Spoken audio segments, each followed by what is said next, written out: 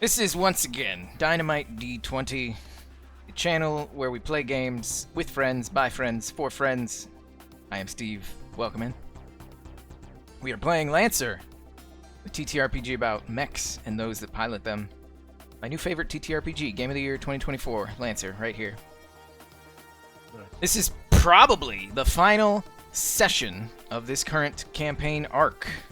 It has been a level 0 to maximum level campaign, and so we're going to get right into it. Once again, I'm Steve. I am the game master, throwing down the scenarios, putting forth the bad guys, the enemies, the puzzles, the NPCs, all the funny voices in the world. Not a pre-written campaign. Been making it up as we go along. 90% improv, 10% pre-written by me beforehand. It's been a good time. Joined by a colorful cast of characters. We're going to introduce them now, saying as much or as little as they care to about themselves and their players. Starting with the starship captain himself, as long as he's done rotating his monitor. Kaz playing Cam. Kaz, say hi. Hello. I've never done rotating my monitor. My name is Kaz. I'm going to be playing the character Cam Keeney. Cam Keeney is going to be piloting the mech known as Unwelcome Advice. Cam Keeney, as a child, wanted to go out into the stars and become a Lancer, but thought he wasn't good enough, so he became a mech pilot, and then he met a Lancer, and that Lancer taught him everything that he knows. And then he went and joined a Lancer camp and met Matt Banner, and now we're here. Nothing else happened in between. Fast forward, Matt Banner now here. That's Kaz playing Cam Keeney. Next down the list, the one, the only, is Aroxia. What's up? Hey, I'm Xeroxia. I'll be playing as Juno Pascal, call sign Cypher. I will be piloting the Monarch mech, known as Atlas. I am a hacker extraordinaire, and I just want to get the beacon back and beat the shit out of Matt Banner. It's 2 references to Matt Banner in our backstories. Will our third and final character reference anything Matt Banner? The one, the only Panda. What's up? What's up? I'm Panda. I'm going to be playing Janky Leaks. And, my code name is Sankara. I will be piloting the Raleigh. And background on me, I am a trash baby that became a mechanic, and I've been waiting for this day ever since the last time I saw Matt Banner. Seems like everybody has some sort of issue with Matt Banner. Wow. That guy must be a piece of work. If only there was some way to go back and see what horrors he's inflicted upon these guys. Oh, wait, there is! You can go back and watch every single episode we've ever done of this campaign arc on the YouTube. Links below. Or if you're watching this on YouTube, then you already know that. But anywho, that's our cast of characters. Last time on Lancer. Let's get some recollection music. Do I have my recollection music? Here's some recollection music. Do a long recap. I just spilled soda on my desk. Damn it, Kaz, you just got a new computer. Don't mess it up now. No, not on my computer, on my desk. Yeah, Just but on it my trickles mouse pad. down to your desk. Trickles down from your desk onto your computer. That's what happened with me. I spilled At some least water that's on one it. thing that trickles down. Whoa, trickle down economics. Now we're getting into the too real. Last time on our Lancer campaign, our explorers finally took the journey to trace the signal of the beacon. Our friendly former intern, now turned D Corp NHP, was able to trace a signal to the beacon and tracked it down to an asteroid that is in the asteroid belt between planet Enoth and planet Zentus in the Geb's Heart system. With the entire crew reassembled, Bo Risotto, Liza Hecton, Argo Pascal, Tara Browning, and of course NHP Chester. The Lancers took flight using a Union shuttle that Union was more than happy to let them use. Took a Union shuttle to the asteroid, landed on the asteroid and were assaulted by a bunch of remote drones that were there to guard the entrance, because it seemed as though the beacon was inside the asteroid itself. It seemed like it was hollow inside. Chester tried to set up a kill code on the asteroid's surface and transmit a signal that would stop the drones from attacking, but our Lancers were overwhelmed and they were unable to get the kill code out while on the surface of the asteroid, so they were forced to retreat back into their ship in the vacuum of space around the asteroid. They had to waste some time transmitting the signal from up there instead of on the asteroid, so that was one scenario failure. But once they were down on the asteroid, they went inside and they discovered, much to their surprise, an enormous empty hollow cavity inside the asteroid, which was dominated by a blink gate. And blink gates, of course, allow for instantaneous travel between 2 points with 0 time loss whatsoever. It is the primary method of jumping between star systems in the vastness of space. If you relied on regular light speed or sublight travel, you would be taking years and years and years to travel. But blink gates allow you to jump instantaneously. As such, blink gates are heavily regulated and policed and basically controlled all by Union. It's extremely rare, if even exists, that an organization outside of Union would be able to control a blink gate. So the fact that this one was here, seemingly abandoned and forgotten, was extremely strange. And it was covered in markings that did not match any known linguistic records, symbols that matched nothing on the OmniNet. Very mysterious.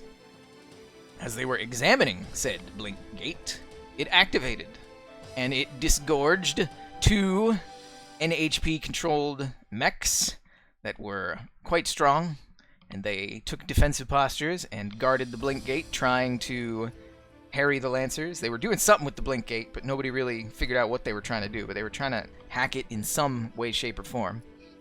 And our Lancers had to stop them from doing so. They chose to stop them from doing so by destroying them and giving them no time to complete their task. That was a success on the mission clock. When they destroyed their opponents, they were able to activate the blink gate, and they went through. They took Argo with them. Everybody else stayed on the other side of the blink gate. So Argo, his first time in combat in ages, is now traveling with these guys. They were disgorged on the other side of the blink gate to a strange sight. It was not a big, fancy blink gate like you would expect. They appeared on some sort of stone platform inside a cavern that was quite tranquil, all things considered. There was running streams, there were some phosphorescent mushrooms, a little waterfall. It seemed like the only exit from this place was a tunnel that led out and up through the waterfall, but it is currently covered by some sort of hard light shield that seems to be impenetrable. And so, not immediately thrust into combat, we return to our Lancers, who are now inside this strange cavern, an unlikely exit point for the blink gate. Lancers, the game is yours! Once again, Argo is with you. He's just gonna hang out and follow your lead unless something tickles his fancy and he blows something up. Who knows? We'll see. But yeah, you're in this mysterious cavern. What do you choose to do?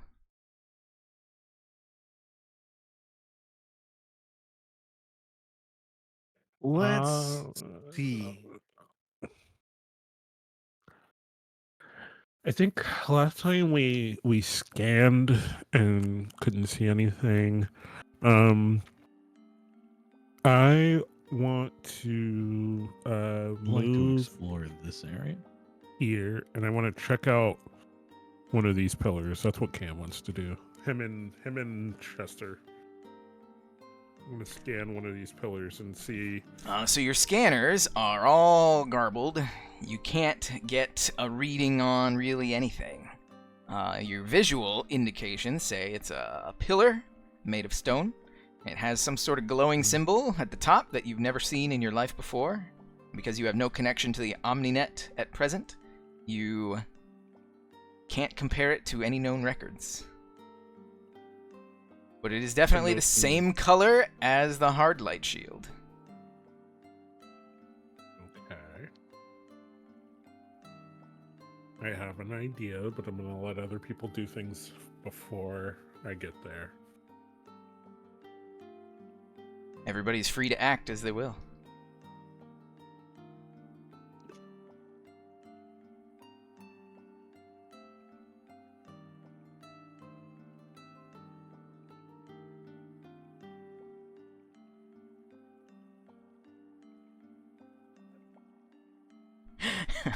You scan the cave in silence, stepping carefully. The trickle of water, the only noise aside from the crunching of gravel underneath your multi-ton mechanized chassis. Hey, there's a couple robots over here. Robots? I don't know what they are. Alright, come over to old Zhangkai leaks. You see that? Altering. You do indeed see what appear to be humanoid robots standing stock still in the gloom of the cavern. I'm gonna approach one slowly and tell Jenky to watch my back. I'll approach this one. You approach them slowly. They do not move.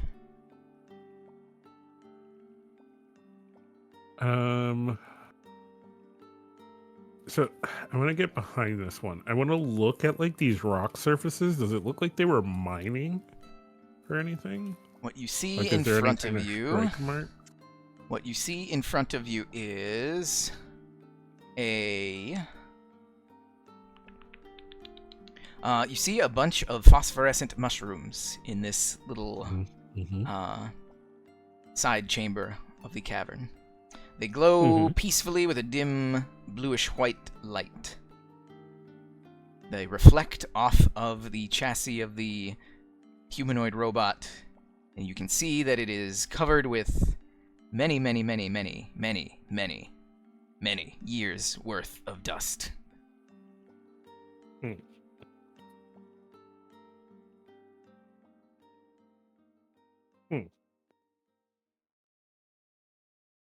What's this pink stuff down here?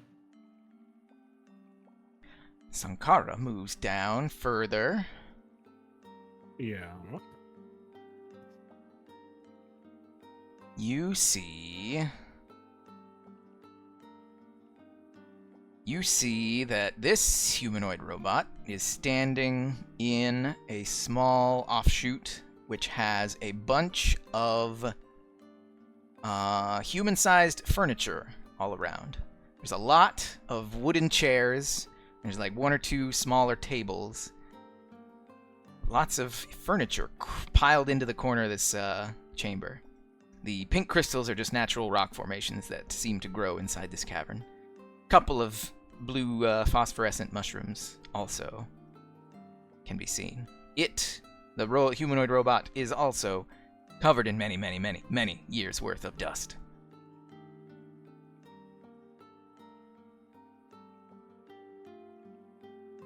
All right. What do you think? I still have no thoughts yet. Okay.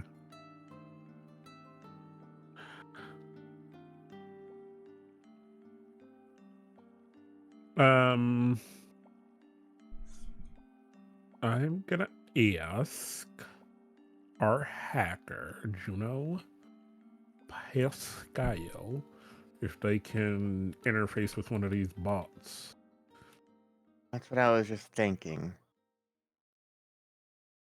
Throw it onto you and interface with one of those ones. Try to.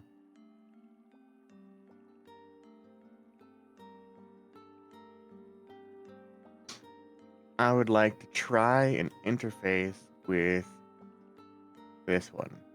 Explain to me some how. reaction. Explain to me how you wish to interface. I guess essentially tech attack it. And then see if you can take control of it. Go with that. Your tech attack is ineffective.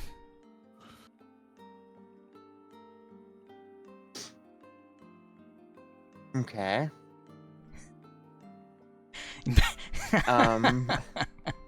You, I'm gonna. I'm gonna pick it up. you Can I pick this guy up? roll an agility check because you are trying to do a delicate maneuver with a big mech with no manipulators. If you succeed, then you will pick it up. If you fail, you're going to break the thing. All right.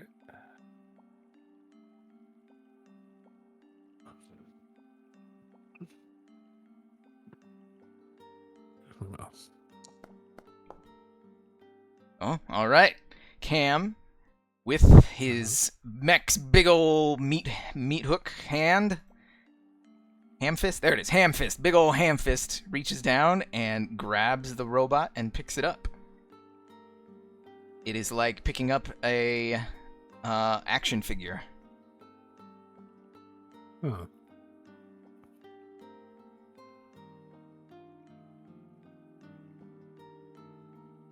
I'm gonna put it back down for now, and I'm gonna explore more of the cave first. Put it back down. Can I? I'm trying to figure out another way to possibly interface with one of these. I have someone back me up, and I can dismount from my mech and use my shoddy to see if I can connect to the robot in question. You dismount. And try to bring it online. You dismount from your mech. As you are examining the robot, you see a big on switch on its back. Oh. All right. There's also a symbol on this rock over here.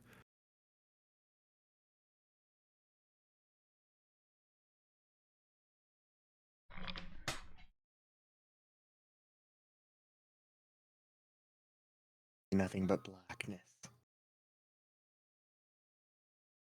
Are you going to do anything with said big on switch? Do it. Not without backup. I'm coming around. I found this cave goes in a giant circle.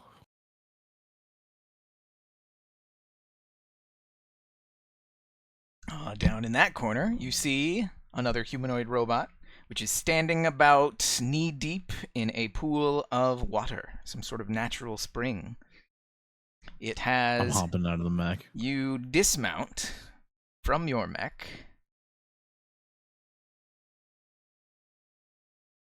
I'm getting in the water. You get in the water. Oh, goodness.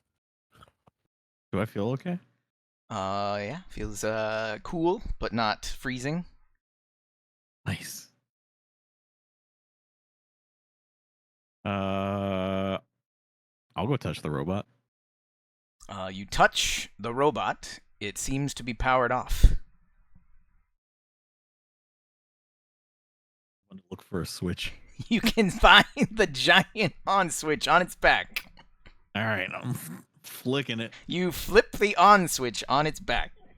Its singular eye illuminates with a yellow light. It turns, and you can see a flash of a scan go up and down your body. And in a very AI monotone voice, it says, "Human detected. Parsing task." And then, what sounds to be a pre-recorded message, you hear a kind of a sing-song woman's voice reciting a strange poem that says, "Lost and found, lost and found. It's in the water, not the ground. In for a penny, in for a pound. Hold your breath, please, don't be drowned. A king needs a sword before he is crowned." And then it turns and uses its singular cycloptic eye to illuminate the pool before it. You can see that about 10 feet away from where you're standing, there is a very sharp drop-off. And you can see that the light of the robot's eye is quickly swallowed up by the inky blackness.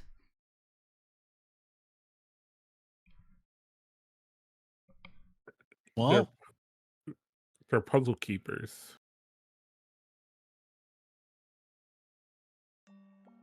I mean, it's telling me where to go, right? Yeah. All right, I'm diving in. You're diving in. What is your goal when you dive in?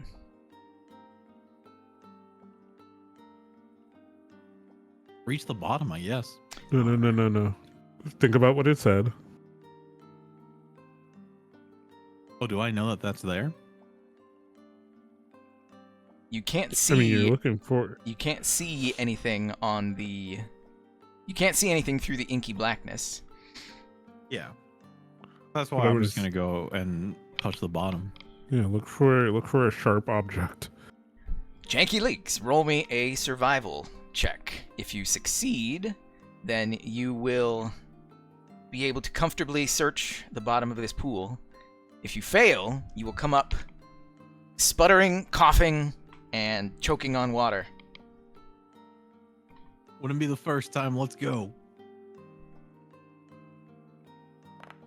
Oh, you come up sputtering, coughing, and Wow, choking up water. That's crazy. The robot turns to you and says, "Item not detected. Challenge incomplete. Shutting down." And then it falls backwards into the pool and sinks. Can I try again? Don't think so, but you'd have to get the robot out of the water. What's the risk? What do you want to That you do? drown. I definitely want to go try again. I feel like I can do it. What do you? I believe in So myself. the robot has done a an ingraceful swan dive and has powered down and has sunk to the bottom of the pool. So what do you want to do, I Janky? think, I mean, the hole's still there, right? The pool is Yeah, still but here. but the puzzle keeper is no longer here. So solving this puzzle, there is no longer a puzzle keeper. I mean, I guess. I think we try another puzzle and see what happens, and then maybe come back to this one. All right, I'll hop in my mech.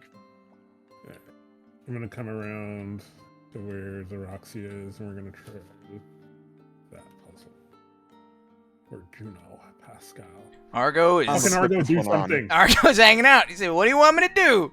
"I'm hanging out. I'm just waiting for you, following your lead." All right. He's got a hot dog from somewhere. You don't know where he was I'm keeping gonna it. hop out. Man always has a hot dog. I'm gonna hop out of my mech. Cam hops out of his mech. There you go. I'm gonna run up, turn this one on. You turn this one on.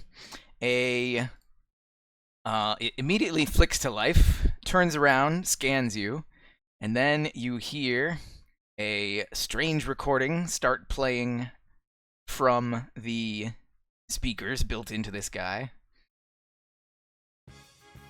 Folded arms, listening very closely, looking down at the ground, just You can hear contemplating you can waiting. hear a gigantic crowd of people screaming and hollering and cheering and in a general chaos, and some garbled announcer is saying, "He's on the top rope! He's jumping down! Oh, he's going down the elbow of death from up top!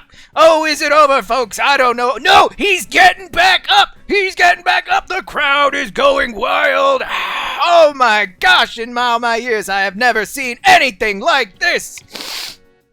And the robot grabs a chair and brandishes it menacingly at you.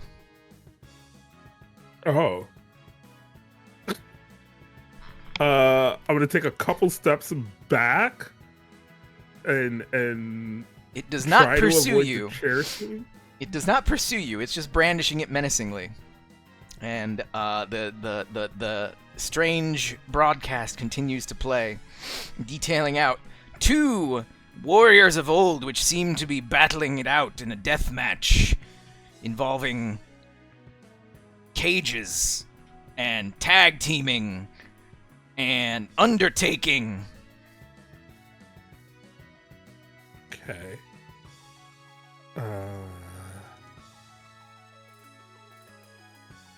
Cage match. Undertaker. Do I? All right, Juno. Yes. This is gonna sound a little weird. I'm gonna try to wrestle this robot. If it gets to a point where it looks like it might do real harm to me, shoot it. But other than that, as long as just let it play out. All right. So let's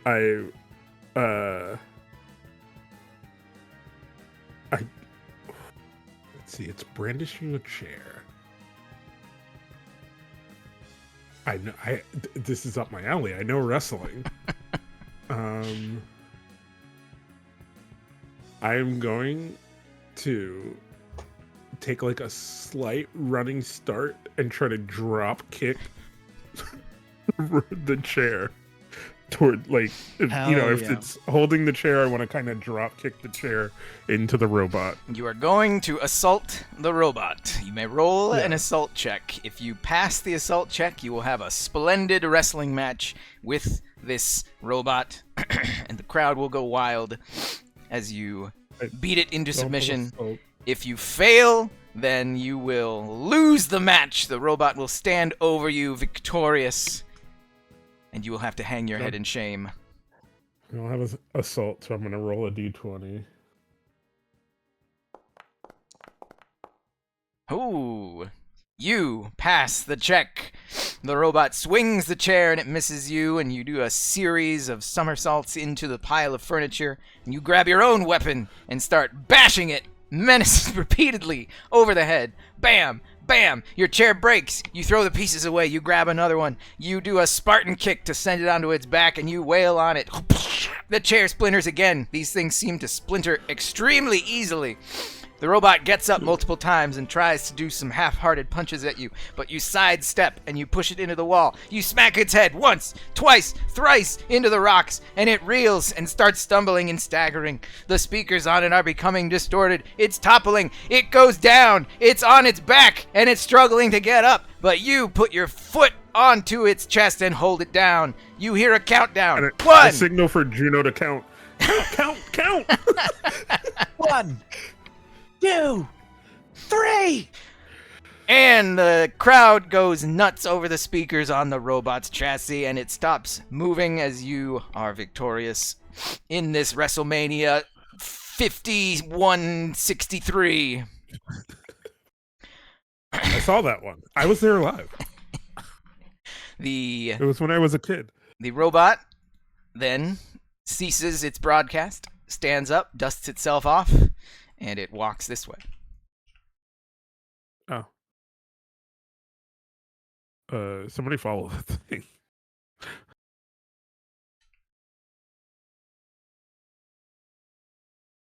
Oh, it's at the pillar. Oh. Okay, so we need 1, 2.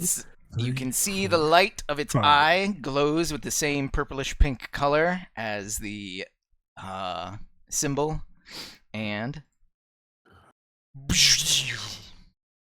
it disappears. All right, everybody find a robot, solve a puzzle. All right. I'm going to go turn this one on. As soon as you turn this one on, you hear music blaring out of its speaker system.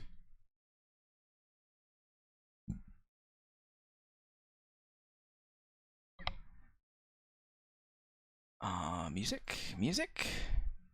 Did it work? Is it not playing? Why, you know. Music makes me lose control. Music makes me lose control.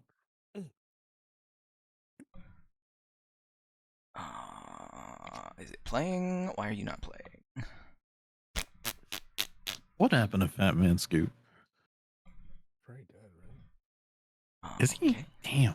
Let me look. Let's just make a new one. Oh, you find New sound, play, path, this, select, maximum volume all the way up. He recently died.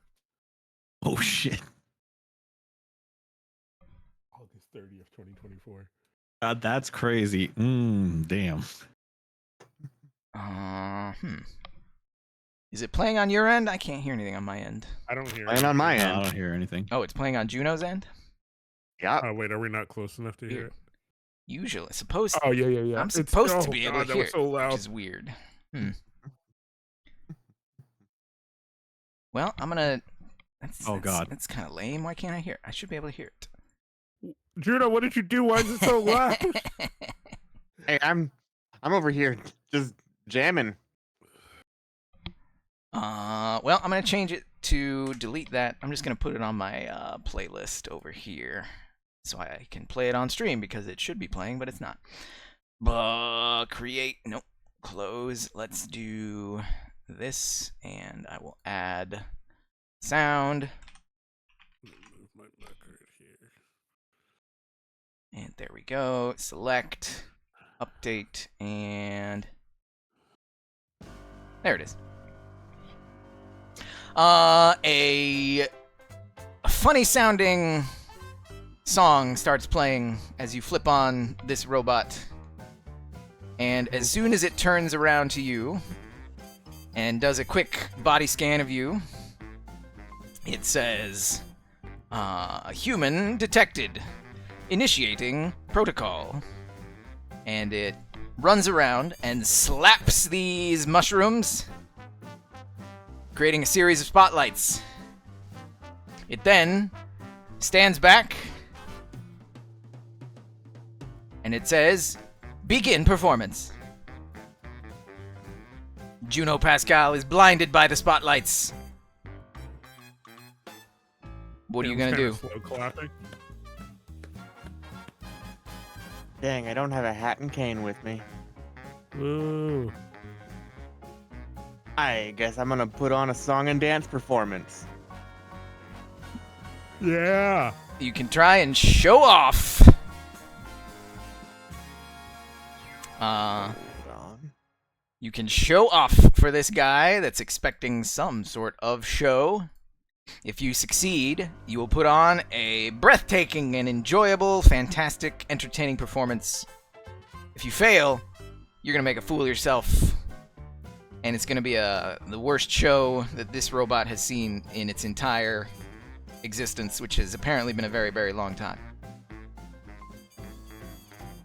I'm ready. I can do this. Roll it. Easy. Easy money. What kind of performance do you put on? You know those like old-timey like hat and cane dances? I'm just doing one of them. Just dancing to the music. Singing along. You do a dance routine, which we hope it's better than the cane top hat things of yore, but somehow you pull it out. You do some fancy footwork, maybe moonwalk in there. You definitely do not floss. But at the end of your performance, the robot begins clapping uproariously, and the speakers on it begin to play. A crowd cheering, and the spotlights all go out simultaneously. The robot stands up and says, performance accepted. Boop, boop, boop, boop, boop, boop, boop, boop, boop, boop, boop. Oh yeah. Nice. All right. Another one down. Oh, Dranky's got one over here. Yeah. I'll Janky dismount and turn this Leaks. thing on. You dismount. Heck did Janky Leaks go? There you are.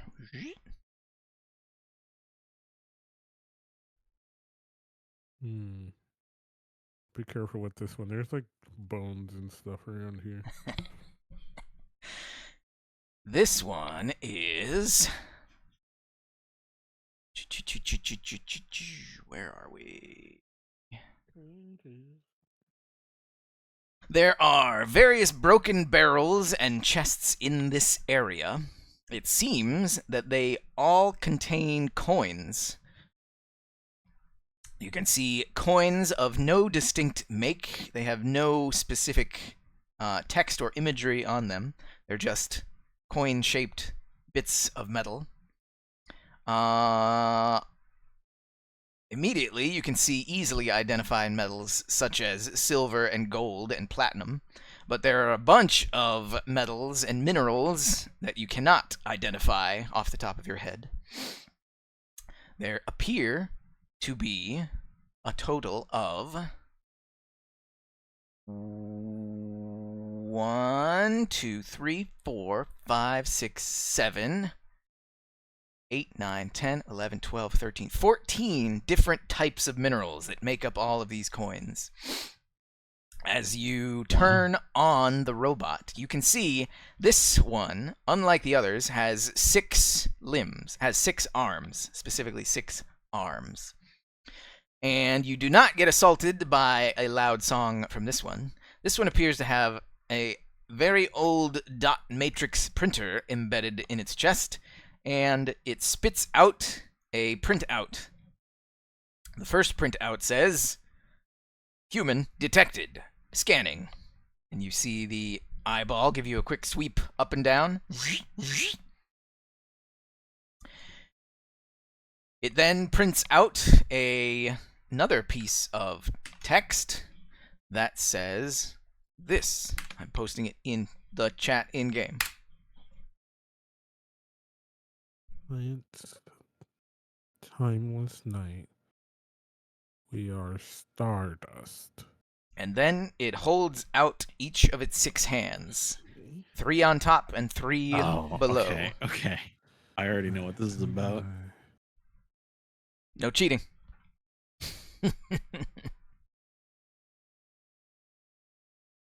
C P I L N I W R E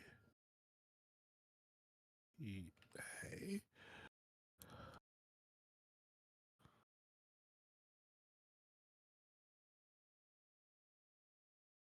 What do you do?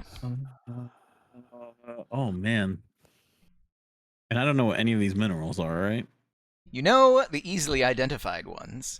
If you take a quick look around, the ones that you can easily identify are iron, nickel, silver, gold, platinum, tungsten, and titanium. All the other ones are outside of common knowledge. Can you repeat those one more time? Sorry. I'll put it in chat.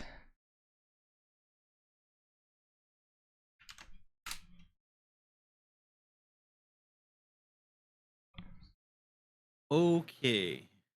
Let's see. C T I. Okay, so we take nickel and titanium. Mm-hmm. Question. Are you Yes. looking at anything on your other screens right now? No, Okay. I'm not. Good. I will try this the right way. Oh no, but I'm not sure about the others. I know iron is Fe, and that's not here. Uh-huh. Gold is Au, I believe. And I don't think that's one of Well, there's 6 though. Yeah, but so wait, one. So it has to be one of the other ones. So if it's not iron and it's not gold, and we know we need, so that leaves us with 4 left. There are 14 total minerals. Shit.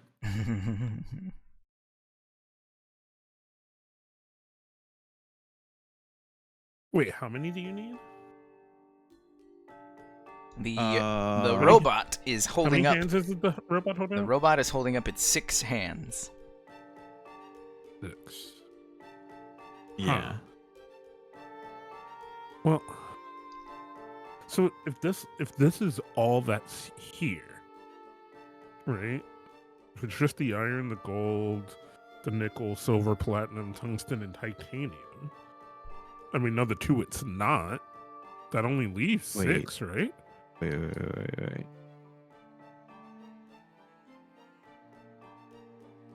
I think silver is S. So SC SC? might not be 1. Oh, yeah, it's 2, I think. Because look at the wording, right? You know, like I obviously that is one of the clues, but like,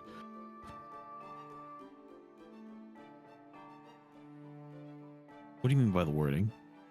there, like, because it printed out the message, right? So Yeah. what we see is what's printed out. Correct. So it's the SC is capitalized, TI, Right. NI, W, RETA, which is supposed to represent, I'm assuming, what we need. Yes.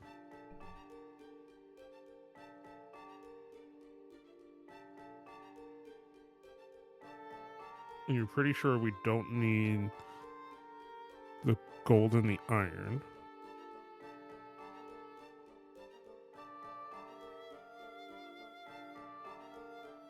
Yeah, I don't think so.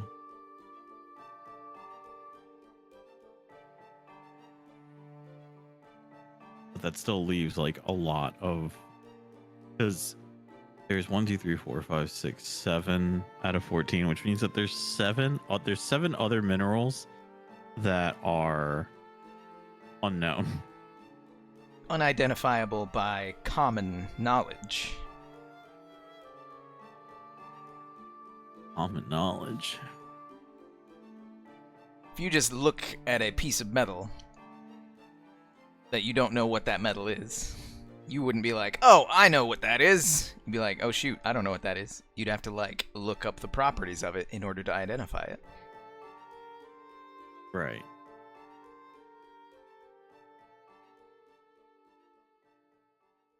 Do you want to just give it one thing and see what happens?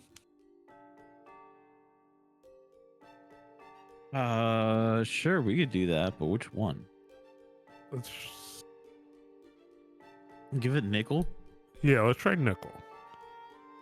You're gonna give it a coin made out of nickel.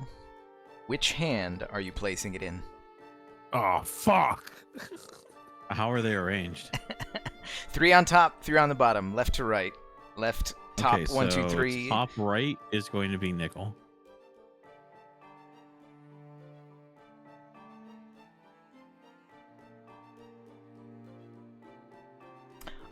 You can see that hand starts to emit a green light. Okay, perfect. Top middle is going to be titanium. That hand begins to emit a green light. So two down. Actually, shoot. Oh well, I'm giving you the first one for free. It's not supposed to do lights yet, but I'm giving it to you for free.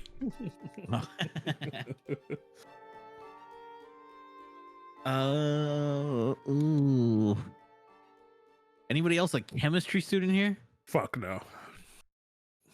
I'm gonna put tungsten in the bottom right. Tungsten in the bottom right. I'm not going to tell you what it lights up yet, since I gave you those first 2 for free. Okay. Can I get, I guess, descriptions of the other minerals that are in there? They look like metals of varying hues and colors. There's no way for you to tell what they are by naked sight alone. Can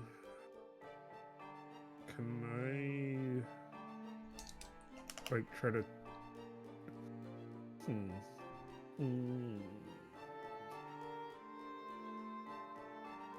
Although I suppose it's a valid question. but it I would don't take remember me far chemistry. too long to look up all these things and describe them to you in a way that makes sense. Yeah. Yeah. I guess I'm just gonna go with what we have here, and I'm going to. Oh, We have no. where did I put OmniNet. tungsten? You put tungsten in the bottom right. Middle. I think that's wrong.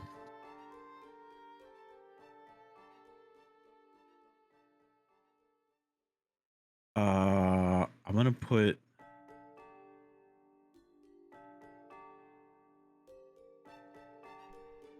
I'm gonna put platinum in the top left and iron in the bottom middle. And that only leaves bottom left. And what haven't I used yet? Over. That's not right though. Whatever. I'll put. Oh, I also have gold. It doesn't matter because I neither thought of you those. weren't using iron and gold. Yeah, I already used iron. Put silver there. Silver. So you did top row, platinum, titanium, nickel, bottom row, silver, iron, tungsten. You see the palms light up. The top row lights up with red, green, green. The bottom row lights up with red, red, red. It drops Alright. all the coins simultaneously, and another printout prints out that says, remaining attempts, 2. Okay. Wait, I thought there was 2 we had, right? All right. Okay, so I'm putting. Let me make a I little thi- diagram. You said it has 6 arms, right? 6 arms. I'm putting titanium top 2 middle. in the top, right? 2 arms in the middle and 2 arms down at the bottom. It's It's just 2 rows of 3. 2 rows of 3.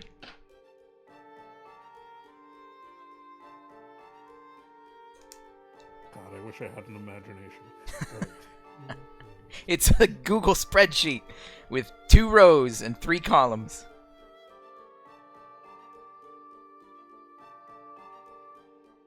We Oh here my at God, I Dynamite think I might get this. D20 do not endorse Google.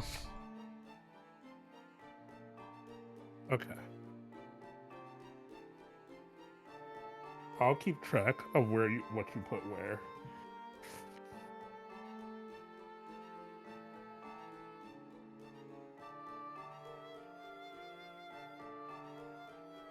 Oh, I'm keeping track. I have something written down. Okay, so I'm just gonna go for the entire thing in order from top to bottom. So top is going to be silver, titanium, and nickel. And the next row is going to be tungsten, gold, and platinum. You place all the coins in the hands, and they light up with top row, red, green, green. Bottom row, green, red, red. Okay. And then a printout, as it drops, it prints out attempts remaining 1. Everybody Okay, roll. so Everybody roll a d20. See if you beat me. Ooh, gonna have to work for it. Nope. All right, nobody beat me. Carry on. All right. So the second and third in the top row were correct. well, yeah, because it's based off the periodic table. Yeah. But I don't like iron, silver, and gold is not on here. Well, maybe no, silver's not. Janky either, Leaks so has the epiphany that it's based on the periodic table. If only there was some way for you to access a periodic table. We don't have access to the OmniNet. You don't have access to the OmniNet.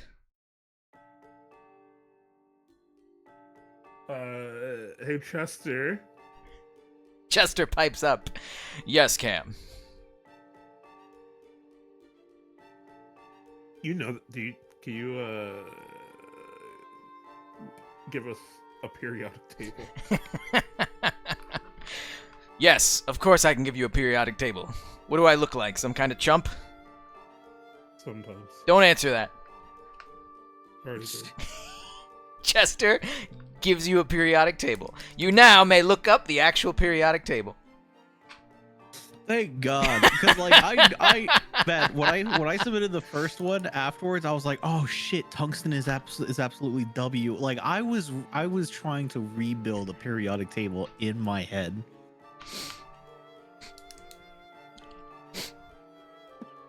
There are in-game resources and there are external resources. Andium.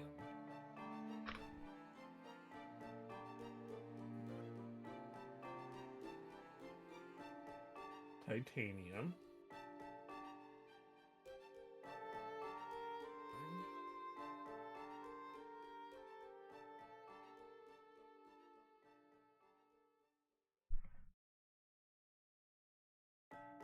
Okay, I'm looking for SC. SC is scandium. Number 21.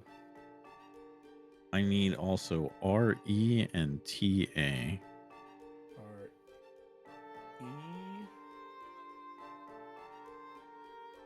R E. Re is rhenium. Number 75. Okay, so this has to do. All right. Well, I'm gonna ask Chester and be like, "Hey, can you match up what the elements are to like what these rocks are?" Do you 'Cause have I'm any? not gonna know. Do you have any geological scanning equipment? Me? No. Well, then I'm afraid I've done what I can.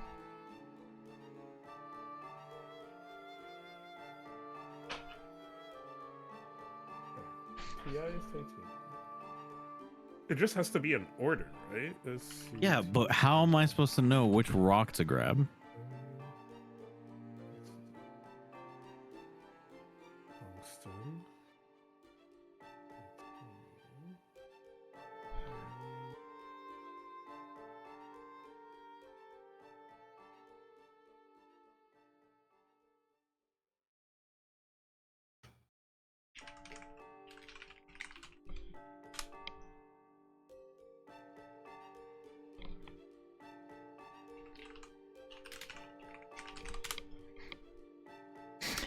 Chester can, once again, going back to your original question, he can describe them. He has a database of simple descriptions, but many of these metals match the same description.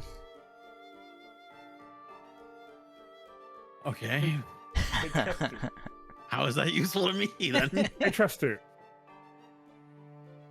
Yes, Cam. What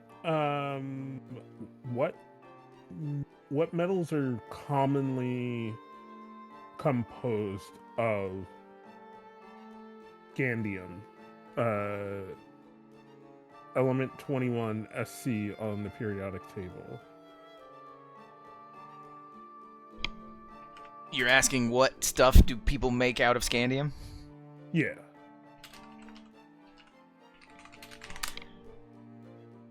Scandium is primarily used as an alloying agent in aluminum-based alloys, most notably for creating high-performance sports equipment like baseball bats and bicycle frames due to its low density and high strength, and also in high-intensity lighting applications where its iodide compound is added to mercury vapor lamps to produce a light similar to natural sunlight. It's also used in some aerospace applications due to its unique properties like low density and high melting point.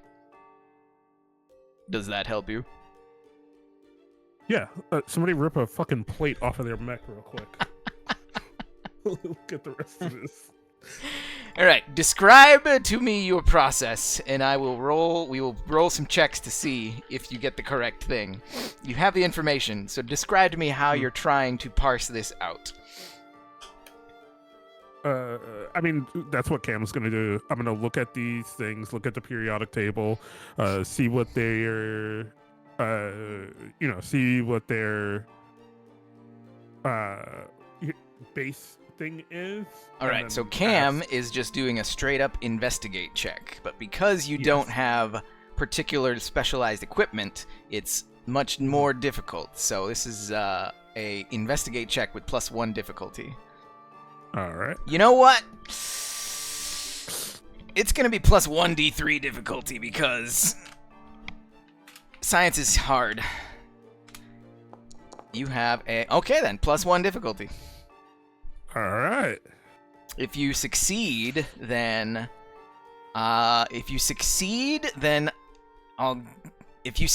you'll identify one of the metals that you need.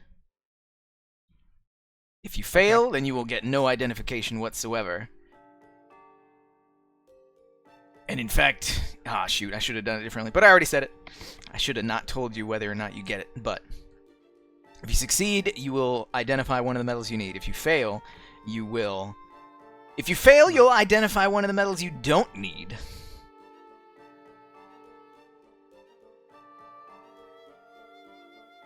Okay. Investigate with 1 difficulty.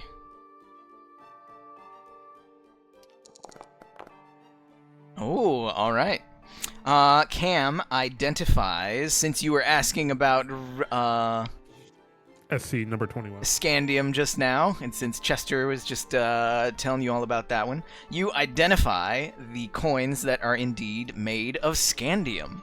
They are a shiny, soft metal with a hint of discoloration when not freshly polished. So it kind of tricked you. At first you thought, shoot, these are 2 different types of metals, but then you saw that they were the same. One was just not polished, and one was. So you now know which one is scandium. Boom, baby.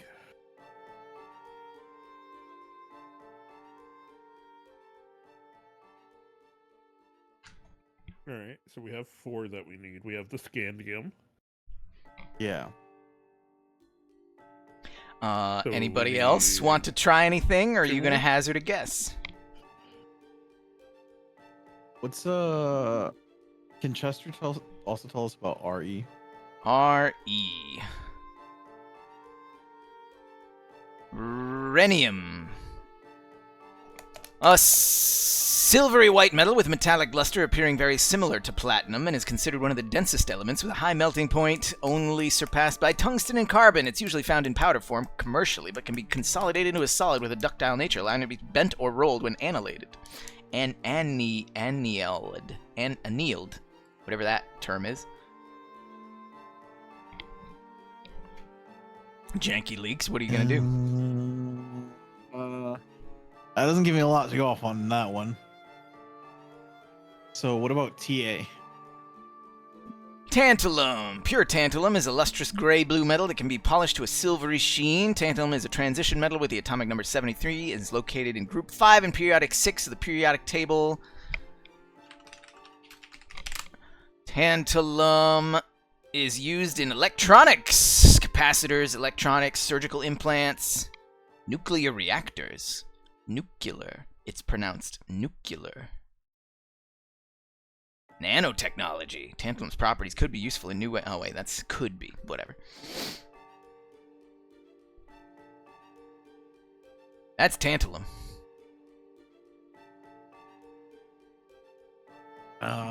So based off of those 2 descriptions, am I able to recognize anything in the chest? You may roll an investigation check to try and deduce with plus 1d3 difficulty / 1d3. This is, again, getting lucky. 1 difficulty on an investigation I check. have no If investigation. you succeed, you will identify which metal is tantalum. If you fail, you will identify one of the other metals that you don't think you need.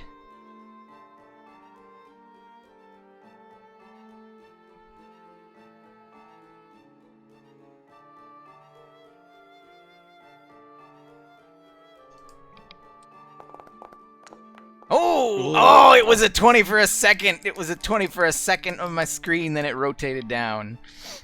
Bummer. Yeah, you do not identify tantalum. Lustrous gray-blue metal. You instead identify 1, 2, 3, 4, 5. Roll me a d5.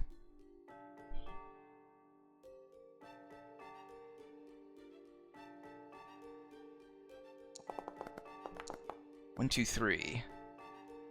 You instead identify rhodium among the pile. I see.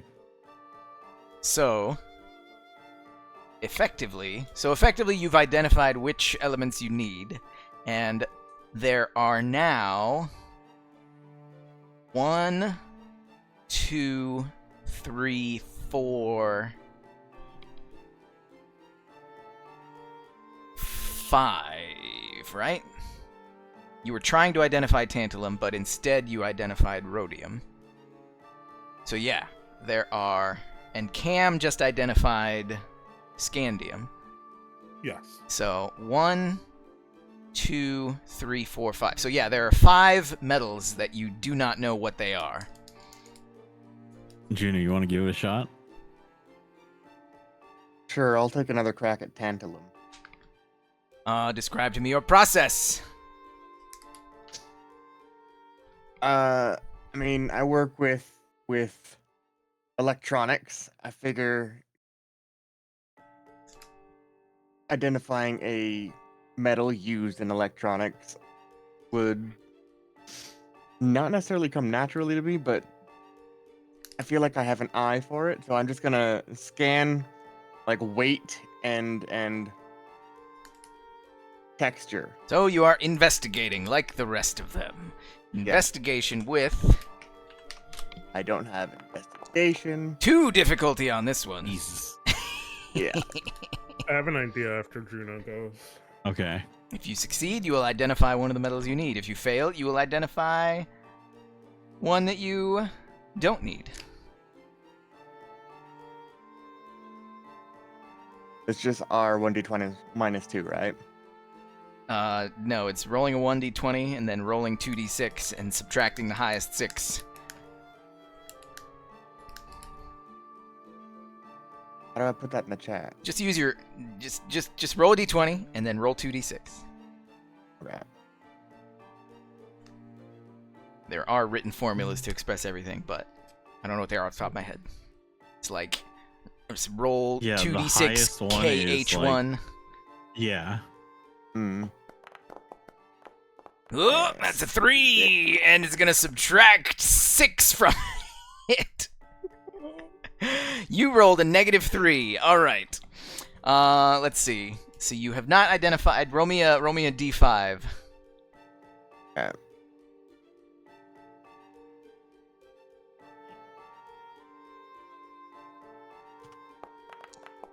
Five. You have identified technetium.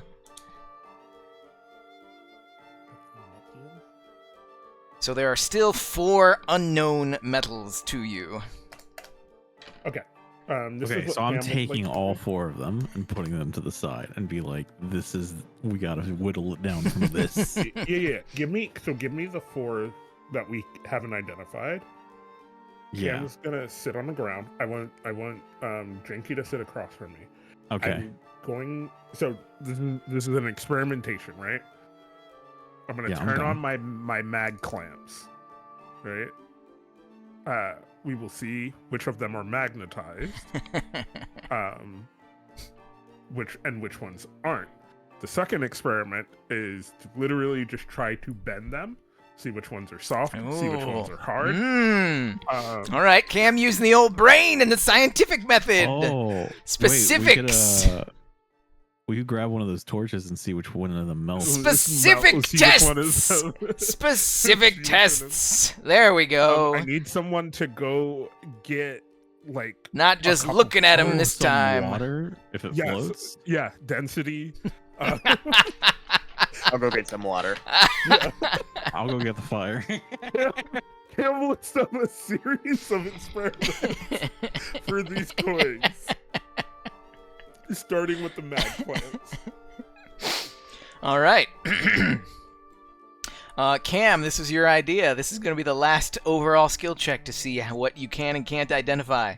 You're going to be investigating, but now because you've deducted a series of tests and scientific hoo-has and whatnots, I'm going to give you +2 advantage. If you succeed, you will identify the metals that you need. If you fail, you will be right back where you started, and I'll eliminate. You have 4 left. I'll roll a D3 and see how many are eliminated.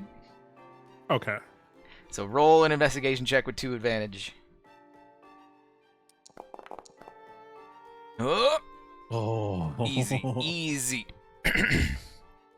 With his series of scientific tests using the cobbled together pieces of gear that you have, Cam manages to identify what tantalum and rhenium are. Alright. You have successfully identified titanium, nickel, tungsten, rhenium, scandium, and tantalum. What order are you going to put them in? Oh, isn't it, what is the scantium? Scandium, and then titanium, nickel, tungsten. I already forgot the pronunciation. Rhenium? And what's the last one? Rhenium is TA, which is tantalum. Tantalum. You place all the metals in that order, and they all light up green! The robot says, bing bong! Correct. Oh wait, it prints out. It makes a really, really, really old and like dilapidated chime sound, like on the New York subway. Somebody's been bashing Bing on, bong. Bing bong. but like garbled and gross. And then it prints out in its dot matrix printer. Bing bong. Correct. And then it starts shambling over. Holy shit! I had to turn my brain on. All right. We're too dumb for this. Let's move on to the next one. All right. That's all Cam has. I'm letting you know Cam is sweating. Oh, there's one over here. Yeah, there's one over here.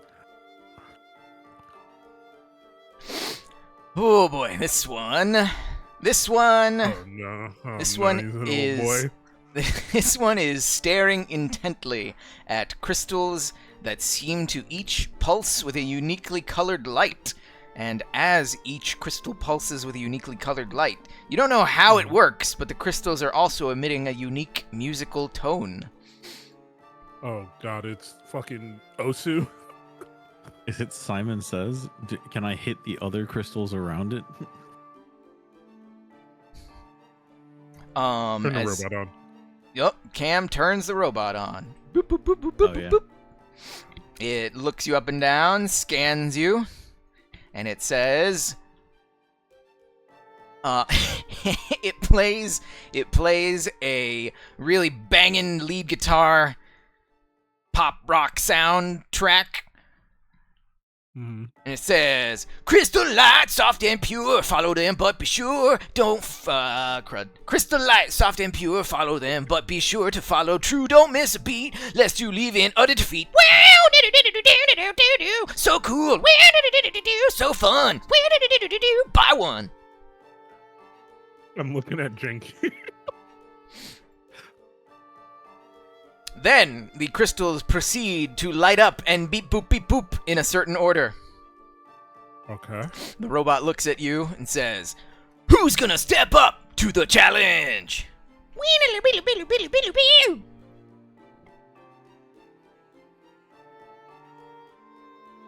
I mean, I sure. kind of half did the last one, and I'm sweating, dude. It's just Simon Says, right? I just have to hit him in the same order. I guess so. Go for it. I want to hit him in the same order. You go, and then Juno, and then if there's a third try, I'll try.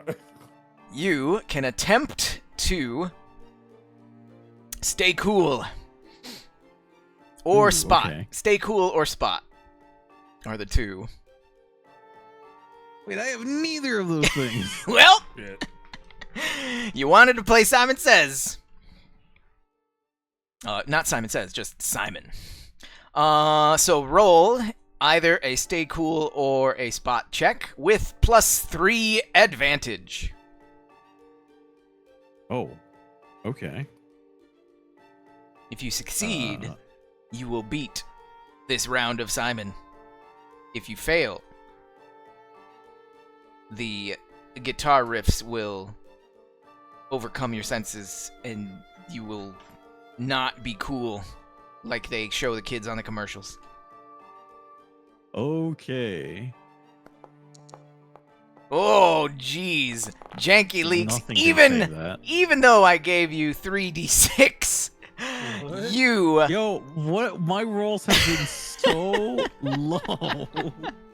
even though that was the easiest round of Simon, you fail. After the third blink, it was only like 4 blinks, and after the third one, you're like, I got this, and you're overly cocky, and you press the wrong one. You zigged when you That's should have crazy. zagged. Beep, boop, boop, bah. Whoa, bummer, dude. Looks like you're not cool enough. Shut up, robot. You don't have thoughts. And you see some sort of circuit burst, and a plume of smoke emit from the side of its head. We don't get a second try on And it this one? falls down to the ground. Inoperative. Fuck. What if I can fix them? You try that, I'll go to the You next can one. attempt to fix the robot. It Yeah, what has if it's just a burst and capacitor or something? it has extremely different circuitry and technology than you've ever seen. It is it's way different than anything you've ever seen. And I'll What's the worst that could happen? I'll I let you break it try. down? I'll let you try. If you succeed, then you'll get another shot at playing Simon. If you fail, then you can see that it's linked to the other robots here. And if Oh, you no. fail, it's gonna do more damage than it will help. Okay. Okay. So, you can roll to try and fix this guy. You can hack or fix, and you can have a mechanic bonus of +2 advantage. I'm going to give. The difficulty check is... I feel like it's just going to cancel out. Oh, because this is risky. That's... is it risky? It's not really... I don't like the mechanics of risky in this particular scenario. You know what? Yes, we're going to go with risky. Okay. So, this is a risky check, and it has, because of the old circuitry, 1 difficulty. Your mechanic action is going to give you +2 advantage, so effectively you're going to get 1 advantage on this roll. If you succeed, Okay. you need a 20+ to fully succeed.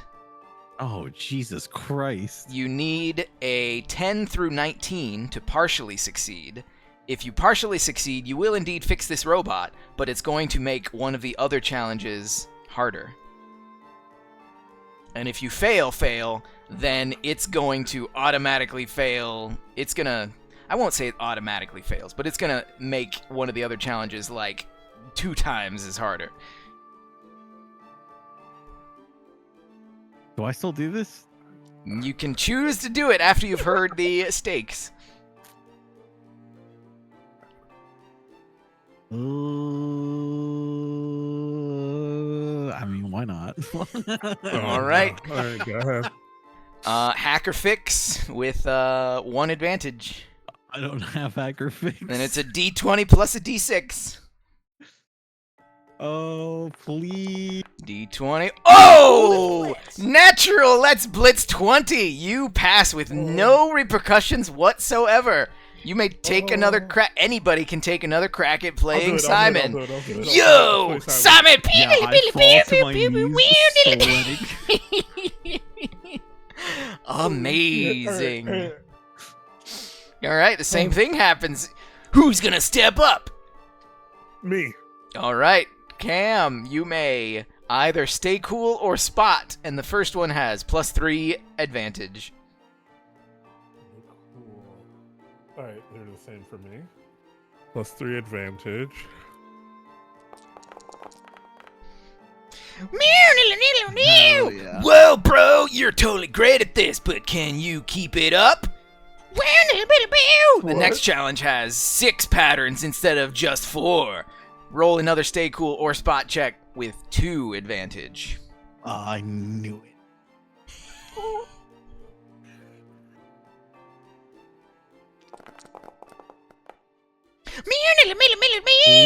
No problem, bro, but can you tackle the highest challenge?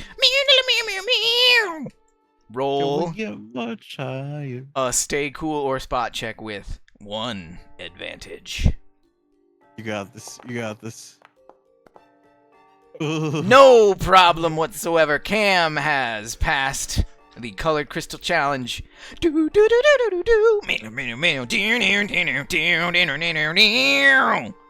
job, Should've bro. never Fixed them. You did it. Oh shit. I feel like that thing just predator leaped over. It's taking my life force. All right, let's go. Let's find another one. How many more do we need? All 4 Take glyphs one more. have been deactivated, Oh. Oh. and you can see the shield fades. Wait, how All many right, more let's- robots were there? Get back in our mechs. There's one there.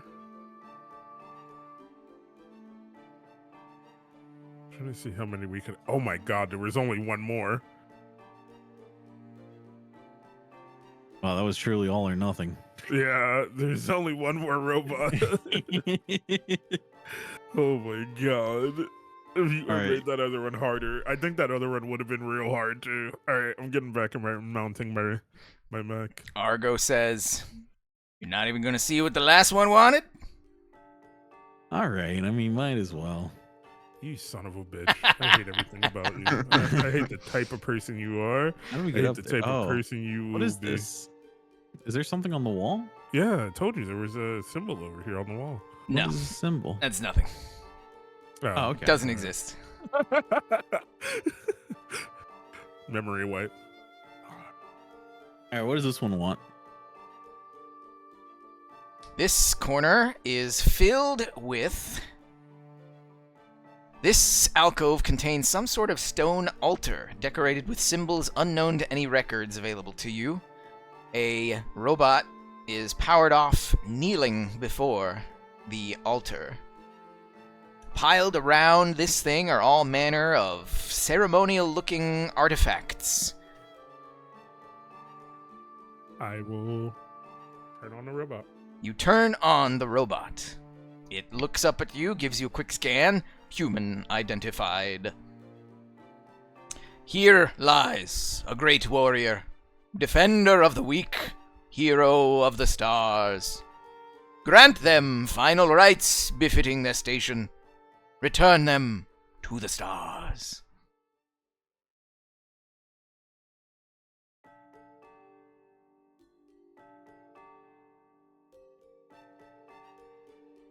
Piled around the stone casket are all manner of ceremonial-looking artifacts, chiefly among them a scepter, an orb, a wooden totem, and a set of crystal dice.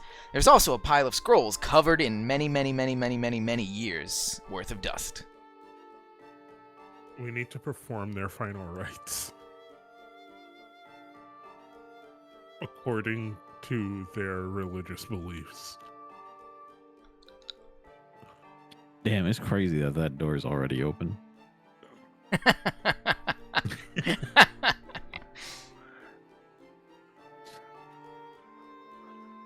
What is this, a craps table? And I'm gonna take the dice and just roll them onto the table or the altar Wow. if it is. Wow. Janky Leaks. Cam Just is, like, going for it. Doesn't even notice I'm like studying these things and just see the dice roll in front of my face. Janky His Leaks. eyes get so wide. I'm going to... I'm going to roll something by myself. Oh no. Janky Leaks, roll a 1d4. 1d4. Okay. You roll the dice, and the robot looks up at you, and its cycloptic eye turns red, and it just shakes its head, and it looks back down, and it says, "Savages," and then it powers down. Savage plural. That was him. I was all right. You know what? I'm getting in my Mac. I'm getting in my Mac. Oh man. Well, that's fun while it lasted. Why do I listen to people who aren't us? You know what I mean? Like, All right, y'all ready for this? as I walk past, I kick Argo's neck and hurt my foot.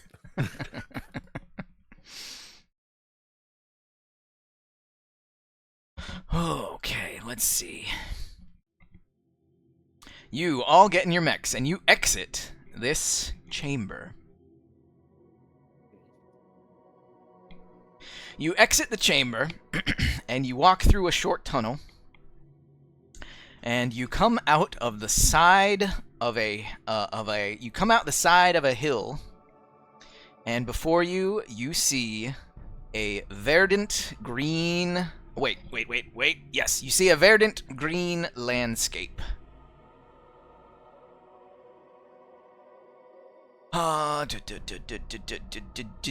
You emerge on a lush, green, picturesque planet.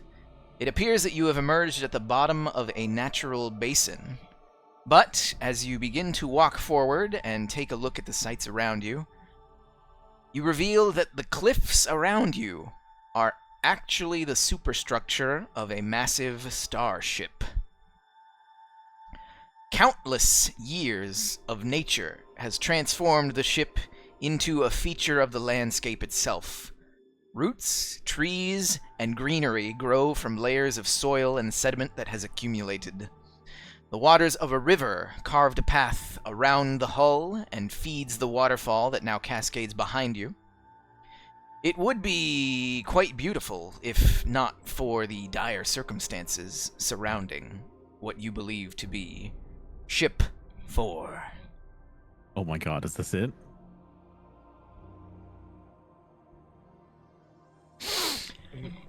The landscape before you is tranquil. You hear unseen birds chirping. You can see unseen animals skittering through the foliage that covers the surface of this ship. It appears that it has not been touched by human hands for countless aeons. I feel like we're not supposed to be here. The one thing that you do notice is a set of tracks that can only have been left by a very large and very heavy mech. Oh no. A clear path has been stomped through the foliage and leads into the interior of the superstructure. Well, let's go do our duty, I guess. Are you following the tracks? Yeah. I think I don't know, I feel like everyone did, where we had this moment of like, what the fuck? And like awe and amazement. And then just like a little bit of fear. And then I think there's nothing else to do but follow the tracks. You follow the tracks. This place gives me the heebie-jeebies. I quietly asked Chester if to constantly like try connecting to the ship and try seeing if he can connect to the OmniNet at any point. I'm still unable to connect to the OmniNet, and it appears that this ship is dead. In our immediate vicinity, I detect no electronic signals whatsoever. As we you can't get any messages out, and we can't get any messages in then. As you follow the tracks, you enter the structure. It takes you deep into the structure of this massive, massive construct. Larger than anything that you have seen with your own two eyes thus far. Larger than any Union ship you've seen orbiting Arquebus. Larger than any of the carrier transports that have transported your mech anywhere. Larger than life. Boggles the mind that the seemingly hundreds of meters of cliffside to your left and right are actually starship hull. Mm-hmm. You continue downward sloping, following the trickle of water. And as you continue downward, Chester finally says, "Now I am detecting something. Now I'm detecting an electronic signal. It sounds like a voice. Keep going." Okay. I have a bad feeling about this. We'll keep going. The tracks spiral down through large shafts and past all manner of derelict equipment now rendered useless by the immense time that has passed. You occasionally see signs that indicate that there were once humans on this ship, but you detect no physical remains, no bones, no nothing like that, no graves, nothing like that. Only the mechanical remnants of the ship itself. You see what could have been crew quarters, which have long been abandoned. Mm-hmm. You see control sectors, which looks like they would have housed entire labor forces, which now stand completely empty. You see a mech bay with mechs that have been rusted and decomposed with age, but whose frames look unlike anything that you've ever seen. Eventually, you come down to some sort of vault. A heavy circular door stands in front of you. And Chester pipes up and says, "This sector is active. This door is controlled by an electronic access system. Whatever's through this door is still alive. The tracks that you have followed clearly have gone through this door.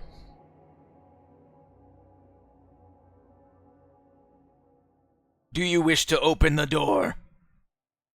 Yeah. Yeah. Let's All do right. this. Here. You could have gone home. But you chose to open the door. We could As not you have gone open the door, the central data vault is revealed.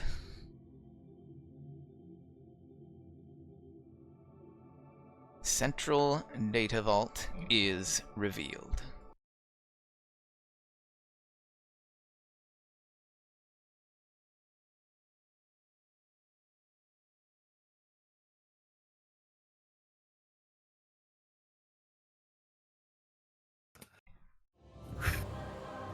Whoop, not quite that. Let's not go quite there. Let's go. Stop playing. Let's go. Yeah, that'll do. The central data vault is revealed to you. Let's see. Let's see. Oh, yep. Yep.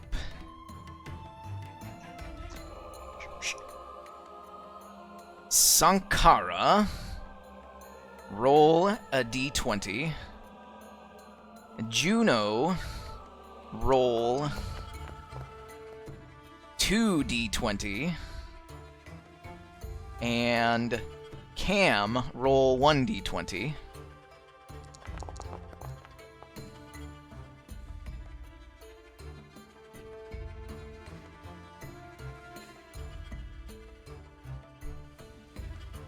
Cam, roll 1d20. There it is. All right. As the door opens and you step into the central data vault, all of the NPCs aboard your mechs glitch. And it's a recognizable glitch. You see that they just had to make a cascade check. Every single NHP that you are carrying had to make a cascade check.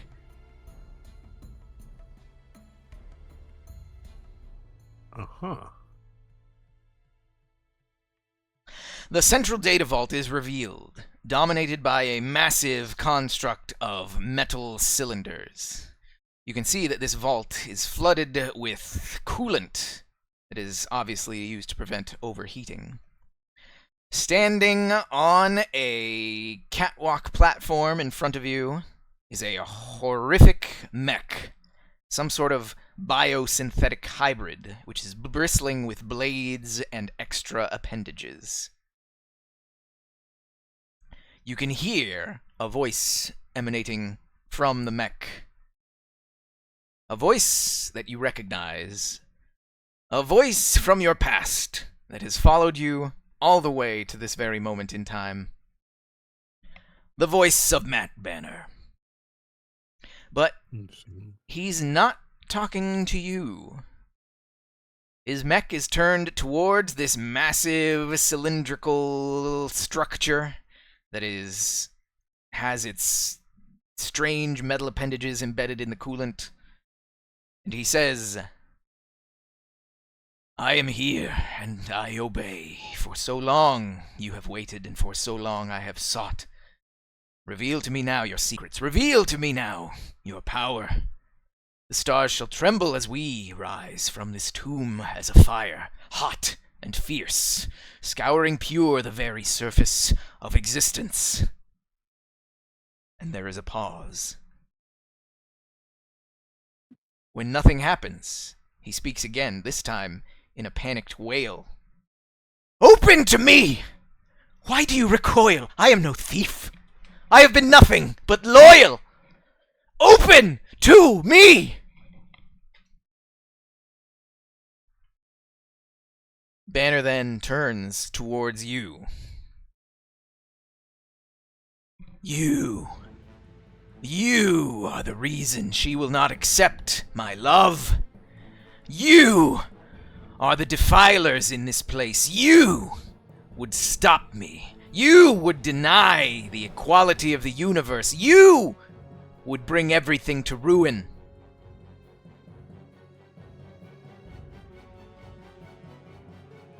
Brother, you're a psychopath. You are the psychotic ones who come here, seeking to stop me, to destroy the progress that I could make. You are nothing. You are insignificant. She is everything. She is the future. Alright, I don't care about any of that. Are we fighting or not? You should not have come here. You should have stayed with your other friends, who I gave happier existences. You took them out of those existences, it seems. I gave them unknowing bliss, and you pulled them into this harsh, unequal reality. And now they will all pay the price. Now they will all join those that are scoured by the cleansing fire that shall rise from this tomb. You will be powerless to stop it.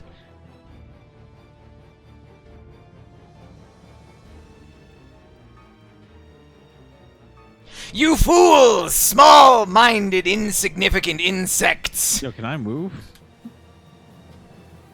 You fools!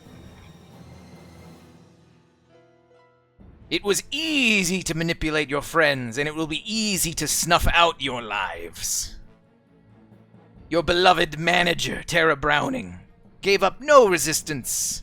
It was easy to clone her. Your precious Bo Risotto willingly came back to my service. After I gave a short chat to him, he was all too eager to lick my boots. No.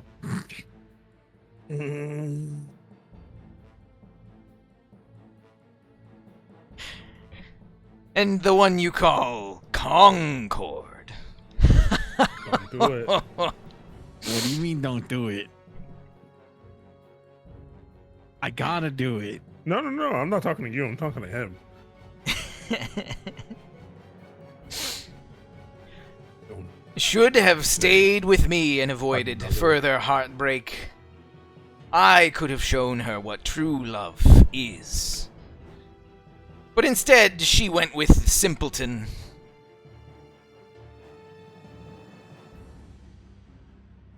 Banner, What if you- speak? Surely, Wait. now they'll be happy living together as country bumpkins. I think he's trying to goad us. That's fine. I don't care. Cam is going to move and then boost and take a shot. Cam shoots at Matt Banner.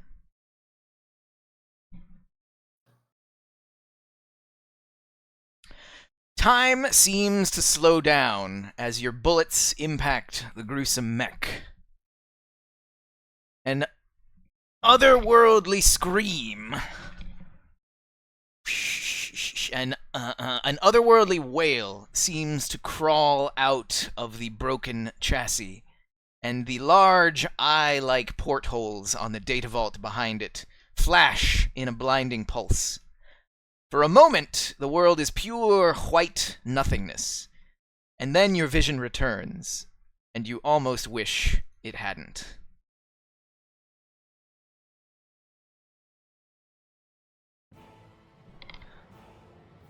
Where Banner's mech once stood, you now see an entity of warped reality. A cascade of roiling water hovers just above the catwalk floor, flowing and folding in on itself in ceaseless motion with no apparent regard for physics. Emanating from the mass, you continue to hear Banner's pained wails and anguished pleas, but he sounds as though he is immersed in liquid. The mass extrudes 4 smaller shards of itself, each surrounded by a watery expanse of shifting gravity.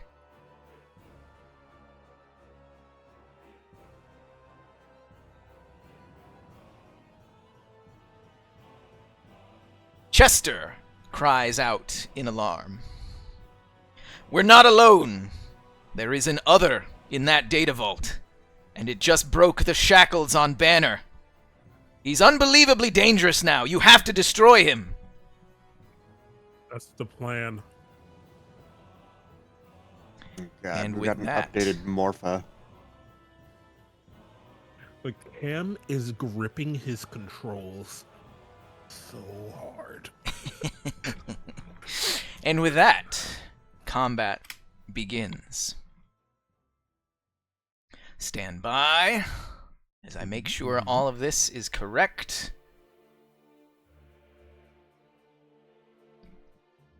I'm just letting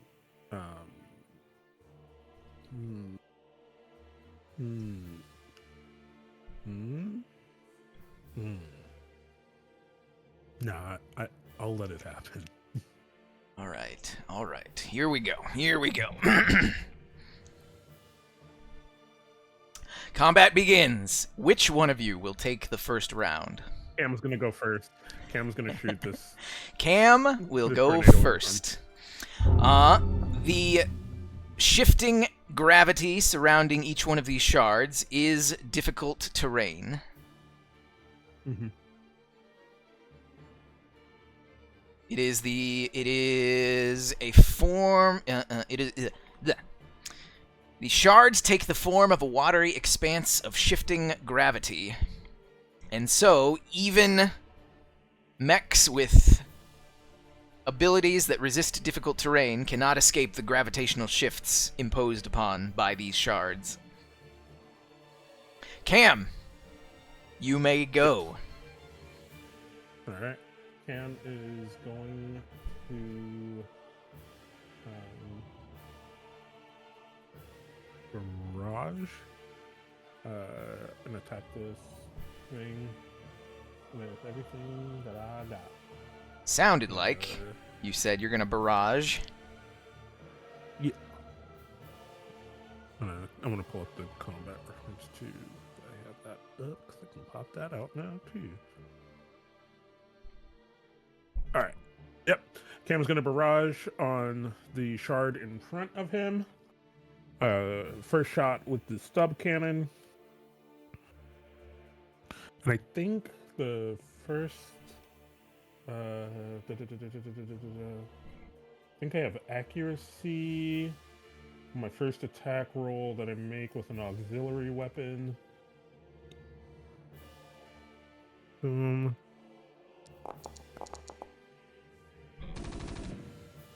You hit the shard. Roll damage. Rolling damage.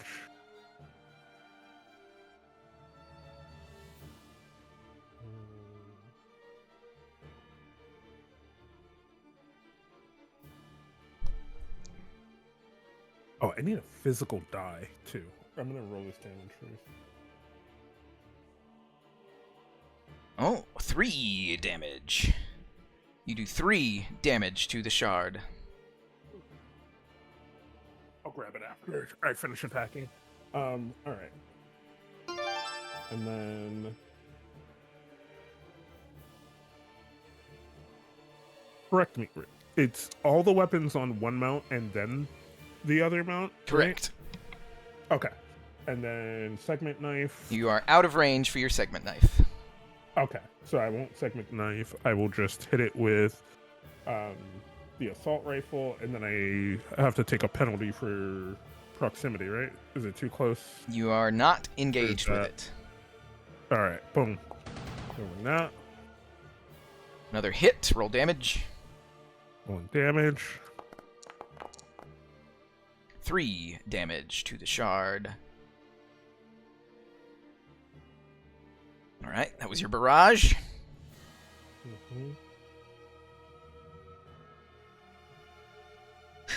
So I always forget to set up the scene, but the area around the shards is the shifting gravity, which nobody is immune to. The mechs, the destroyed mechs, there are a bunch of destroyed mechs in wreckages all over the field. All of those are difficult terrain of the normal variety. If you can hunker down behind them, they will offer hard cover. The watery actual channels of water are deep, so if you step into the channels of water, you will sink to the bottom to an unknown depth.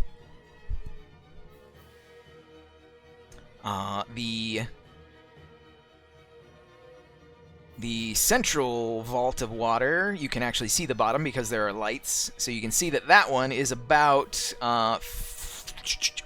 20 feet deep. Okay. All right, Cam, do you wish to move or do anything else? Yes, I am going to overcharge. Cam overcharges. And I'm going to attack it again with the assault rifle, but I am going to use one of my ammo case bullets and use I'm going to use one of these. It's going to be the shock bolt.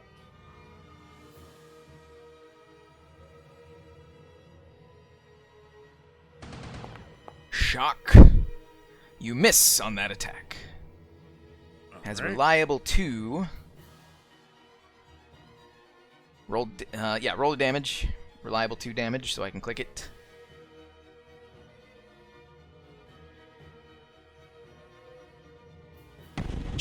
You've destroyed this shard. The shards do not leave any wreckage behind.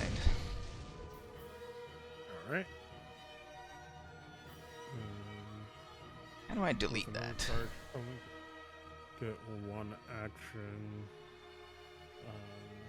Doop. So, I'm gonna use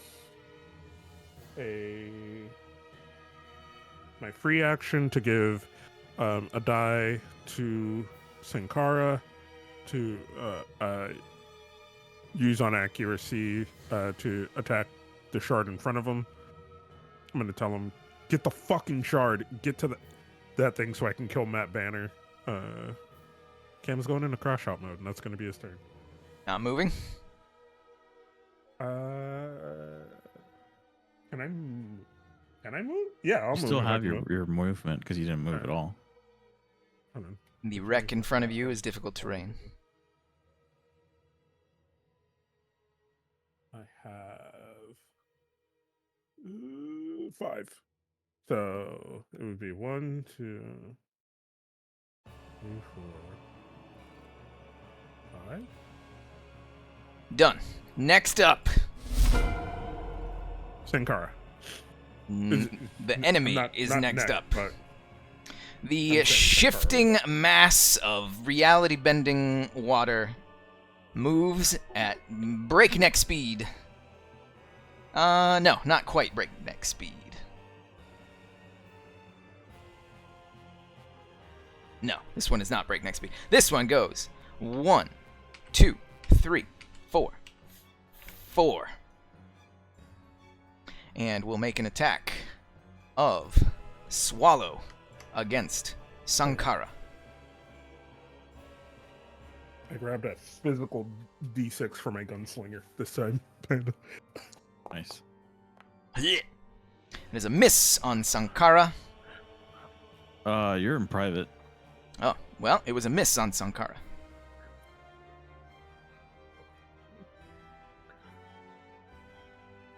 And as its second quick action, it's going to do a tech attack to invade Sankara. Damn. All right. Great Oh, opening thank God. volley. Great opening volley. And that's the end of that chapter. Tempo, who's up? Sankara. I know you want me to attack this thing, but I'm not gonna. I'm going to activate my core power. You activate your core power, the Thunder God. I'm not going to move, and I'm just going to barrage Marine. You have difficulty because you're engaged with the shard. Oh. Maybe I should kill the shard then.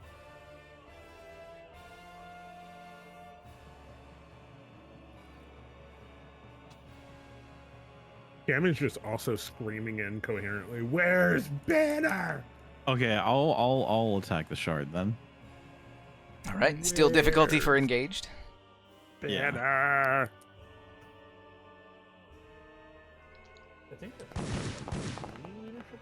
How could this happen? How could this That's happen? crazy. First one's a miss. You said +1 difficulty. I also gain 1 for the. What perk is that? Brutal. Every time you miss, you gain. Whoop, looks like you're gonna That's need crazy. it. Now you have +1 advantage on your next attack. Well, I've got next It's attack. stacks. I've got +2. Yeah, Yeah, but you're so- engaged, so it's -1. Oh shit. Okay, yeah. And then for the last one, it's gonna be the bolt thrower. Bolt thrower. And 1. Oh, Oh, funny. let's go. It's That's funny. max damage. Funny. So, first roll your 2 damages for your hand cannon, so I can just get the reliable in. Oh, okay.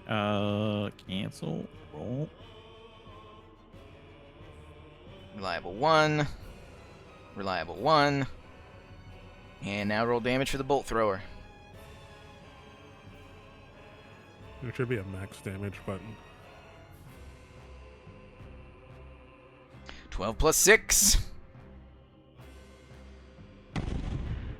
You totally destroyed that shard. The area of difficult gravity terrain has subsided. Okay, and I'll end my turn with that. Not gonna move. Nope. All right. Marine will go once again.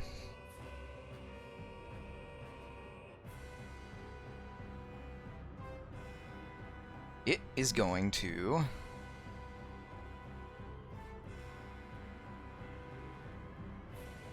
It is going to...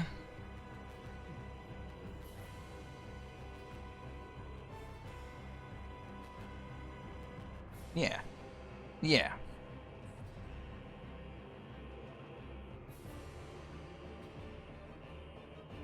It is going to move next to you, 1, 2, and it's going to attempt to grapple you. Can I do my threat range? You, 1, 2, 3. You may. I'm also going Excellent. to do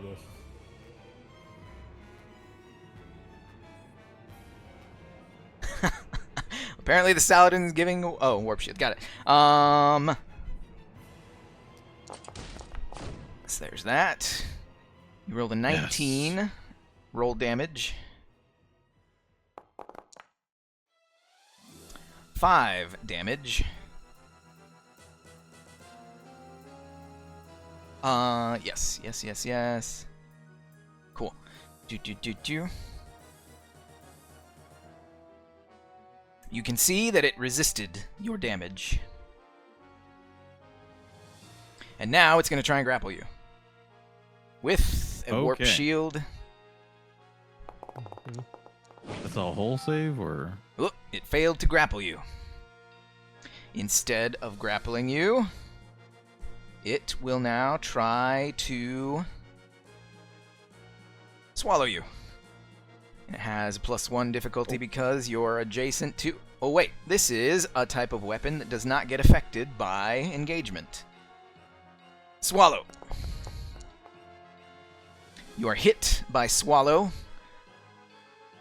You take 5 kinetic damage, and you would be pulled 5 spaces towards it, but you're already there. All right. Oh, at the end of my turn, I had to load in 2 bullets into my cannon. Yeah, you gotta track that. I ain't gonna. Next up, who's up, Sankara?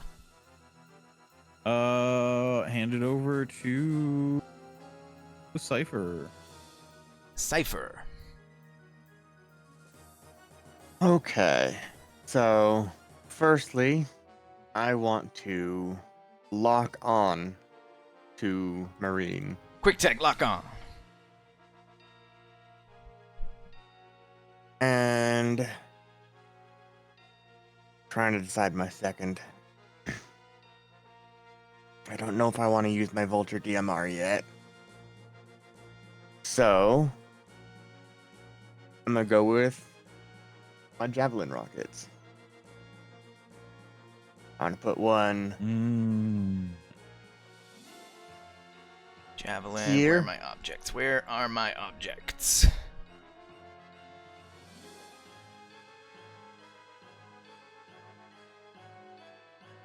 another one here, and another one right here. All right. That was too quick. What else you got? That's all I'm going to do for now. All right. Smash Pascal. What do you want me to do here, folks? Destroy things. I could destroy this hot dog I'm working on. No? Not gonna do it for you? Alright. Hit some shit, please. Kim's not in the mood for his shit. I will kill Argo. 1, 2. Alright, here we go. 3 and 4. Whew. Don't you worry, I'll get there. You are fighting for a place back on this ship. Top of the next round, because Argo took the turn. Now it is the Marine's turn. It is once again going to attempt to grapple Sankara. Actually, you know what? No. It is going to attempt to Me, dude. swallow Cam.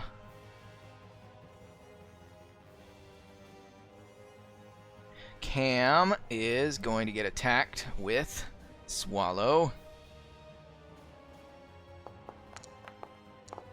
Ugh, jeez. Why do I have garbage rolls? All right, so that was that. And then it's going to attempt to, once again, grapple Sankara.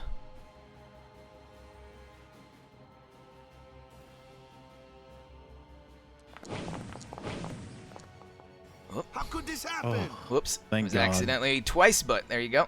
And wow. Yeah. What is that roll? That's just doing a flat D20 roll?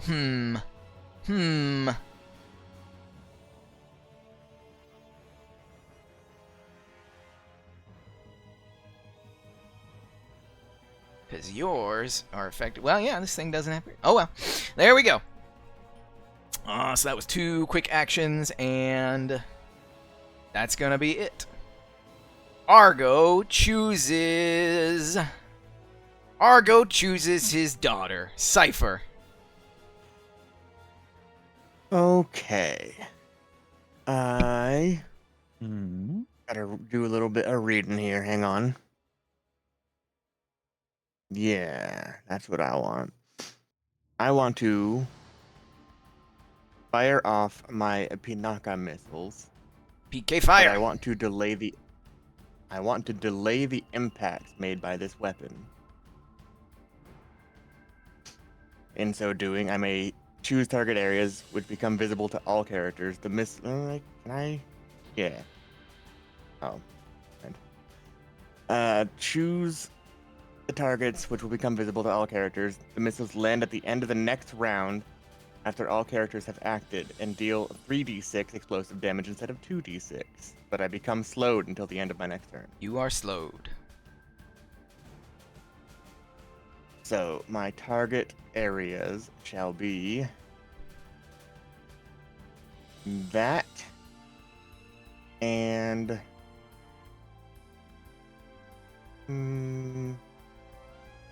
that.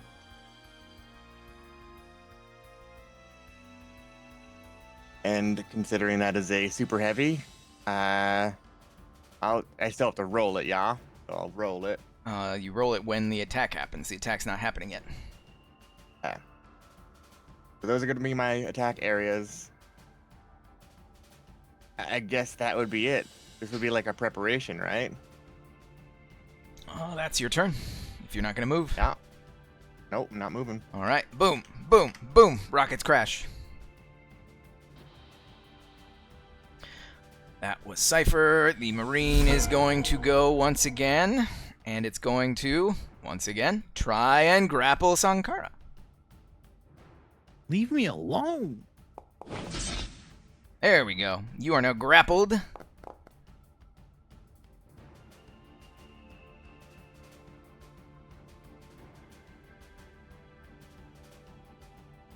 You are now grappled, and now, because you are grappled, it is going to move and drag you with it.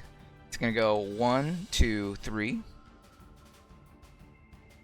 And it's going to...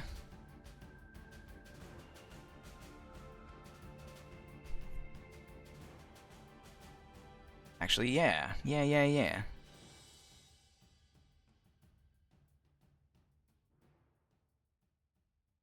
Oh, not quite. Not quite. Not quite.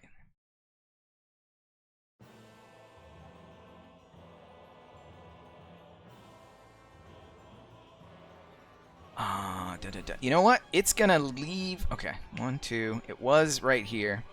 It's going to just basically rotate around you. It's gonna leave you in the same place, but it's gonna rotate itself around you.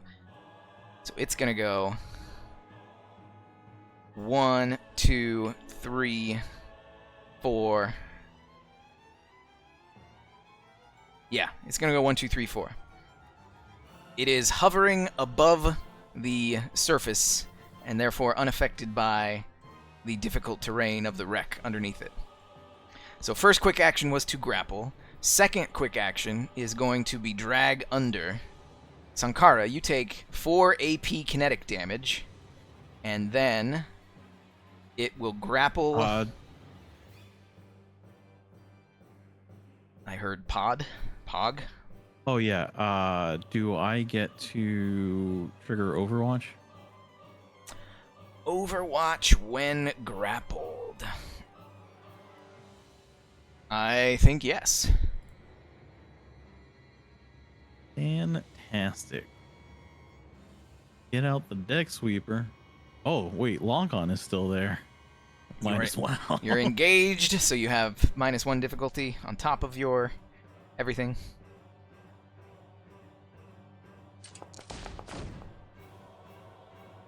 Oh, thank God. Wow. Roll damage.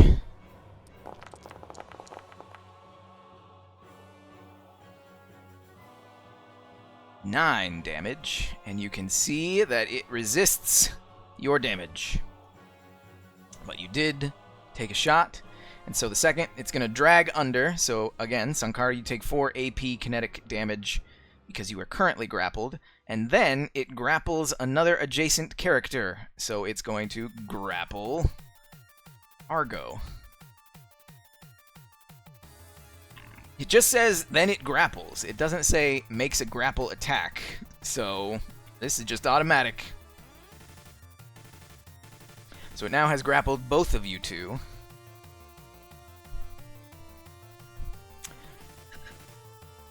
And that was Cypher. Cypher, who's next?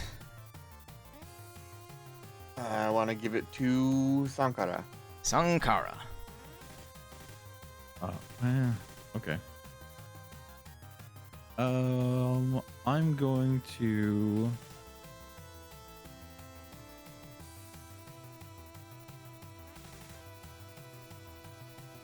bend probability. Bend probability. 2d20. You roll a 12 and a 16. Not bad, not bad. Okay, and then that will let me reload all my guns. And with that, I will end my turn. All right. Who's next? I'll give it over to Smash Pascal. Smash Pascal. Oh boy.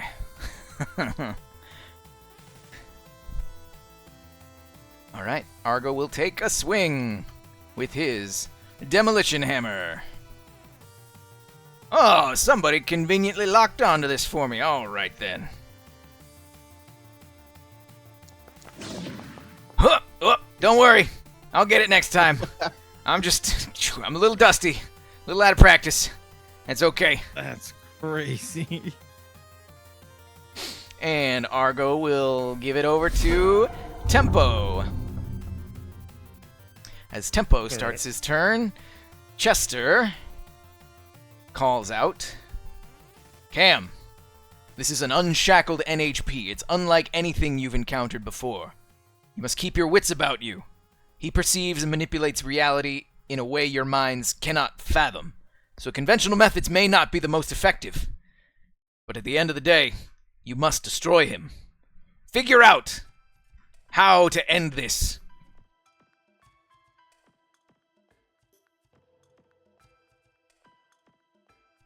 The number you dialed is no longer in service.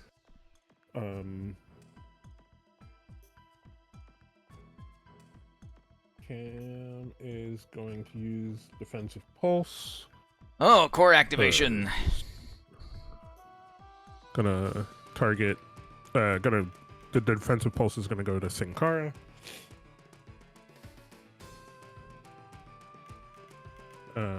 Cam is gonna move for 5.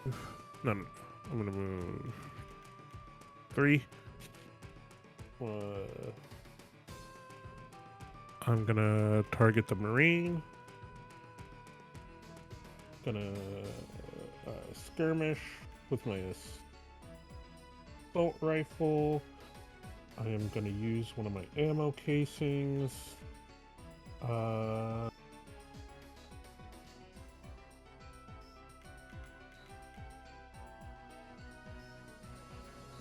I'll use this Sabat case, so I'll use 2 ammo cases. Sabo. Sabo.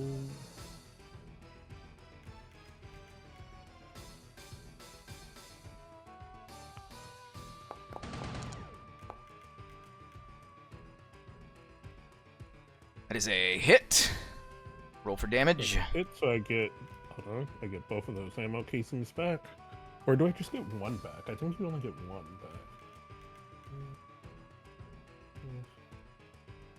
4 critical hit. You don't expend any charges. Okay. I'm gonna roll the damage. Crit checked.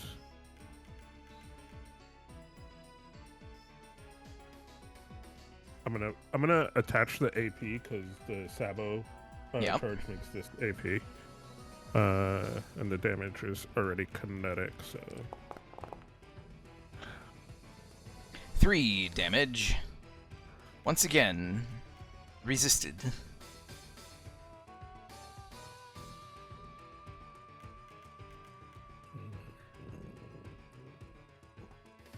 So that was core power target and skirmish. What else you got? I moved. I'm going to. Yeah, might as well. Where is it? No.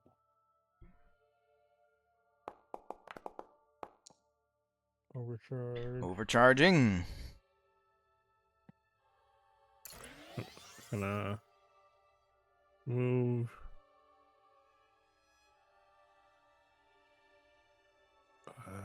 Do I want to move or do I just want to attack again? Nah, we just fuck. I didn't want to move. I just want to attack again. No ammo. Just using the assault rifle. Boom. Another hit. Roll damage.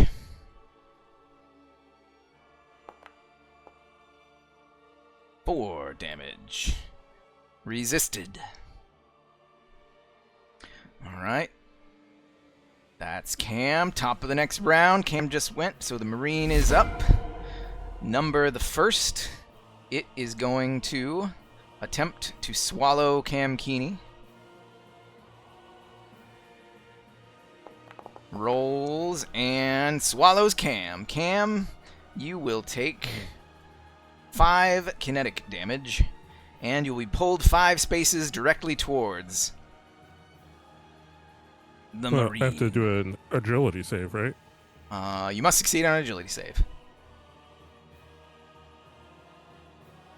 And then I'll do the let me do the damage first. So I take 5 damage.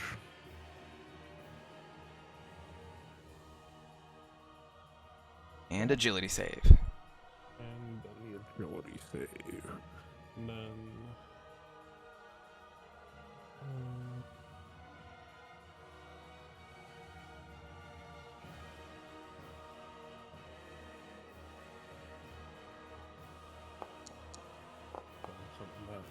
Agility fails. 1, 2, 3, 4, 5, and you sink into the coolant.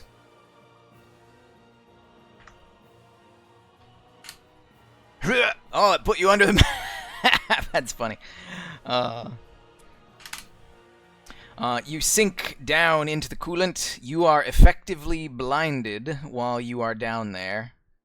It seems as though it is much like the coolant tank, about 20 feet down.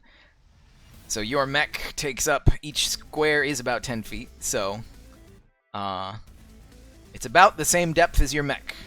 But the murky coolant with no lights down there make you effectively blinded while you're down there. So that was the first skirmish, and then its second action is going to be to drag under once again. 4 AP kinetic damage to Sankara and Argo. Argo's taking 1, 2, 3, 4 AP, armor piercing.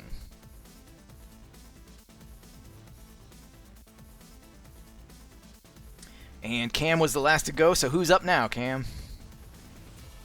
I'm gonna give it to. Give it to me last. You're thinking. Give it to you last. You said. Give it to Okay. Smash Pascal. Ugh.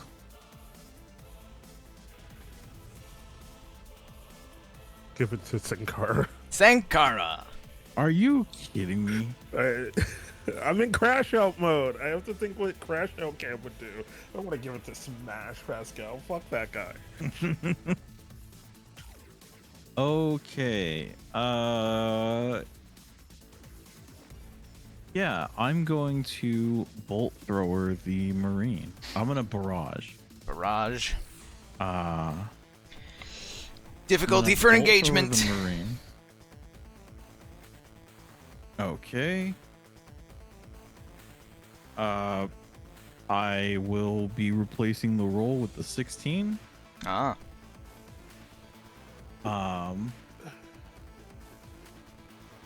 Yeah, let me just roll it anyways. Oh, okay. Doesn't matter. Roll damage.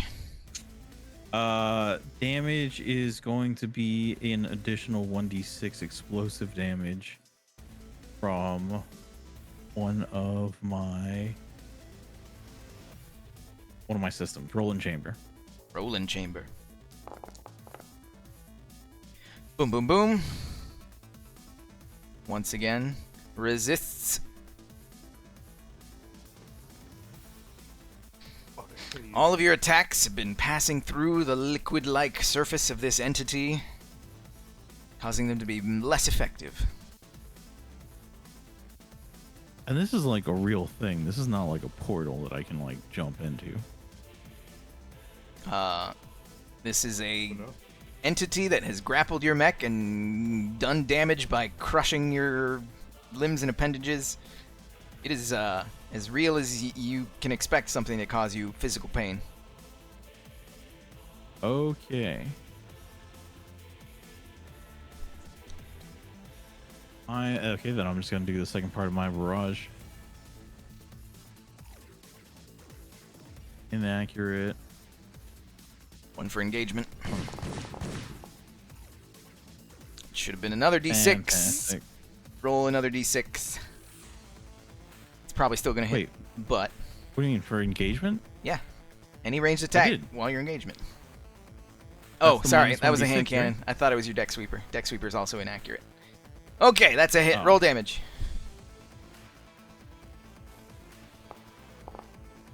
Two. It's adorable. And then for the second one, I'm kind of replacing this with a 12. It doesn't matter. Roll damage, but not crit damage. Not crit. 3. Resisted. Anything else? And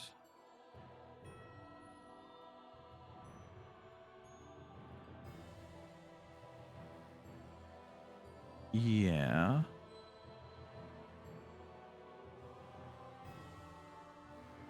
I'm going to overcharge. OC. Very cool. Very fresh. And I'm going to use Eye of Horus. Until I the end of wanna your next see. turn, characters within sensors don't benefit from hidden and invisible against you. You may check the HP, evasion, blah, blah, blah, blah, blah, blah, blah. You get none of that information. Instead, you gain a hint about this entity. Okay. The hint is being transmitted directly to your brainstem. Oh.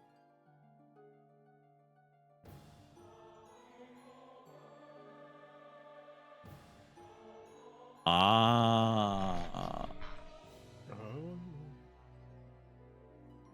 Okay. Anything else, Sankara? No, that'll end my That turn. will end your turn, and now it is the Marine Layer's turn. It is going to start with a... Yeah, it's going to start with...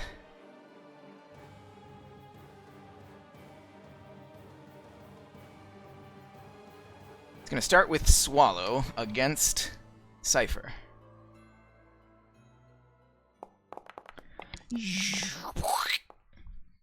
Schlorp. Cypher takes a hit. That's 5 kinetic damage. And then you must make an agility save. I'm also going to use this. Remember, you can also just push the damage button in the chat. Huh. Oh, Cam is trying to use Flash Lock. Cypher is not within your line of sight. You are blind. So, give yourself back 2 heat. And you said an agility save? Agility save.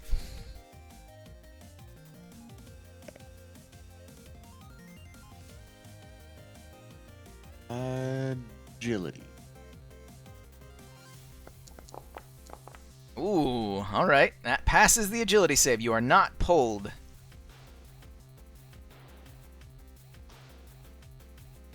But, as its second action, it is once again going to drag under. Janky Leaks, you take 4 AP kinetic damage. Argo Pascal, you take 1, 2, 3, 4 AP kinetic damage.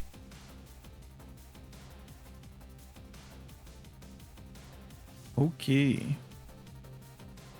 And let's see. Sankara just went. Who's up, Sankara?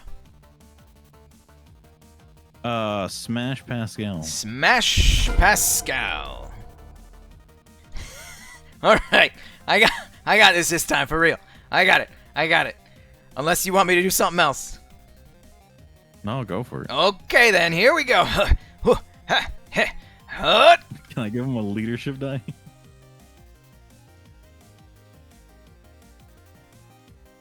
And he swings because nobody's anything going. Nope. Okay, I'm getting the controls back. It's been a long time. It's been like 4 years, if not like 7. And All right. that's the end of his turn.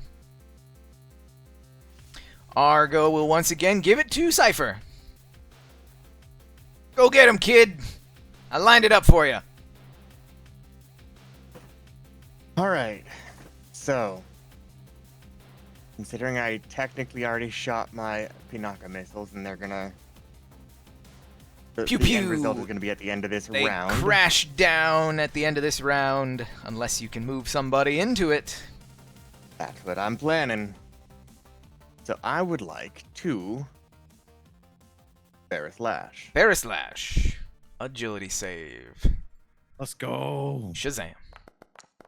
Oh! Could this happen? go. How could this happen? So, I just want to move him five spaces straight back. He's only going to be in one of them, but I only need him in one of them. Let's see. Does this Like- end the grapple? Either character breaks adjacency, such as if they are knocked back by another effect. Alright, the grapple ends.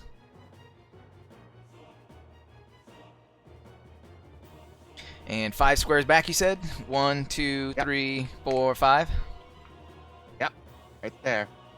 Oh, he is in both. Nice. Secondly, I want to lock on. Lock on. Beep boop, beep boop. That will end my turn. End turn goes to Tempo. You are at the bottom of a puddle. Wait, Oh. does the rockets land? Not until the end of the round. Oh, the end of the round. Okay. All right. If you would be so kind as to not consume that lock on. Yep.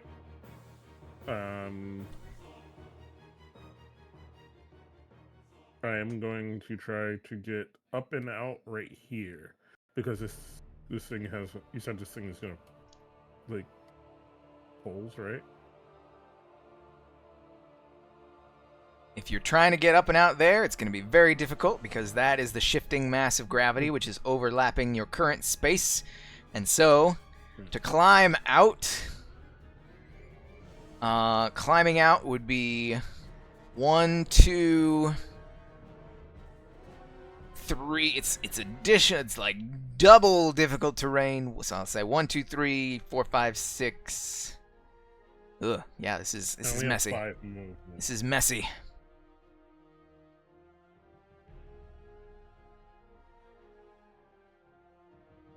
I mean, So, the way that you could avoid it being messy is if you went if I went like this way. 1, 2, 3, 4. Yeah, if you started here and then you went here and tried to climb up. Then I think I'll if do you moved and you boosted, I would let you get 1, 2, 3, 4, 1, 2, 3, 4, 5 onto that ledge there. Yeah. So if you move and boost, I'll let you get there, climbing up and out, and no longer blind. Sweet. Then with that, seeing this marine shard in front of me, I'm going to attack that. No, I have to overcharge first, I think. Right? No, wait, You moved and you boosted. You still have one Still have a quick quick action. action. One quick action.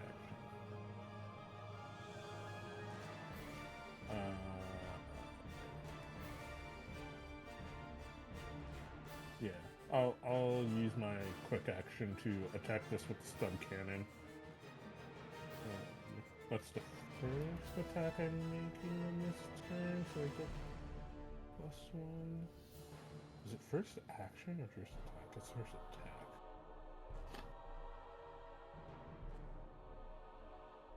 Yes. Okay. +1.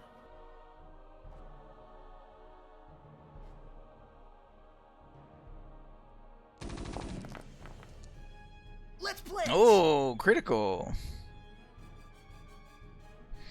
Nice. So just enter in your max damage and roll it.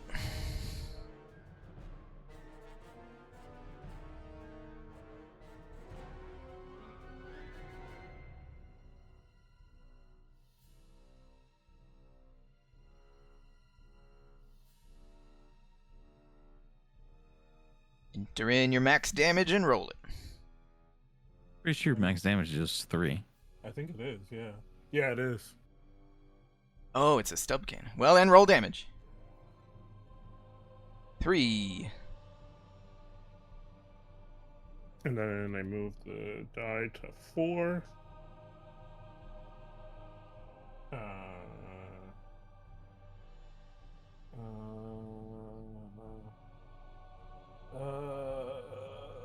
How fucking crazy do we want to get? We want to get crazy. Cam overcharges again. Getting lucky with that D6 roll. Really are. That Saladin goes crazy.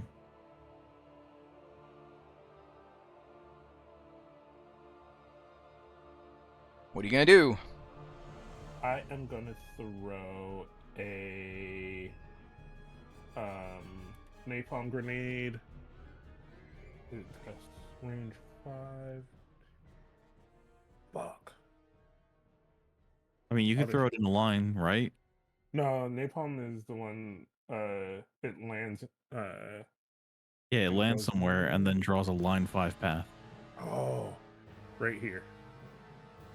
And then a line from the marine shard to. So you're throwing it right here and drawing a line. Alright, target both of those guys, and they will make a agility save. Agility save for Shard says roll. And agility save for Marine Layer says roll. What's your save target? My 16. 16. So, the Shard takes 2 burn. The Marine Layer takes 1 burn.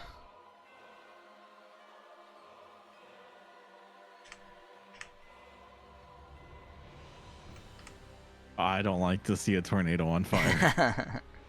Marine will take 1 burn. Resistance to 1 is 1.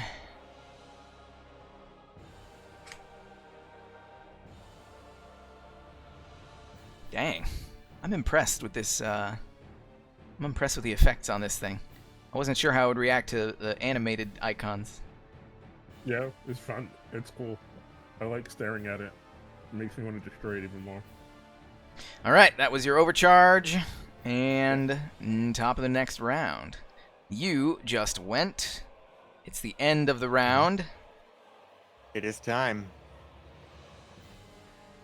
I will roll my Pinaka missiles. Consuming lock-on.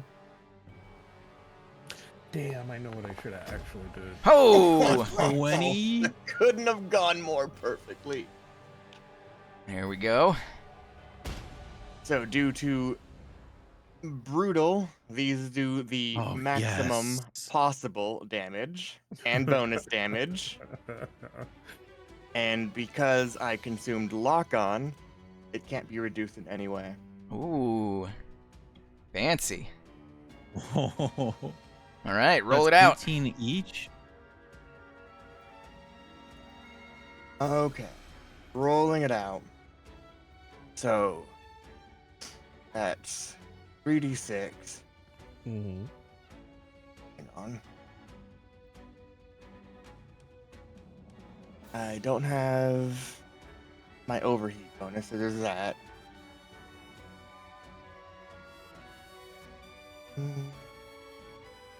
That's 18 damage. And then I have the overcaliber, which is another 1d6.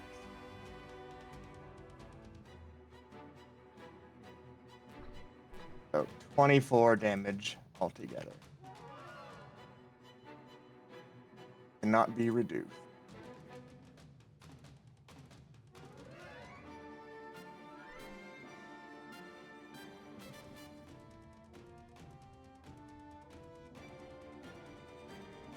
Let's see. And that's per, right? They're two separate attacks. So the first one does the 24 crit damage. Cannot be reduced in any way. Shoom. So, let's see.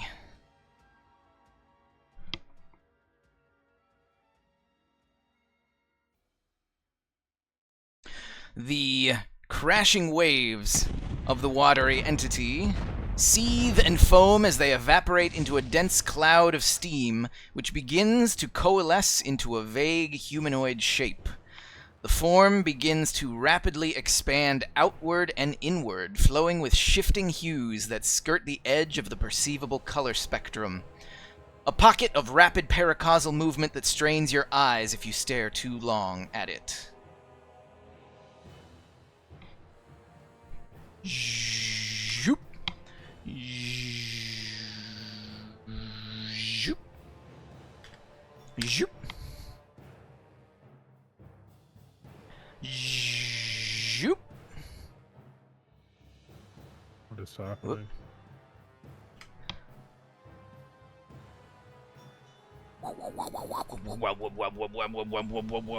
And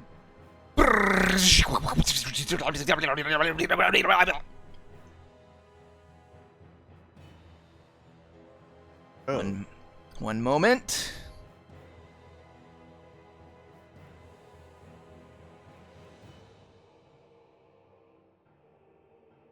Aha. Aha. Okay. So you see this weird pocket of paracausal, rapidly moving energy. Mm-hmm. And that was the end of Cypher's turn. And now it begins a new round. Since Cypher was the last one to go, it is now its turn. It coalesces into a rapidly shifting, hard-to-perceive, blurred form that is formless, yet tangible. And along with it, you see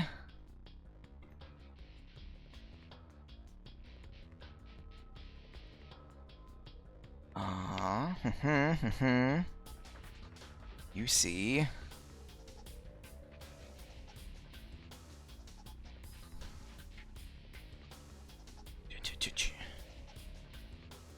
aha, excellent. All right, you see this appears here, doink.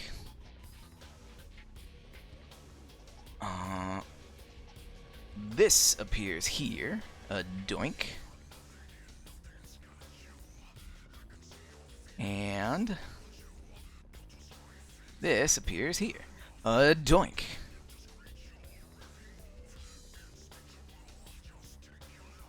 Wow, wow, wow, wow, wow, wow, wow, wow, wow.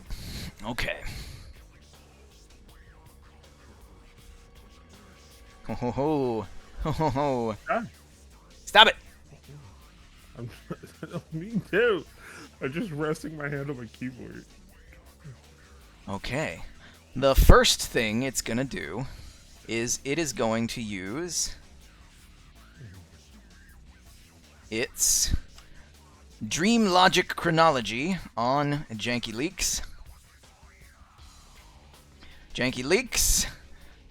This weapon automatically hits. You will take 1. Oh, did it not roll it? You take 1 energy damage, and you must make an agility save.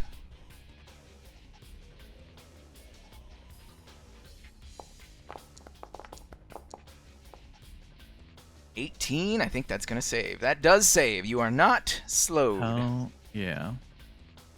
And you have 1 armor, so that energy will do nothing. Although, why didn't it roll that is the question. Interesting. Oh, speaking of slowed, mine should be gone now.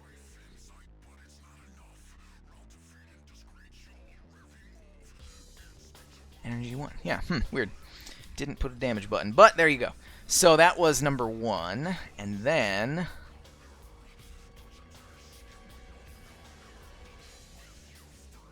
we're going to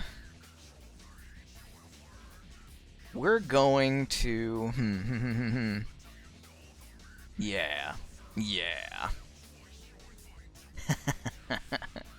We're gonna hit Janky Leaks with Infinite Blur. Oh, okay. Janky Leaks, you take 4 AP energy damage. As a side effect, you become supercharged with chronal energy. On your next turn, you gain immunity to slowed and stunned. Your speed increases to 10 if it's slower. You can boost once per turn as a free action, and you treat it if it is. You treat this layer as if it is not moving rapidly. This will last until the end of your turn, at the end of which you'll be stunned until your following turn. So right now, you are supercharged.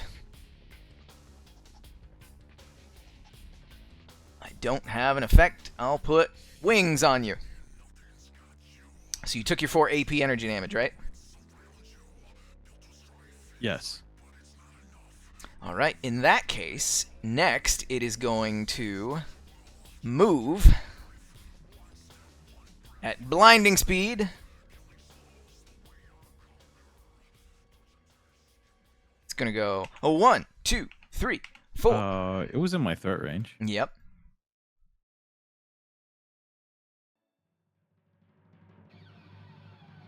Come on, Deck Sweeper, don't fail me now.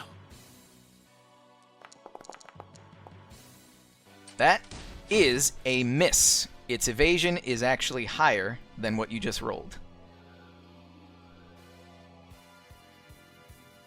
Sorry. Ow. Wait. That is actually a hit. Never mind. That will hit. Okay. Uh-huh. Yep.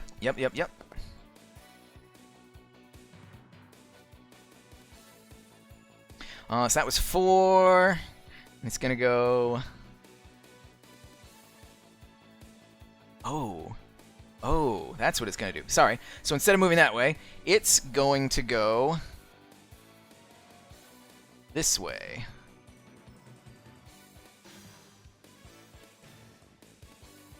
At the start of the sharks can move up to 2 spaces in any direction, so they can't take. Okay, so this little guy is gonna go 1, 2, and then this guy is gonna move, and you already took your time. 1, 2, 3, 4, 5, 6, 7, 8, 9, 10. It moves through this shard, which explodes. Any hostile character within the affected area of a burst 2 explosion takes 2 energy damage, and you're slowed until the start of your next turn. So Cam, you take 2 energy damage, regular energy damage. I don't have a button for this, so gotta do it yourself. That is destroyed. And that is the end of its turn. Let's see. Cypher was the last one to go. Who's up, Cypher? Give it the tempo. Tempo. So you said the start of the next turn, right? So the slow should already be gone. Until the start of their next turn. Yep, so that was that. Didn't I take other damage? Somebody from that? listened.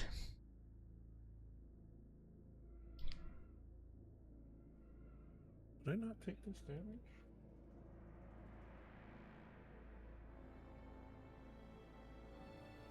Huh. I gotta do that. Alright, alright.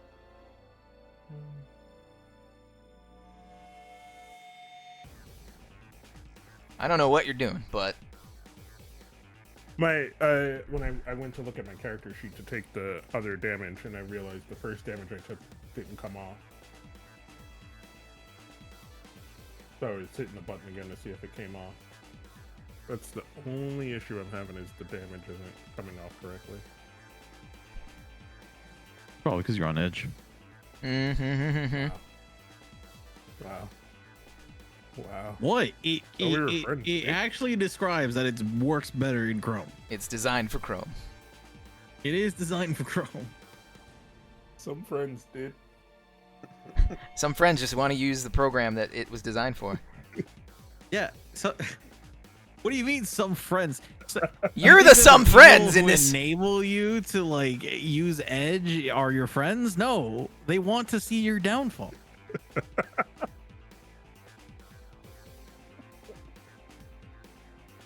Damage. Alright, I'm ready. What are you doing, Tempo? I am gonna do quite a few things. I'm gonna use one of these grenades. I'm gonna just fucking toss it in front of me.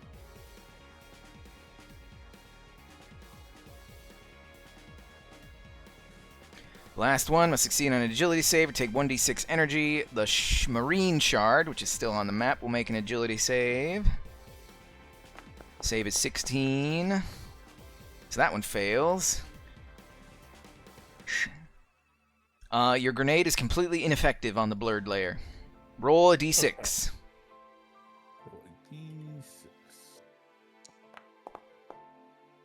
4 damage on the shard.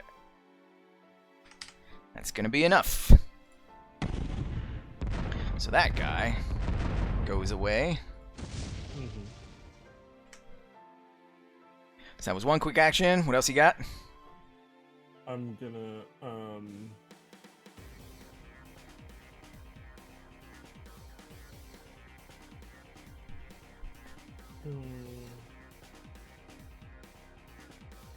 yes. I'm gonna use my repulsor field. Repulsor field.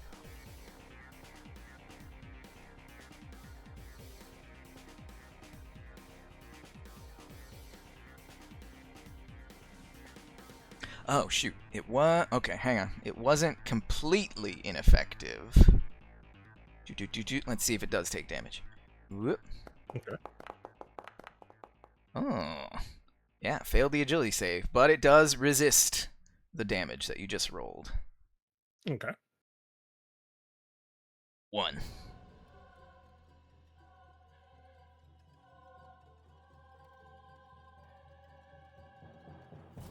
Repulsor field. The multiple players must succeed on a hull save. Hull save. Hull is... Nope, not as good.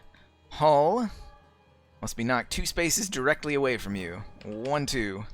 You have no mines around you.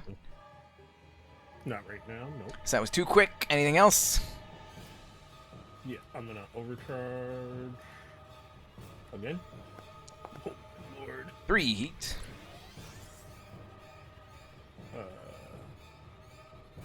I think it's 10. Whatever. And then I'm going to attack with my assault rifle, and I'm going to use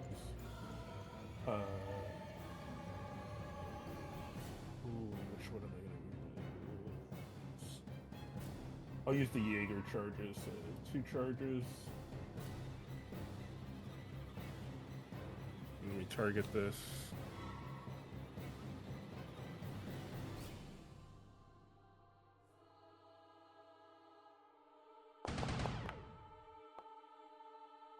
$22. That does hit. Get both my charges back.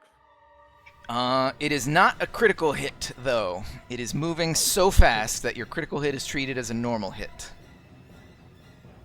Put my charges back down. So I'll move it to a normal hit.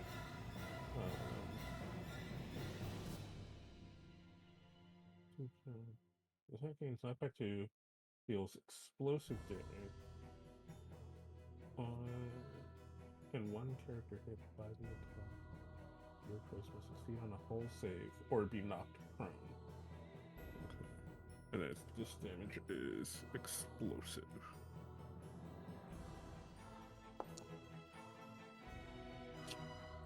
Four explosive damage. It is moving so fast that it resists that.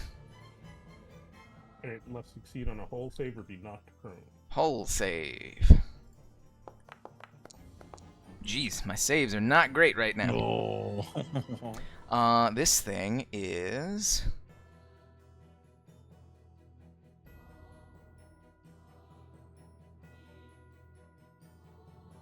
It's hovering, never really move.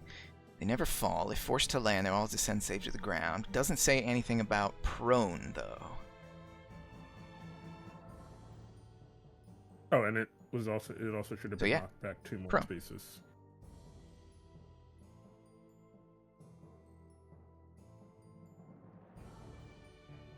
I did knock it back 2 spaces. Right? Yeah, That you was the first. You knocked it back 2 more since I attacked it? Because it was knocked back 2 spaces from my repulsor. Oh, yeah, okay. And then I used. Oh yeah. 1, 2. Alright, that's tempo. Now it is its turn. It's gonna get back up.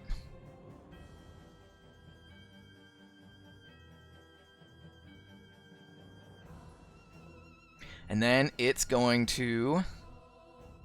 So that was its movement to get back up. It's going to use a full tech to do 2 invasions against tempo. Actually, no. Yes. No. Yes. Ooh, I'm gonna... Give me what you got. Yeah, I'm gonna chance it. So it's gonna stand up as its standard move. It's gonna use a quick tech to invade you. Nope, I'm gonna roll for it. If I roll a 1, it's gonna use a full tech. If I roll a 2, it's gonna split it up. 1. All right, full tech. It's gonna do 2 invades against you. It's an attack, right? This is a tech attack. Warp shield one of these. 1 is tech attack with 1 difficulty. Says go. And that still hits, so that increases your heat by 2 and slows you down and impairs you. Heat by 2? Yep. Alright.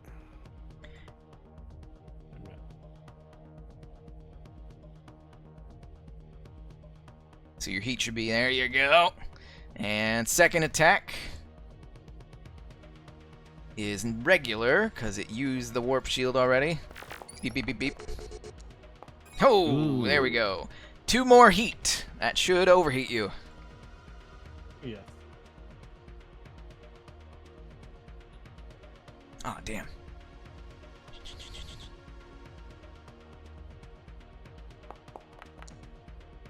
Stress. Ooh, your mech becomes exposed. Double damage from all sources.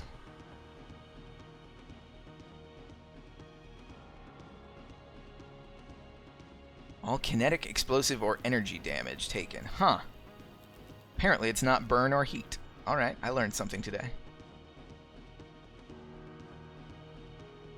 And that's the end of its turn. Tempo just went. Who's up, Tempo? Give it to my boy and yours, Sankara. Sankara. Okay. I will be bending probability. Bend probability. Ooh, an 18 is great. Give me a 20, please. 18 and 11. Both are good. Now, after doing that, I'm going to reload, enter and reload all my weapons. And how does that work? Because once per round, when you reload any weapon, this weapon can be fired as a free action. At the end of their turn, if the Raleigh hasn't made any attacks or forced any saves, it can reload all loading weapons as a free action. Let's see. Order of operations. Order of operations. At the end of its turn, the Raleigh hasn't made any attacks. So, order of operations, you say, my turn is over. Now you will reload all your loading actions.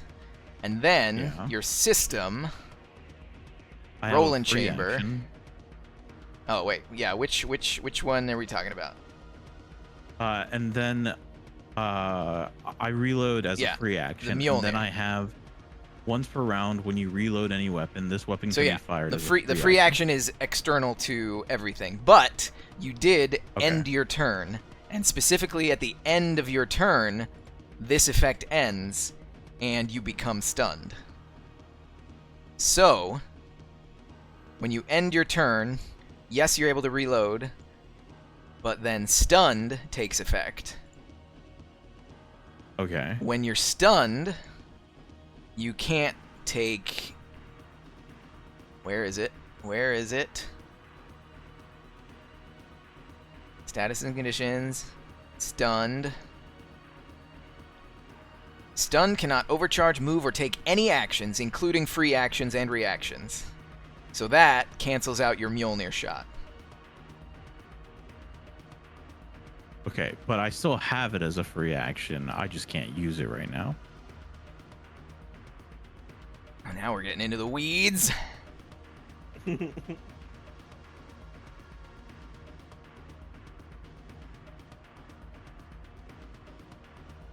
Once per round, when you reload any weapon, this weapon can be fired as a free action. Once per round, when you reload any weapon, this weapon can be fired as a free action. I feel like the rules as intended is you shoot it when the reload occurs. Yeah, that's what I was thinking. It's also an integrated. If you look it up and see otherwise, then I'm willing to concede, but I'm going to make the call right now. It has to be in tandem with the reload. I mean, yeah, that's fine So with me. you can't save it and use this free action later. It has to be right now. But since you're stunned, you can't do it right now. Okay. So, now that it's the end of your turn, the blurred layer is going to make a special attack. This is not a reaction. It can only use a special quick action to either boost or use one of this layer's systems. This layer's system is going to use Dream Logic Chronology against Janky Leaks once again. Dream Logic Chronology automatically hits. Ignore the attack roll. Characters that are already slowed or stunned instead take 6 energy damage. So Sankara, you take 6 energy damage right now. and I don't have a button for it, so manual 6 energy damage.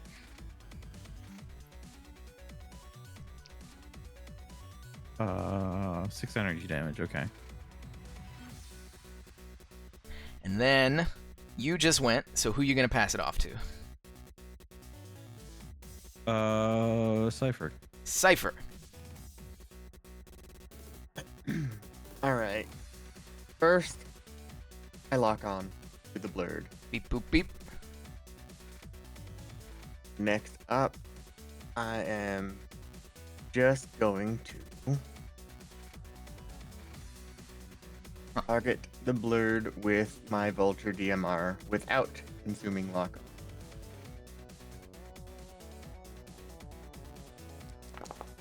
on. I'll give this an 18. You're stunned. You can't do anything. So that is a miss. Also, I'm rolling an agility save for you, Janky, just to see if you're slowed. In addition to being stunned. Oh, you are.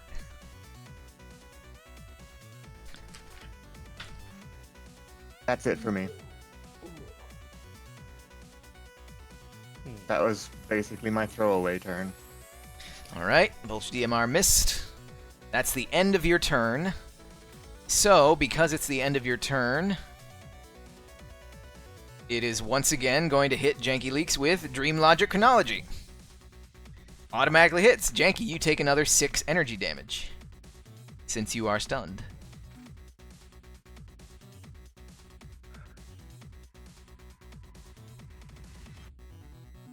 And I'm guessing Cypher's gonna pass it off to Argo. Argo asks, How'd you guess? which one do you want me to go for? Go for this shard. Here we go. 1. And a hit. Sha! Whoa, I knew I'd get it eventually. The shards are their own thing, so that's a 16 to hit, which hits. Rolling for damage. Oh, flat 10. Flat 10 armor piercing on the shard. Boom! I knew I'd get it. I knew I'd get it. Just 1, 2, 3. Third time's the charm. The rule of the threes. It's fine. All right. Takes you back, doesn't it, Argo? And at the end of a character's turn, the blurred layer is going to target Sankara with Dream Logic Chronology. Sankara, that's another 6 energy damage.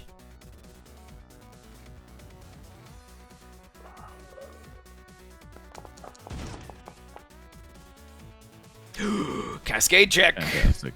Structure.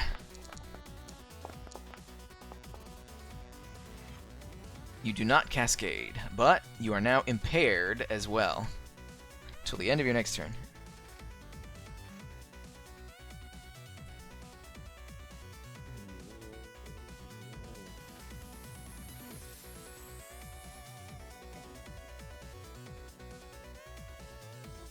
Top of the round.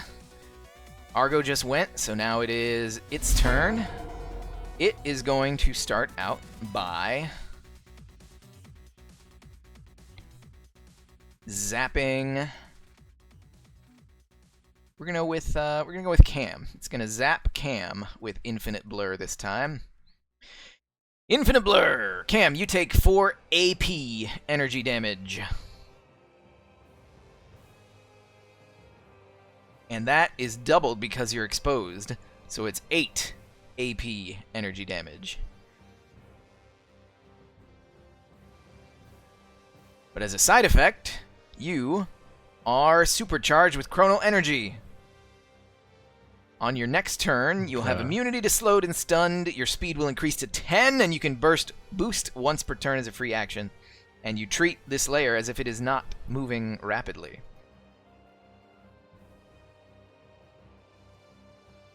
So that was its first attack, and its second is it's going to move since Janky is stunned and can't do a threat range. 1, 2, 3. This will explode Boom. That thing explodes. Janky, you're going to take 2 energy damage, regular 2 energy damage. And you're already slowed, so that doesn't matter. So that was that. 1, 2, 3. And then it's going to go 4, 5, 6, 7. It's going to hide behind this piece of hard cover. So that was a quick action to supercharge tempo, a move to move over there, and last but not least, it's going to hit Janky Leaks with Dream Logic Chronology. Janky, take another 6 energy damage, regular energy damage. I reduced that by armor, right? Yeah. And that's the end of its turn. Argo was the last to go. Argo always turns it over to Cypher. Alright then. I am starting off this turn by initiating my NHP. Ooh, Tlalok. You are initiating an NHP. This is the first time anybody has initiated an NHP this game. Yep. Roll a 1d20. That.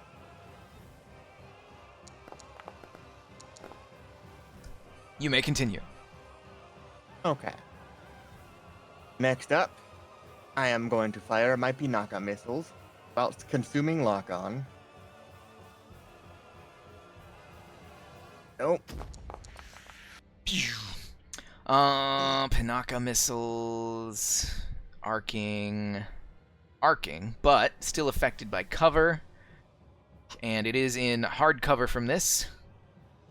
And it's a crit, so it does full damage. Is it a crit? Because it's in cover, it has minus 2d6. You consumed your lock-on, so it's really just minus 1d6 here. So I'm going to roll a d6, and we're going to subtract this from the total. 1, 2, 21, 20, 19. Not a crit. Okay. In that case, I will roll damage, but because I consumed lock-on, it can't be reduced. 2, 3d6 because of the overpower caliber.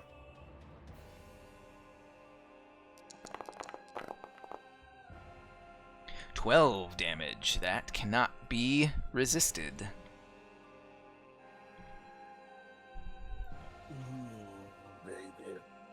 And that was just one of them, right? You create 2 areas that overlap. Yeah. Go for the second. Oh, it's still one shot, so when it gives you another 2 heat, you don't have to take that. Okay. And I can't apply the overpower caliber to this one, right? This effect applies bonus damage to the entirety of a weapon's use, following the rules for having bonus damage when targeting more than one character. Since you're only targeting the one, it's a d6 across the board, so yes. Okay. I'll be reduced.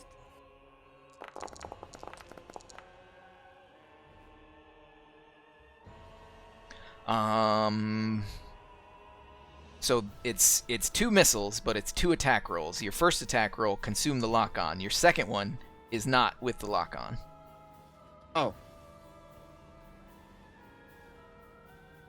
That's right. I'll re-roll it. Hang on. You are correct. Yeah, they're 2 separate Re-rolling attacks. now.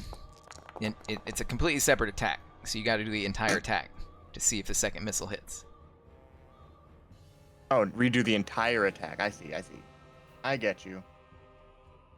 And then I'll just take the heat off, right? Yeah. Okay. And that's another hit. Okay. And that I'm one going to was take the once heat off again because that would have opened.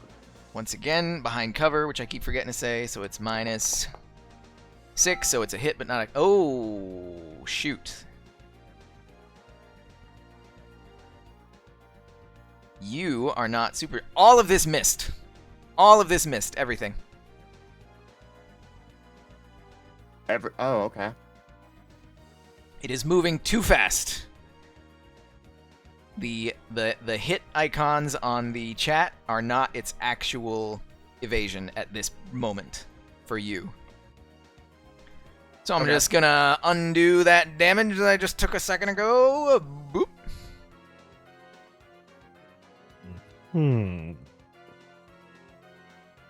Chester once again pipes up in Tempo's ear. I told you, you have to figure out and use your wits to destroy this opponent. The reality-bending ways of NHPs are beyond your comprehension, but you must try. Anything else, Cypher? That's all I've got. All right. At the end of your turn, it takes a special action. Guess what it's gonna do?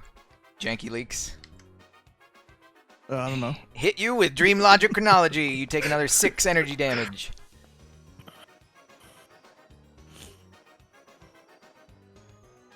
So that was Cypher's turn. Now it is its turn. It is going to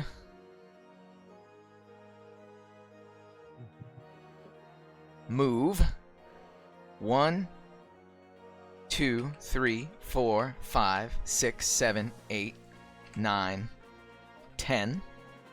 Hovering above the water. It is going to use a...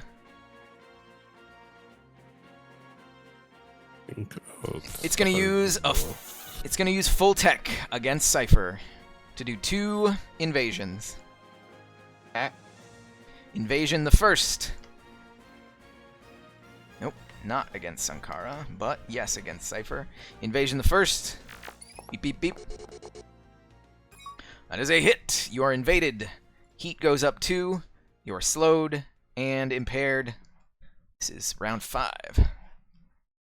That's stress.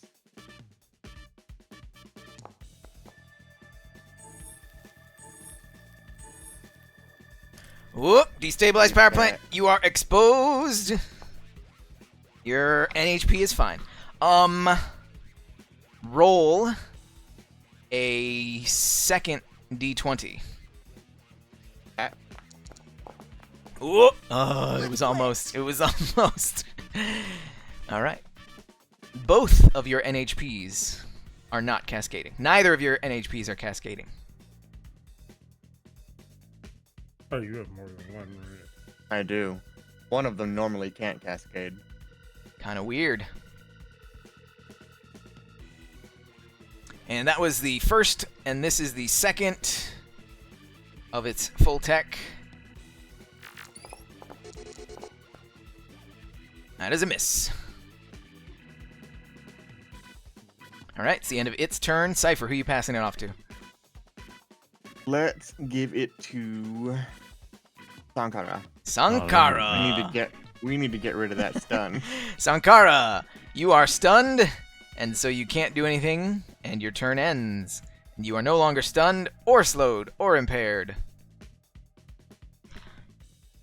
It's the end of your turn, so the blurred layer can do something.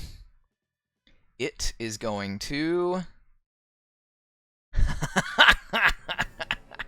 It's gonna infinite blur you again! Sankara! Isn't that crazy? You take... Why did I say no? You take 4 AP energy damage, and you'll be supercharged, gaining all the benefits, but then being stunned later on. But you might be in a prime opportunity to make use of those benefits right now. Alright. Sankara, who's next? Tempo. Tempo. Tempo is currently supercharged with chronal energy. Your speed is 10. You can boost once as a free action.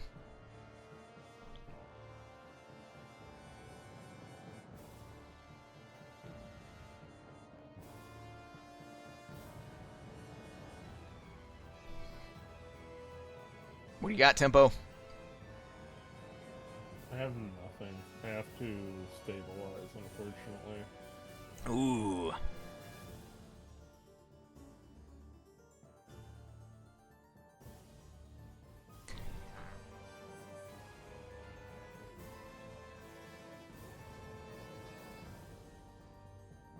I'm gonna give Tempo a leadership die and tell them,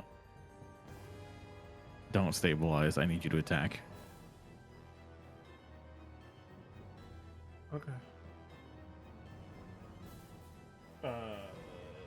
Being told that he is within the range of my stub cannon, so this is my first attack. Are you barraging or skirmishing? Short circuit. I am Shoot to kill. barraging. All right, roll it. So accuracy. You are impaired, so that should be automatic. It is. You miss with a miss with a 13. Mm-hmm. And then Your next not mount. in range of the segment. No. Yep.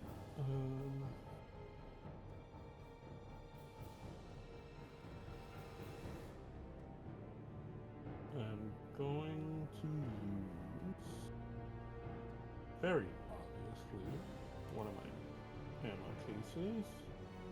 I'm going to use the thumper.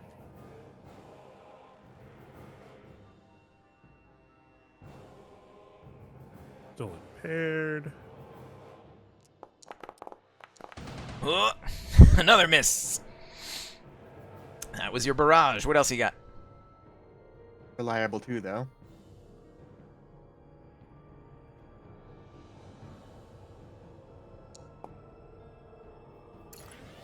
Overcharging.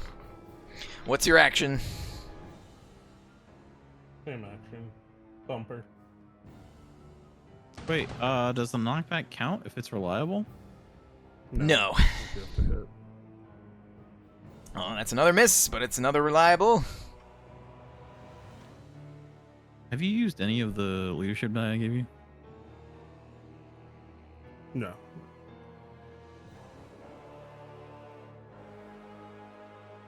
All right, you gonna move anywhere? Sure, I can move 10 spaces, right? You do have a move of 10, and you can boost once as a free action if you want it.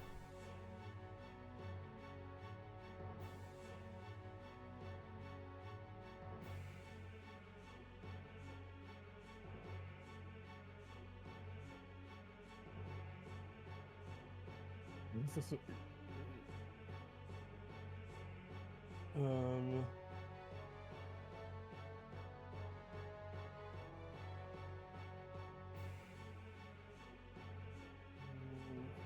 Are you moving or not? It's not rocket science. know What do you got? moving here.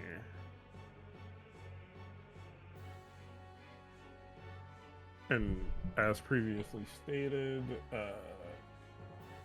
Sincara is my Huckleberry. That's my turn. All right, end of your turn. You are no longer slowed and impaired or chronal charged, but you are stunned until the end of your next turn. Tempo stunned. Given over to the one, the only, Smash Pascal. Can he make it? He cannot make it. So he's just going to boost 1, 2, because he's now in the difficult terrain. Oh yeah, that was a boost, so he can't use his hammer. So he's just gonna say, well, I can't use my hammer. Guess I'll try and use my brains. And he tries to invade.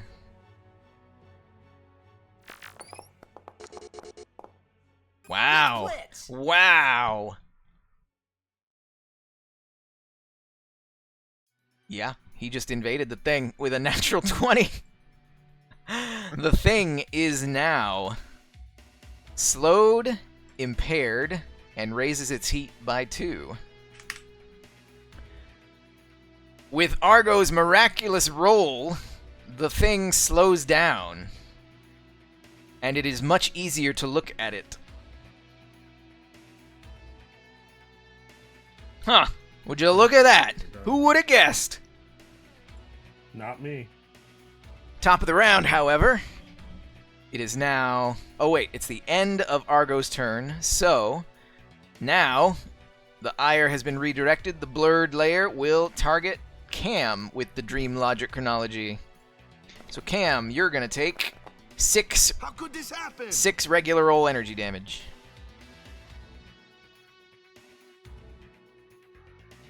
One, two, three, 4, 5. And make an agility save.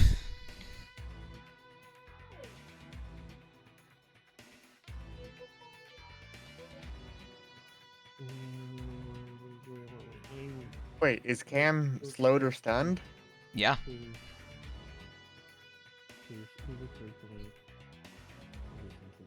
Okay. Agility, and I get +1 because I'm next to Sankara.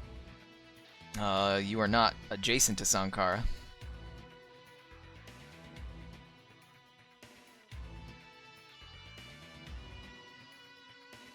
Okay.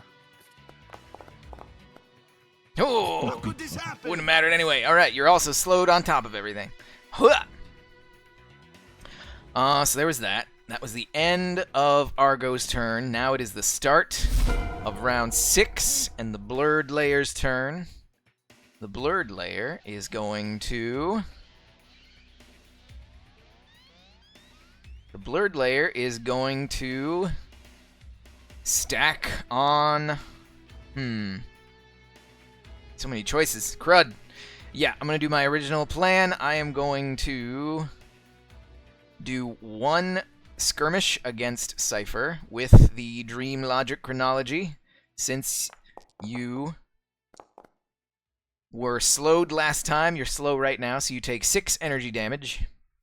And then as its second attack, it's going to use another tech attack against Cypher.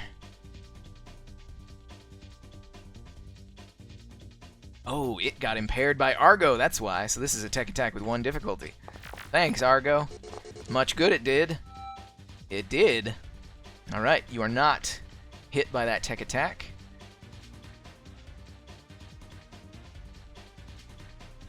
And I think that's going to be it for that turn. Yep. It's going to be it for that turn. Tempo was the last to go. Tempo, who's up?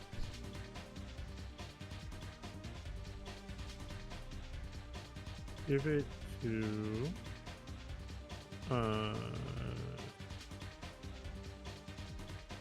Give it to... Sankara. Sankara, go. Okay, well, I'm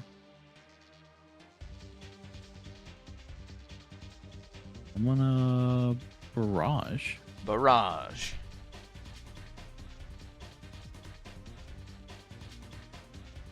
I don't think. No, I don't get any accuracy. Do I get any accuracy because they're impaired or no? No. First one is a miss. Reliable 1.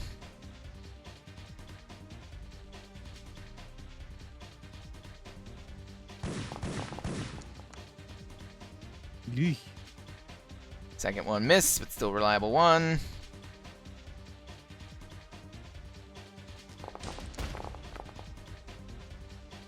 Oh, there you go.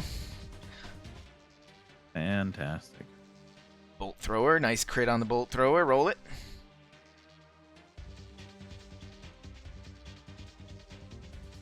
Okay.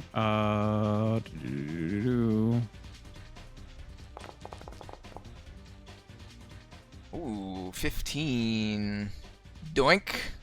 With your supercharged chronal energy. I'm gonna. I'm gonna overcharge. Oh, overcharge for 5. And that's a stress. Oh no. No, you're fine. You're impaired. Shackles remain my intact. God. Okay. All right. What is Cool, your cool. overcharge action? It's to skirmish with my integrated weapon. The Mjolnir. How many charges you got? 6. 6 full charges. Oh boy, here it comes. The Thunder God. So it's a single Okay, attack. please. It's a single attack, but you got 6 rounds, and you blew it. No. You blew it, Janky! That's crazy. You disgorge all your rounds. You now have 0 rounds in your Mjolnir cannon. Yep. Gotta reload them next time. Bummer. And I only moved 1, right? Yes. So I still can move Now I'm running away. 9. Yes, you can. And I can free action boost. Yep. For another 10. The fuck away from me. And I will be stunned over here. You're stunned over there. Hey. You're no longer flying. You're impaired last because of this thing, but now you are stunned. Yeah. This is round 6. 6. Good luck Janky. over there. Stunned and I'm impaired. in timeout right now. Okay, that was Janky. At the end of Janky's turn, it takes its action, special action, to deal 6 energy damage to Tempo with the Dream Logic Chronology. Doink, yeah. Huh. And now it is its actual turn. On its actual turn, it is going to... You know what? You know what? It's gonna Infinite Blur Argo. So Argo takes 4 AP energy damage. Question. Hang on.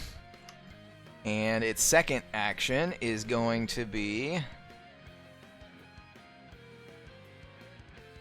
Oh, Cypher is still slowed. Its second action is going to be to hit Cypher with Dream Logic Chronology. Cypher takes 6 energy damage. What's your question? That is a ranged.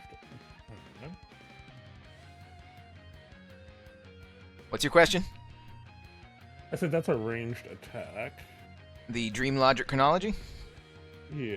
It is. So. This one? This one, right? Because it automatically hit, right? Yes. But you are stunned, so you can't do anything. Okay. That's the end of the Blurred's turn. Janky Lease just went. Who's up, Janky? Also, Tempo, you are exposed, so all damage is doubled. So take another 6. And Cypher, same thing. Take another 6. Okay. I'll let Tempo go. Tempo is... Sorry. Let me go with Cypher. Cypher is up. Ooh. Tempo's getting some stuff torn off. What do you got, Cypher? I want to stabilize and get rid of that exposed. Stabilize and expose. You will no longer be slowed nor impaired. E. I'll get... Oh, no, I can't do anything. I'm stunned. Okay. Now. Actually, stabilize. That's. Do I? My EVA module is destroyed. No, I don't do anything else. Okay, a condition. So I don't clear both of those. Which condition are you gonna clear? Are you gonna clear slowed or impaired? Slowed. Right, so you're still impaired until the end of this turn, but when you stabilize, you're choosing to cool your mech, clearing heat and exposure. I chose HP. Oh, well then you don't clear your exposure. Oh. Okay, I'll clear heat then. I didn't realize. Okay. Take your HP back down. Yeah. HP is back down. And if that is indeed the case, then my turn is not yet over. I'm gonna overcharge. OC. Oh wait, no. That's a full action. Never mind. Nix that. I'm done. Okay then. You are done. It is going to zap Tempo with a Dream Logic Chronology. Tempo, that is 12 damage.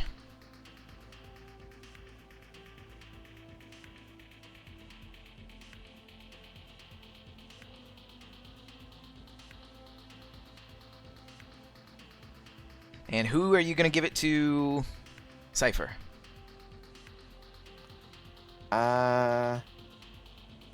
Let's give it to Smash Pascal. Smash Pascal.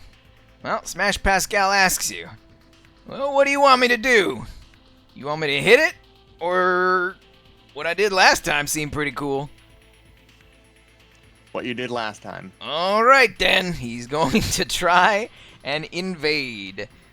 Since he only has... He doesn't have... His hammer is super heavy, so if he doesn't use a hammer, then he's got a full action. So he's going to full tech and do 2 invades on this thing. Targeting invade number 1. And that's a miss. And invade number 2. Come on, Argo. Ooh. Miss. Damn. 2 misses. Almost a 20 again. Unfortunate. Well. Can't win them all. And after Argo's turn,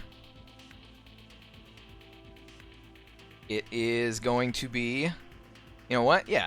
It's going to be... The special action is going to be... Shoot. Didn't Argo get infinite blurred a second ago? He did. Yeah, so Argo is stunned now. Huh. And so yeah, since he's stunned, the special action that the thing is gonna do is it's gonna infinite blur Cypher. Ah. Cypher, infinite blur! You are now... Gonna be Gotta go fast. exactly one structure. It was 4 AP. You already cleared exposure. It looked like you took it twice. Did you accidentally take it twice? It was. I only had 4 HP left. Oh, I see. There you go. Unless armor takes effect, then it's. Oh yeah, no, it's 4 AP. So structure. Whoop, more cascades. All right, so tear off system cascade check. And roll an additional d20. Okay. Didn't you just hit the cascade check again? Same difference. Alright, all your NHPs are still intact. Okay. So you are now flying super fast. And I have to destroy a system. And destroy a system. In the meantime, it's Tempo's turn. Tempo is stunned. So you are now no longer stunned and no longer slowed. But it is the end of your turn. Oh. As its special action, the layer is going to use Dream Logic Chronology on Argo. Argo takes 6 energy damage.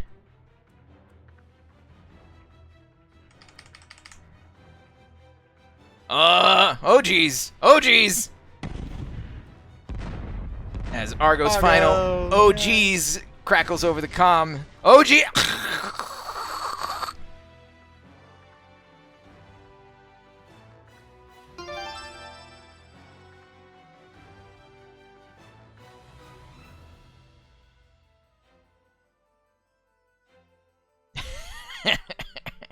Argo's mech has been destroyed. All right, top of the next round. Tempo just took a turn, so the ooh. Ooh, all right. All right. Now that Argo is off the field, your Sunbro summon has reduced the scaling. It's the Blurred Layer's turn. Am I going to be that guy? I think I'm going to be that guy. I'm totally going to be that guy.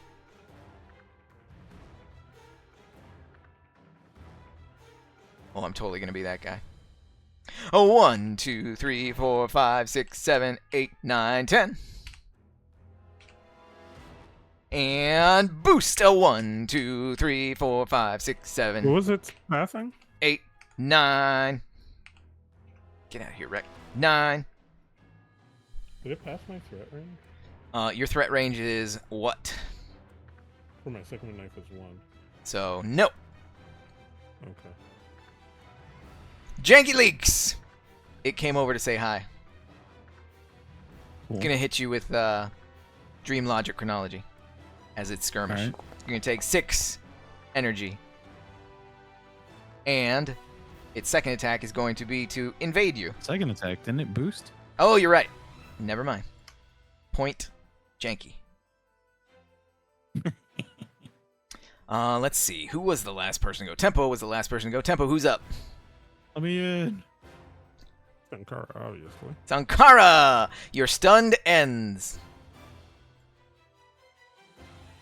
And at the end of the Blurred's turn, Fantastic. it's going to use Infinite Blur on Janky Leaks. Wait, didn't its turn already end? It's every time one of you ends a turn, it takes a special action. And so you are now supercharged with Infinite Blur, but you take 4 AP energy damage. Okay. And now, who's up, Sankara? Tempo. Tempo.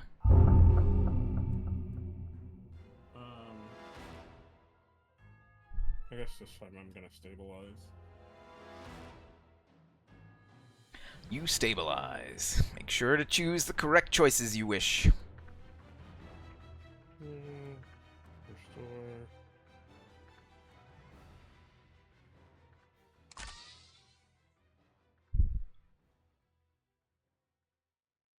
Restored HP and cleared conditions. So you restored HP. You did not choose to clear heat and expose. You did the same thing Roxy just did. Did you actually want to clear exposed, or did you want to heal? Wait, so is clearing condition not? So when you stabilize, you choose one of the following. Cool your mech and clear exposed, or restore HP. And then you choose the other ones. And clear a condition that wasn't caused by one of your own system's talents, etc. Your reactor malfunctioning is what caused the exposed, so that's how they get around no. You have to choose to either clear exposed or choose your health. Huh? You have to choose to clear your clear your exposed, or choose to regain your health. It's one or the other. Which one did you actually want to do? Then why is it worded option 1 is cool mech or restore HP, and then option 2 is reload, clear burn, clear condition, or clear allied condition? Because you That's choose where I got confused. you choose one from each column. The first column is to cool your mech, clearing all your exposed, or heal. The second column is to choose any one of those things, but because you're looking at clear a condition that wasn't caused by one of your own system talents, etc., exposed was caused by one of your own talents, systems, etc. So that does not clear exposed. Only the first column can clear exposed, and you have to choose one or the other. So which did you want to do? Did you actually want to heal, or did you actually want to clear exposed? The cooling mech is clearing exposure. Yes. Okay. Cool then. So That's then, worded dog shittily. so then, yeah, 13 HP down, clear all your heat, and your exposure is gone.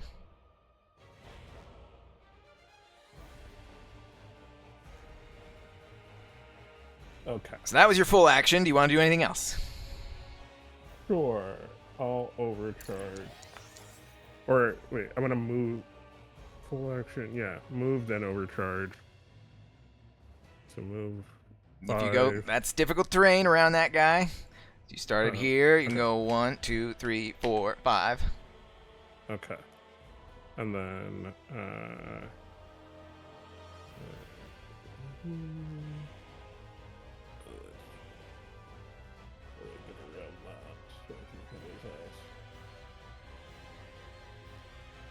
that's how we get around that. So I'm gonna target him. I'm gonna use one of these. I'm gonna add arcing. I'm gonna use the mag to make it arcing. And None of your weapons are in range. does it need to be in range for arcing? Yes, arcing just means you don't need line of sight.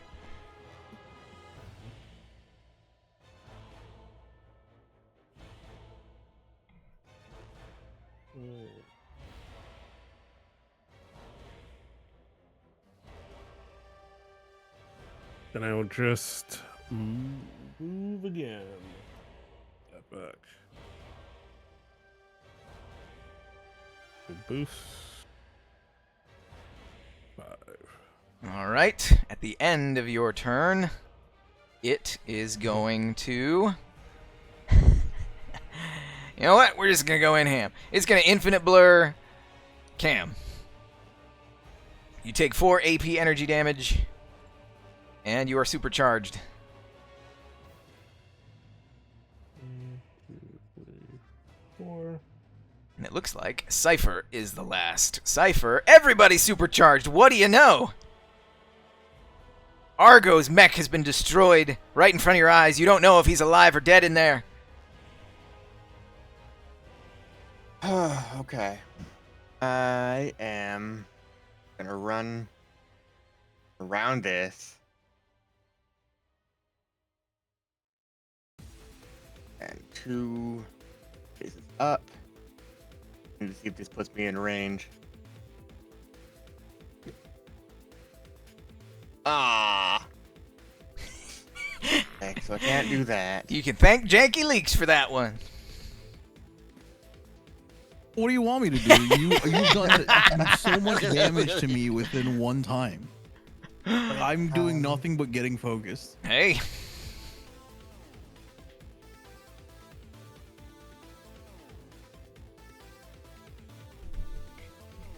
Okay, well, I'm just gonna have to move.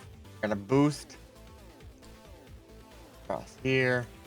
You can go 1 less than that because this little wreck is difficult terrain. Does that matter for me? Oh, with it doesn't matter my for you. Bioplating though. Point, Cypher. And you should be in range of my vulture. Yes, you are in range of my vulture DMR. So I shall fire that off. You're firing through that wreck. I'm gonna give it soft cover. That cover. Actually, no. I'm not gonna fire the vulture DMR. I'm going to invade it with a tech attack.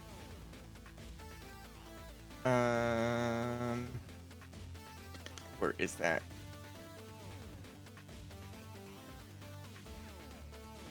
Attack. Soft cover doesn't matter for tech, right? Correct. Yeah.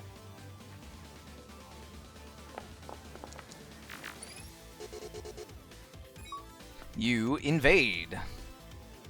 Which is your invasion choice? Fragment signal. Fragment. Slow. Impaired. And heat goes up 2. It slows down, and it looks... its form slows down, and it's easier to look upon. Now I'm going to overcharge. Overcharge. Huh. fine. And it's actually kind of perfect. Ultra DMR. DMR. Cover. I'm gonna give you a leadership dot. Oh, never mind. You already rolled it. And you missed with your DMR. It's fine. That's me. Right? End of Cypher's turn. Top of the round. At the end of Cypher's turn, what should I do? What should I do with its special attack that happens at the end of every character's turn? Oh, nobody. Oh, wait. Cypher is now stunned because the supercharging effect ends. I'm gonna use a free action.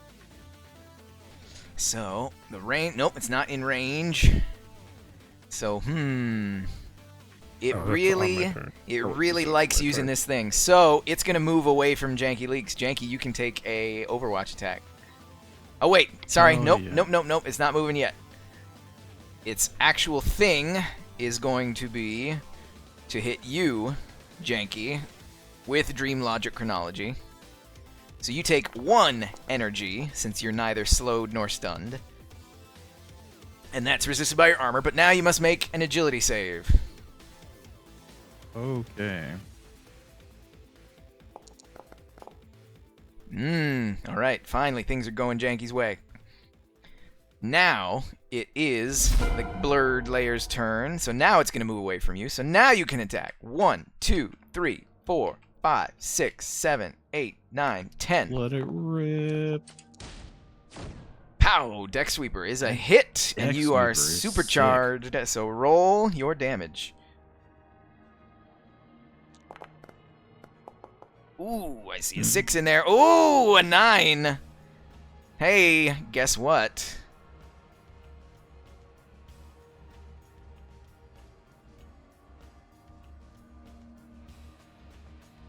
What? What? The blurred form suddenly hardens into a dark sphere, as if finally finding purchase on real space. Though the surface appears to be thick and solid, you perceive a force pushing at and deforming the sphere from the inside, as though hundreds of hands were beating against the walls of a prison. And while they beat, they fill the cosmos with their screams. Horrors beyond my comprehension. Check. Oh, what is that?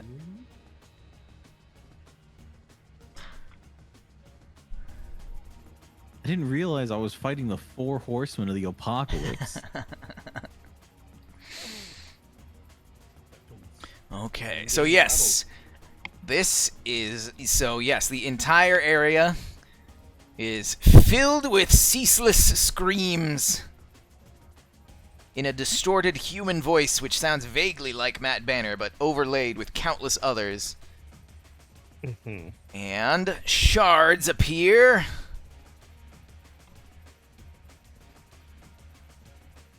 Within that many spaces, shard, shard, shard, and shard.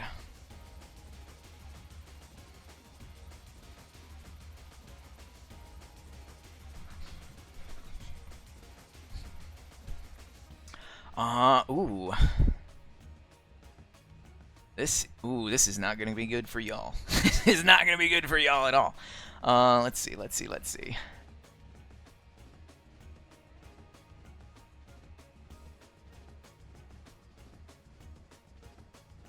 Metamorphosis. Blah, blah, blah, blah, blah.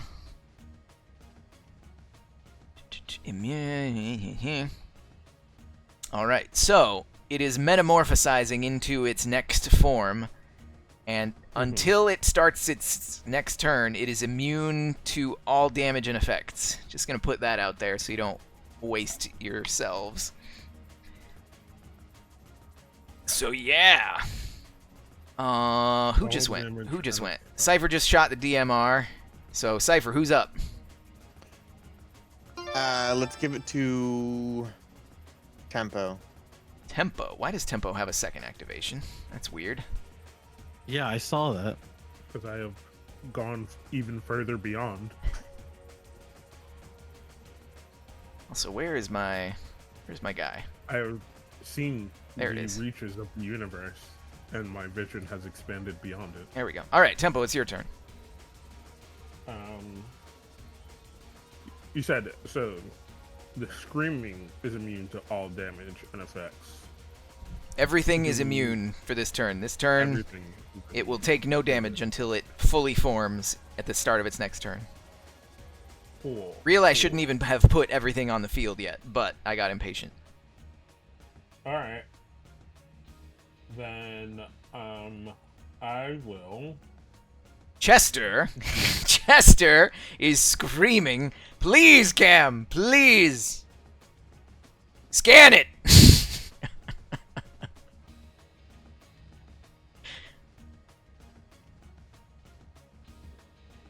Fine. I will use a quick action to scan it. You scan it. The only information you get from the weird paracausal entity, instead of learning all the information about it, your scan results are broadcast into your brain stem. Broadcasted. Go. All right, so that was one quick tech. What else would you like to do?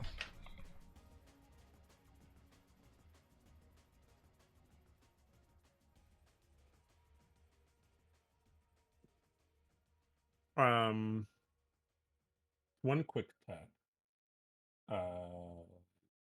I am going to put down a turret. Line.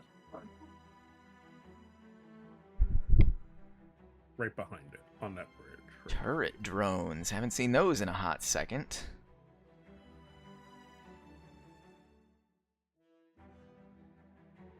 All right, that was too quick.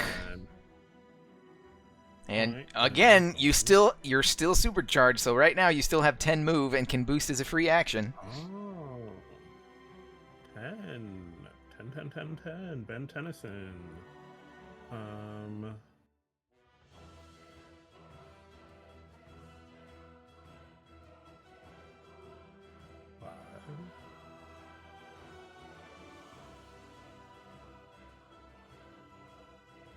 That wasn't 5. That was 4. 5. 6. 7. 8, 9. Since that catwalk is narrower than your mech, you have to Yeah. treat it as difficult terrain. Okay. So I've moved 7 so far. So 8, 9. 10? So you have to end your move one I have up. to end it on the 8, right? So yeah, 8, 9. Okay. You also have a free action boost. Mm-hmm. And then I'm gonna go. I'm just gonna go here. So. Well, you're gonna go here. You can't occupy the same space as it. Okay. And then I'm just gonna be Well, like, I guess- get close. To Suppose if you wanted to, you could be right there, but you can't occupy the same space as it. it. Yeah, that's fine. That's fine. That's where I want to end my turn. All right, you end your And turn. I'd be like, Cam says I have to get close to it. You are close to it, and now you are stunned because the supercharging ends.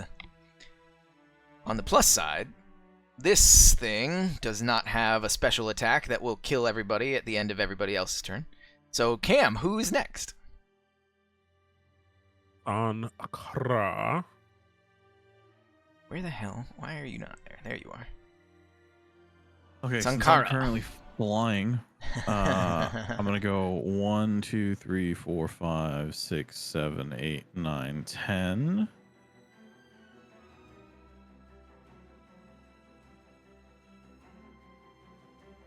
It should be 10. I'm gonna free action boost to right here. Right here. And then I'm going to stabilize. Mm-hmm. And I'm going to clear own condition. And restore HP. Does that clear off the... So no, because that is... A status. So there is no condition that is chronal supercharge. The conditions are the ones in the book. So condition immobilized, impaired, jammed, lock on, shredded, slowed, stunned.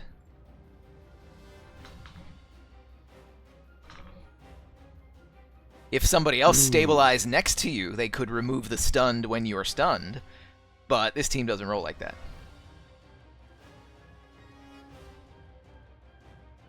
Oh wait. Are you close enough to me to clear my stun? No, I would have to... I can't occupy the same space as the turret drone, can I? You cannot, since we are counting it as a character and not an object. But I still have movement, and I can move all the way through if I wanted to. True. So can I do 1, 2, this 3, and 4, then 5, stabilize? 6, 7, 8, 9, 10. 1, 2, 3, 4, 5, 6, 7, 8. Yep. You can do that, and then stabilize, and then clear Cam's condition. Then stabilize and clear cam condition. What a concept! And now you are stunned, but Cam is not. Okay. Yeah. And ending my turn, I reload all my weapons. Do keep in mind you are my Huckleberry. Oh, and I also get hardcover next to you. Yep. And I have my defensive pulse on you as well. Or my tachyon shield. And then I can use defensive pulse. I'm Let's see. just down here like uppies. So this thing acted at the top of the round, and then it weirdly disappeared. So this thing already went, and so now it is Cypher's turn. And I do nothing. And you do nothing. You are stunned, and you unstun. Alright, now it is the top of a new round. Cypher just went, so now it is the Screaming Layer's turn. At the start of each round, Cypher, you take 2 AP energy damage. Cat. The screams permeate your very brain and put pressure on your skull in a way that is awful. Alright, start of the round. All of these shards are going to do something. So yes. Oh, okay. Shard has speed of that. So Shard is going to go... Ooh, this one's going to start... Oh, but you're stunned, so you can't do anything. 1, 2, 3. And then it is going to release a Keening Wail centered on itself. So, Keening Wail is going to burst 1. Is this an attack? This is an attack. So I'm going to use that. Present project an accelerated tachyon shield. When allies character, you may choose a new target. Your target is attacked. You empower the tachyon shield with a pulse of energy. They gain resistance to all damage from the attack. If the attack misses, you may force the attacker to re-roll it again. So it hit Sankara. So you have resistance against this attack, Sankara. It missed tempo. So okay, 2. So nothing. you can resist the 2. Wait, does resistance come before armor or after armor? After. It's first is exposed, So- then armor, then resistance. So I reduce this by 1, and then so I just take 1. You take 1.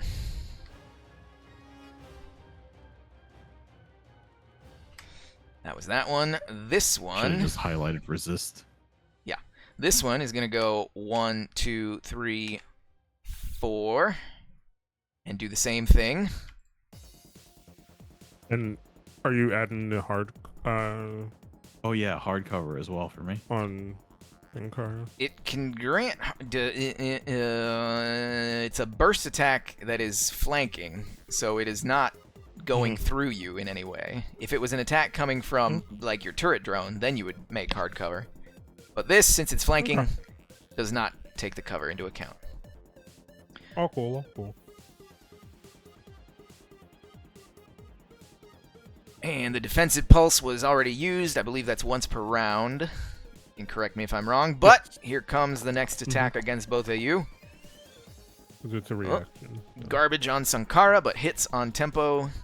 So Tempo, same thing. 2 energy damage. Okay. And then, once again, 1, 2, 3, 4. Wait, how did that one hit tempo if it's area 1 radius? It's every Are we square counting around it. the corners? Okay. Or I could go right there, because whatever. Yeah. This one will only hit Tempo. Oh shoot, Janky, you are stunned. Stunned means you're... it doesn't affect your E defense. Ho! Yeah, this is all targeting E defense right now. So it did in fact miss you. If you had been stunned, it would have totally hit you. Because evasion, your evasion is 5 while you're stunned. Alright, one more attack on Tempo. Says Keening Whale, go. E defense. Ugh, that was garbage. Still hits because it's E defense. Tempo, you take another blip of energy damage. Everybody ran away. This one is going to go 1, 2, 3, 4, 5.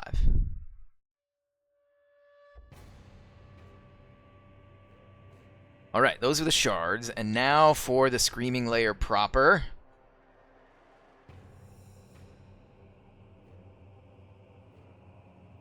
Okay. Tempo. You must make a systems save, Tempo.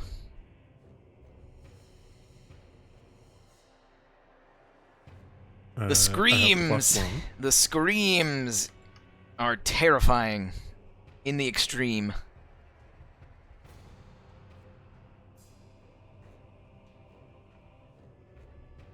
I'm bonded. Word is bond, yo. Garbage bond. Yeah, junk bond.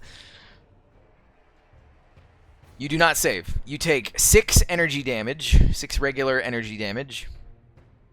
And you immediately use your reaction to move a distance equal to your speed as far away from the layer as possible. You jump off of this catwalk. Wait, hold on. Question. I used my reaction already. You use your defensive pulse reaction. This is a paralyzing fear reaction. There is no one single reaction. Like, Overwatch is a reaction. You can still Overwatch. Your defensive pulse is a reaction. Your warp shield is a reaction. All those things are reactions with their own specific limits. So this thing... I've been using reactions incorrectly. You jump down into the water. So that's 1, and you jump down and you sink down 20 feet. 2, 3. What's your speed? Your speed is 5. So that's as far as you can move. 5? You're not blinded down here, but any attacks you make from the bottom of the pool have 1 disadvantage. Okay. That's fun. So that was a quick tech or a quick action to use paralyzing fear. It's going to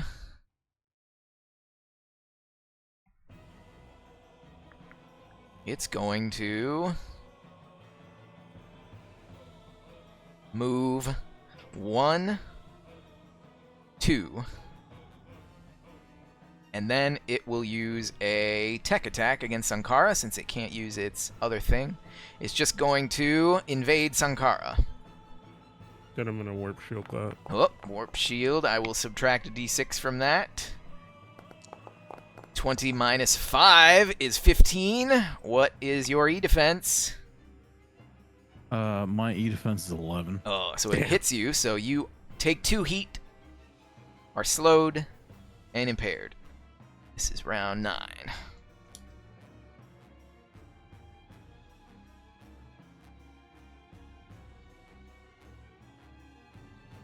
Slow and impaired. All right, and that's it for this guy.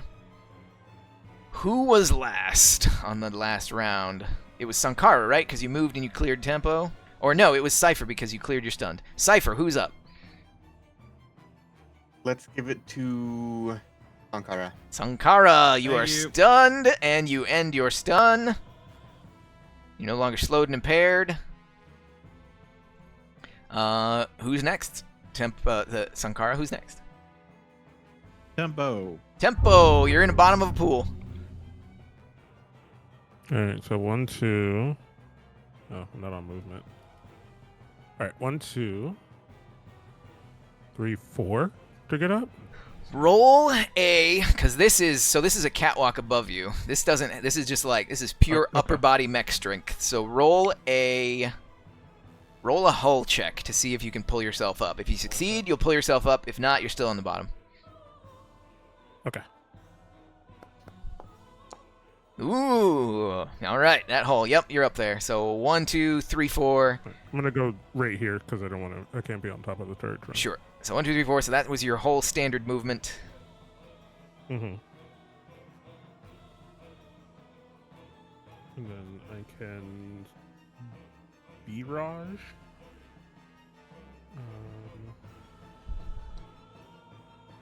Oh, I think that put him out of my range for my stub cannon. Let me check. Oh no, stub cannon is range 5, and it is within range. So I'm going to attack the screaming with my stub cannon. I get +1, and then I'm gonna use the leadership die Sankara gave me because I never used it. +2.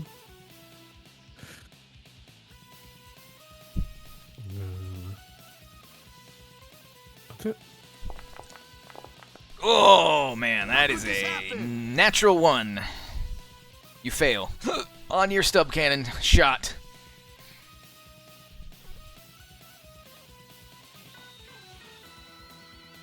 What's next? Maybe we should have gone home.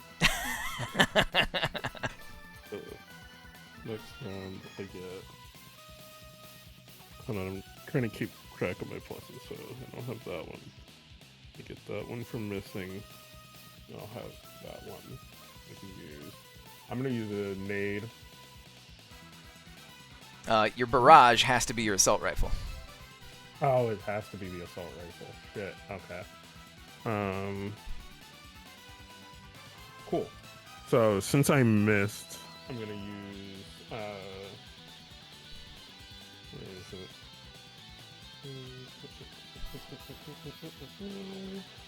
Use that one. +1 with the assault rifle. I'm actually gonna load one of my ammo cases. I'm gonna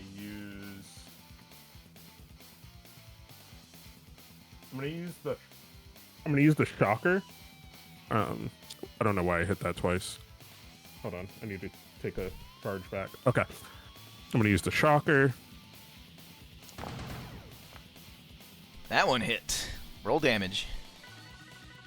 Yeah,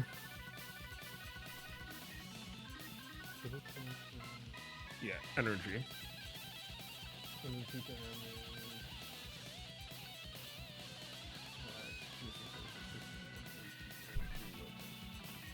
It hit or a miss. Nice. I gotta remember that. 4 energy damage. Doink. And then any adjacent characters, any adjacent characters take 1 AP energy damage, A doink. whether the result is hit or a miss. Yep, you plunk onto that shard. All right, anything else? Yeah. When you hear your family, Overcharge. I'm going to move. Ooh, so hot in here, so hot in here. I want to move. Does that help You know what? Sankara if You I know move? what? You know what? What? Since you What? just crawled out of a cooling vat, Yeah. I'm going to take 2 heat back off of you. As you overcharge, you just flash dry the coolant that was all over you. Hell yeah. And then now I'm gonna throw a nade at it. I'm gonna use a. God, I can see it now. You climbing over, just standing there with steam just coming off of your shoulders. I'm assuming you're going to get the 2 that you just attacked before. Yeah, but I don't want to hit the bridge because this is the one that does object and terrain damage. Yeah, you can throw it. You can throw it at the guy. It failed, and the shard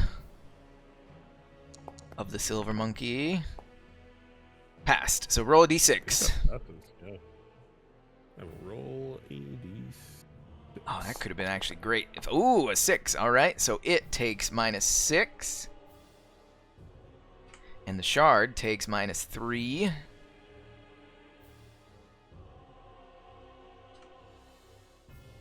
And you know what? When you're here, you're fit. And that's the end of your turn. I'll have that activate the turret drone. It's a reaction. Well, 6 of one, half dozen the other. Would have been the assault rifle. Which is the turret attacking? Shard. Oh, wait a minute. Turret drone. Well, if we're going off of what the assault rifle hit, then it has to hit the screaming. Yeah, so it has to hit the screaming. So that's 3 down from screaming lair. All right. Now it is Cypher's turn. Not stunned, Cypher. All right. I'm just gonna move up a couple of spaces here. I want to target screaming and use my fuel rod gun. So, pop that off. Oh, kaboom. Hit. Oh.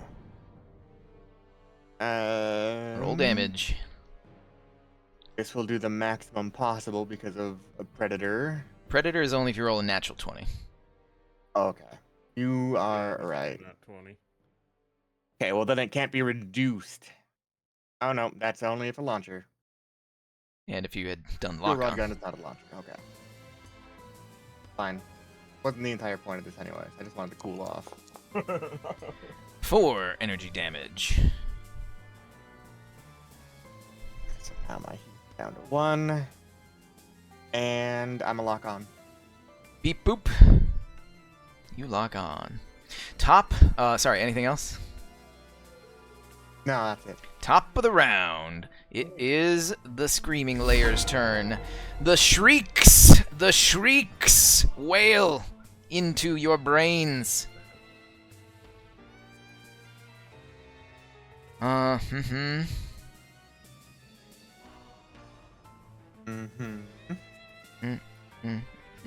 You're not fully. You are fully. Cypher, you take 4 AP energy damage. As the screams penetrate into your brain. The shards will all go. The 2 that are right next to Janky will burst. So Janky, here's attack number 1. Keening Wail, burst. There's a hit on Janky for Keening Wail, 2 energy damage. The second one, which is to your diagonal upright, will do the same thing. That's a miss. The one that's right here has to move to get closer to you. Do you wish to take your Overwatch? Sure. You may take your Overwatch. I warp shield on that one. You can do the Warp Shield on this current one.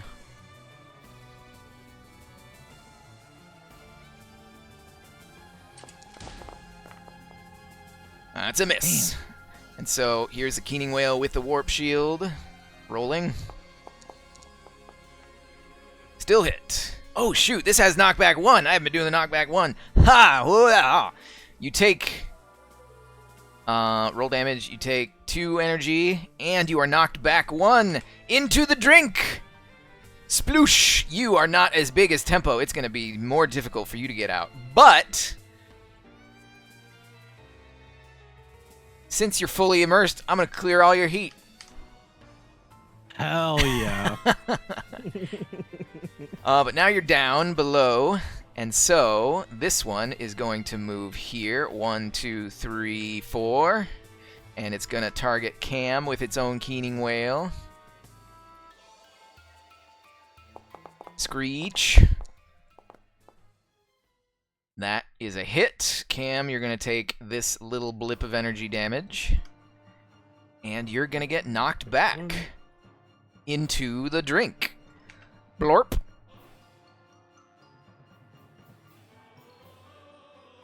I'm clearing all your heat. But now you're both in the drink. So that was... Can I see Kaz from underneath the water? Yes, you can. I wave. Let's see. So that was the shards. The actual screaming layer is going to use within range 5. You are definitely within range 5. It is going to use Paralyzing Fear on Cypher. Cypher, make a systems save. All right. My best asset. Let's blitz. Yep, let's blitz. You succeed. You take no damage and you do not move a bajillion miles away. It, however, is going to move a 1, a 2. And then it is going to use its Desperate Shriek on the turret drone. Desperate Shriek says go. Shriek? That is a hit on the turret drone. Turret drone takes 5 damage. Pretty sure it has 5 HP. It does have 5 HP.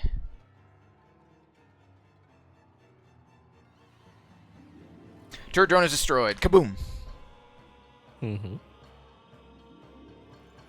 And that's the end of its turn. Oh, who was last? Who was last? I don't even remember. I was. Cypher, who's up? It was me. Let's give it to Sankara. Sankara. You are Me? down Again? 20 feet down. Again, you can see everything, but every attack that you make outside will have a difficulty. +1 difficulty. Effectively giving soft cover. Can I climb up? You are shorter, so the thing is 2 squares above you.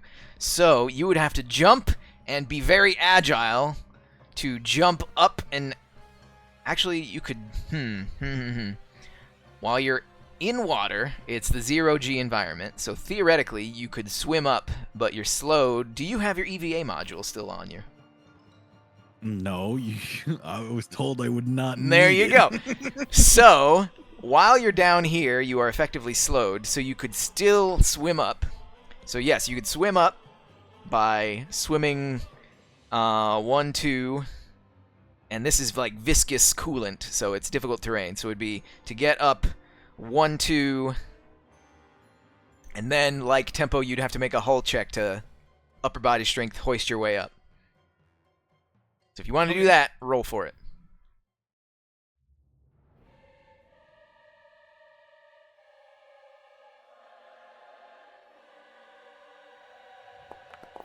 Oh no! What do you mean? Yes. Yeah, I'll give it to you. I didn't say it was difficult or anything. Plus, the coolant's viscous. Yeah, you're back up. So that was 1, 2, 3, 4. I'm going to say it takes your entire movement to climb up there. Okay, that's fine with me. I'm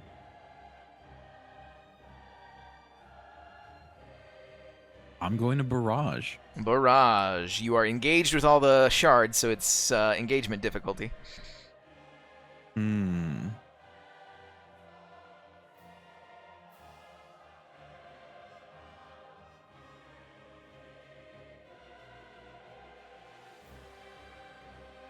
In that case, I'm going to boost. Oh. You're initiating a movement within their threat range. They're all going to take an attack That's on fine. you. All right. 3 attacks on Sankara. Here we go. The first. Warp. This is a new round, right? This is round. Yes, this is a new round. All right, warp shield one of those. Warp shield the first says miss. Warp shield the second, or no, warp shield doesn't happen for the second one, No. but the second Yeah. one. Oh, your defensive pulse. pulsing. Let's blitz. It still hit, so you gain resistance to this. So you're still going to take 1 damage because resistance of 1 is 1, and you get knocked back. So the first one was that one, the second one was this one. So you get splooshed into the water right there. And you fall down.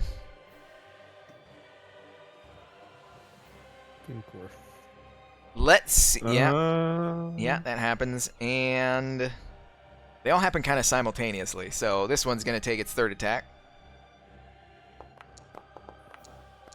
Which also hits. Boom. So that's another energy damage. But that one Now, chooses. where do I get knocked back that for one that chooses not to knock you back.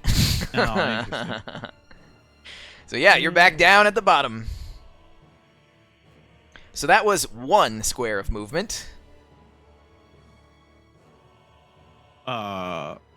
Is it possible to get out this way? Yeah. Pretty much same thing. Roll a hull check.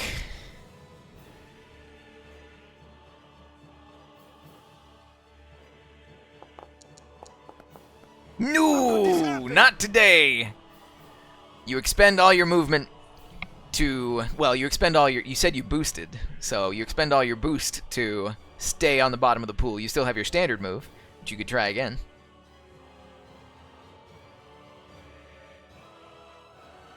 No, my standard move was to get on top of here in the first place. Oh, you're right. Yep.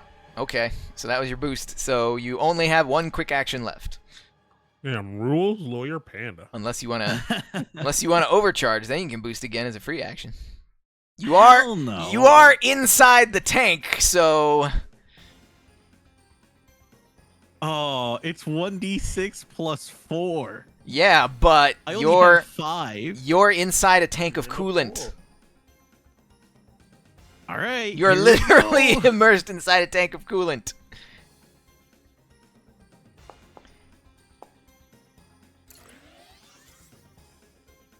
That's 7, which makes me take reactor damage. Cancel that reactor damage because it does nothing because you're inside a tank. Oh.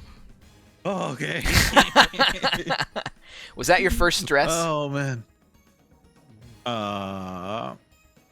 No. Oh no. Okay, It so was yeah, the- you it have would've 3 been the stress, second one. so you continue to have 3 stress. Cool. Yeah. So your next So- time you overcharge, it will still be that much heat, but Okay. you don't take it right now, or you don't take that Right. instance. So yeah, So let me climb up onto here. I'm another make hull another save. hull save. Please. You got this. Yep, you're up. Oh, that was almost a nat 20. All right, and now to finally skirmish. So you standard moved, you boosted, you overcharged, and now skirmish. Hit it. Okay. Attacking, screaming. I'm gonna use Please. my- This is wait, gonna wait. be. Yeah. Take where is it? Fucking reaction. Take. Is this my last leadership die? Use it for accuracy. I'll take it. I need it. I need to see how many leadership How many die I have how left. many rounds you got loaded? Oh, I'm not even aiming with that. Oh, still, how Oh, many I rounds you got should. loaded? How many rounds? I've got 6. Well I then. should. Never mind. I'm Smoke doing it if this. you got it. Yeah. Give me that leadership die. Can I consume this lock on too? Or do you want Yeah. it? I was Do I it. was gonna We use it, need but to- you go for it. Okay. Do it. We've not seen this. Oh god damn it, Janky! You rolled a 5, but because of Oh all my your God, extras, you yes. still hit it. All right, so that was 6 charges. Each charge does 4 damage. Because you're expending all 6 charges, it gains AP, and the thing will become shredded. That doesn't really matter, but AP. 12 AP damage. Or, So no, 6 times 4 is 24 AP 24. damage. 24 AP damage. You crawl out of this coolant, and you are steaming and smoking because the immense overcharge you just did. And you just point over here. Where is your Mjolnir mounted? You tell me. Oh, it's in my chest. So it's the chest-mounted Mjolnir. So you do the anime arms cross, and then you Iron Man this guy from across the pool, and it takes the 24 damage.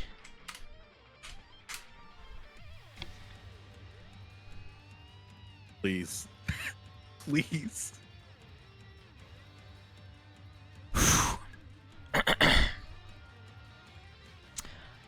Your charges streak forward, and as they impact, so it's just big, giant flipping. It's kinetic damage, right?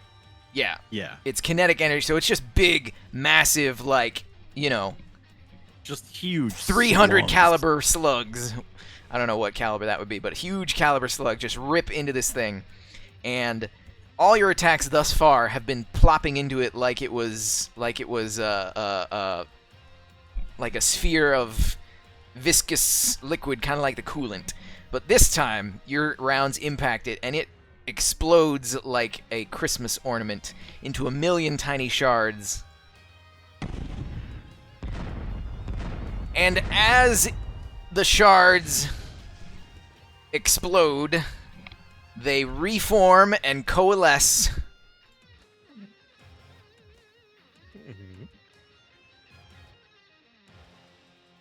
Where are you? Where are you? There it is. They reform and coalesce. The abstract extrusions of an NHP's dream finally snap back into real space, revealing a geodesic sphere pulsing with energy. Simple and beautiful, the sphere begins to spin, gently drifting towards you. So once again, this thing has this, and it's all its... does the extra shards have immunity? It has immunity to all damage and effects until the start of its turn. Okay. Yep, all its shards as well. So, that was Sankara's turn. Sankara, who's next? Cypher. Cypher. I'm a lock on.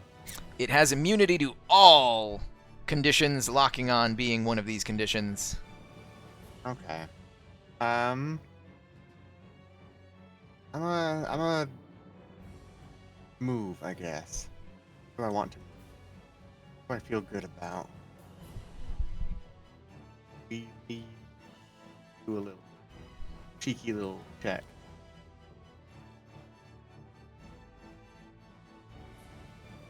Now I'm just gonna move like right over here, and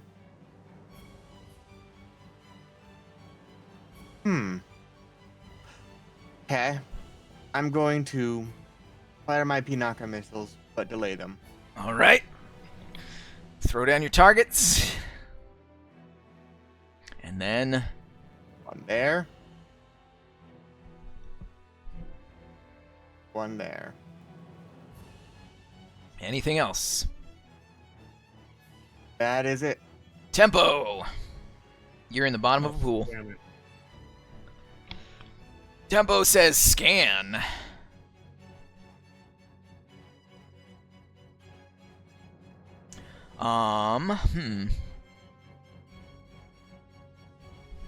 Your scan reveals nothing. Not even a strange abstract hint. Oh, that's cool. It is just static, and it's static and just a bunch of tilde signs in your dashboard readout. Nice. I want to try to get here. All right, try and climb up with a hull check. Whole checking.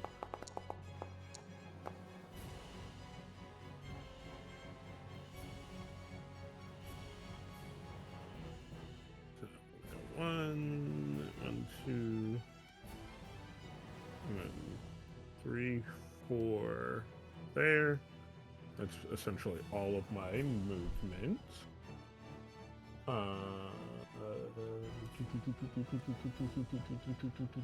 And then I'm gonna drop another turret drone here. Turret drone. Where did you go, turret drones?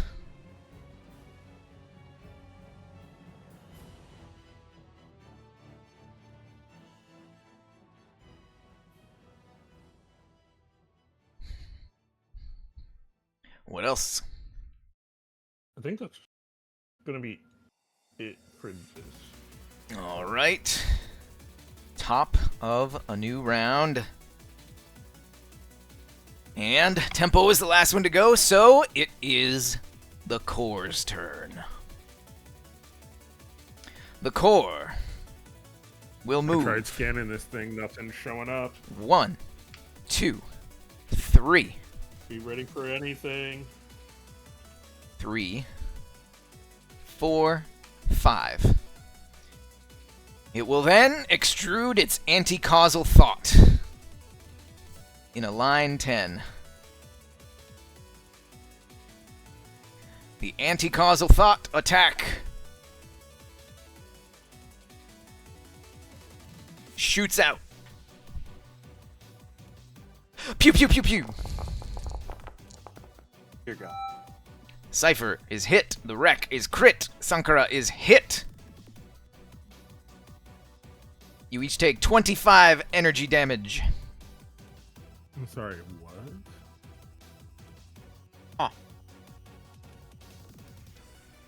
The wreck is reduced in size by half as chunks of it are blown off.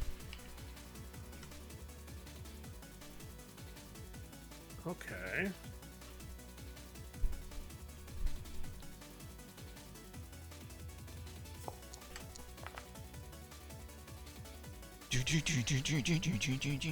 And that was its attack.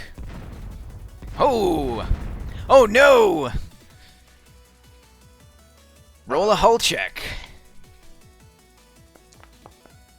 Oh, your mech is not destroyed. It is only stunned. One of your shackles is intact. What about the second? I'm gonna brace for this attack, by the way. Ah, alright, you brace. Both of your NHPs are intact. Sankara resists the damage to that, but you will only be able to take a quick action on your turn. This is round 11. Round 11. Cypher stunned. Janky brace.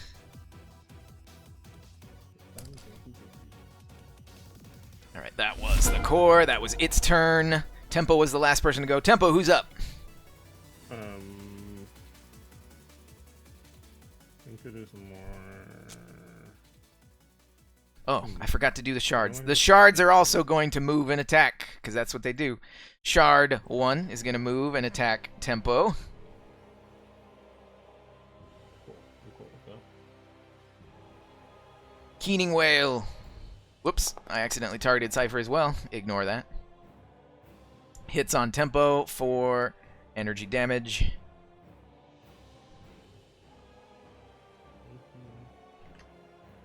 Second one is going to go 1. Whoop. 1, 2, 3, 4. And another attack on Tempo. I'm gonna warp shield that one. You warp shielded it, never mind, and I it still missed. The third one, 1, 2, 3, 4. It's going to go right there. And last one. How Oh! could this happen? One of them hit you, but I forgot to key the knockback, so I'm not going to knock you back. There you go. But there is a last one. Also, 1, it 2, entered 3, my threat 4. range, right? I've entered, but did not start its movement in there. Last one.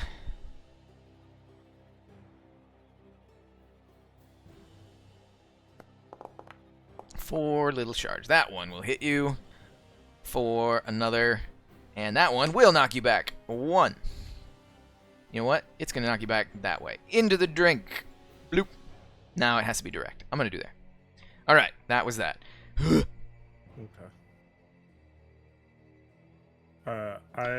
So yes, Tempo was the last one to go. So Tempo, who is up? give it to Cypher. Don't give it to me. Cypher. I don't want it. Cypher it No, is! I need you to get it. Yeah. Cypher goes and is unstunned. Cypher, who's up? Sankara. Sankara. I needed you to clear your stun so that your attack resolves. I'm going to Ferris Lash the core.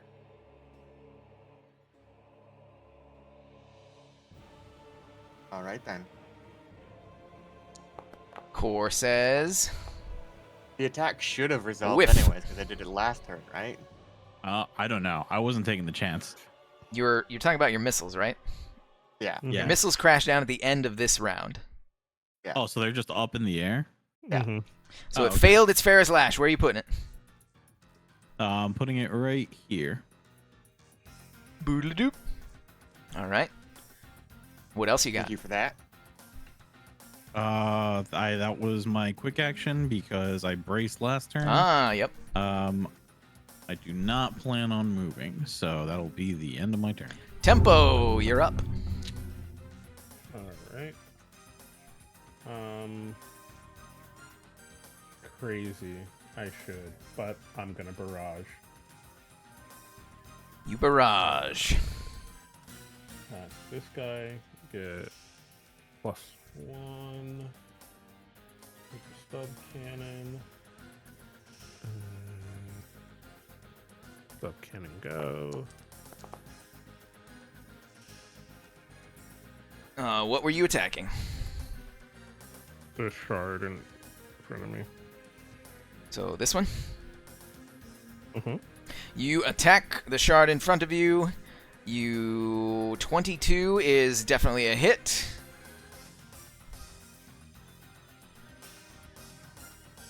Three explosive damage on the shard. Knock back 1. Can I knock it here? Sure, why not? It's hovering. Cool. I only have one of these left. It's gonna be the shock. So your Okay. stub cannon was, you said barrage, so stub cannon was your first attack. You got to attack with all weapons on that mount. Segment knife is next. Oh, okay. I'm assuming you Uh, want to attack with the segment knife. Sure. We'll attack this dude here. Here you go. Segment knife says go. Whiff with the segment knife. Continue. Alright, shocker. On this guy. Oh wait, I missed, so I get accuracy. Boom. Oh, a It's a 6 natural 20 as you attack the core. Also get this. Oh wait. Cam Keeney was Not the gonna one. activate the knockback, though. Cam Keeney was the one who initially shot Matt Banner as his horrific mech was taunting you and shouting at you. And Cam Keeney is the one who fires the shot that shatters the core of an unshackled NHP. The shards once again explode into a glittering confetti pattern of light. And the refractions of the lights in the room all start glittering and taking on an incredibly blinding hue, similar to the blinding hue that flashed when the first shot was fired against Matt Banner. You're all enveloped in this light, and as your eyes readjust, you see that you are on a wide expanse of grassy field. And you see in front of you a young boy who has the unmistakable features of Matt Banner. You can tell that this is not the reality that you know and love. You can tell that you've been drawn into some paracausal, real space warping, time dilation entity. and you see a boy in front of you. The boy that is Matt Banner.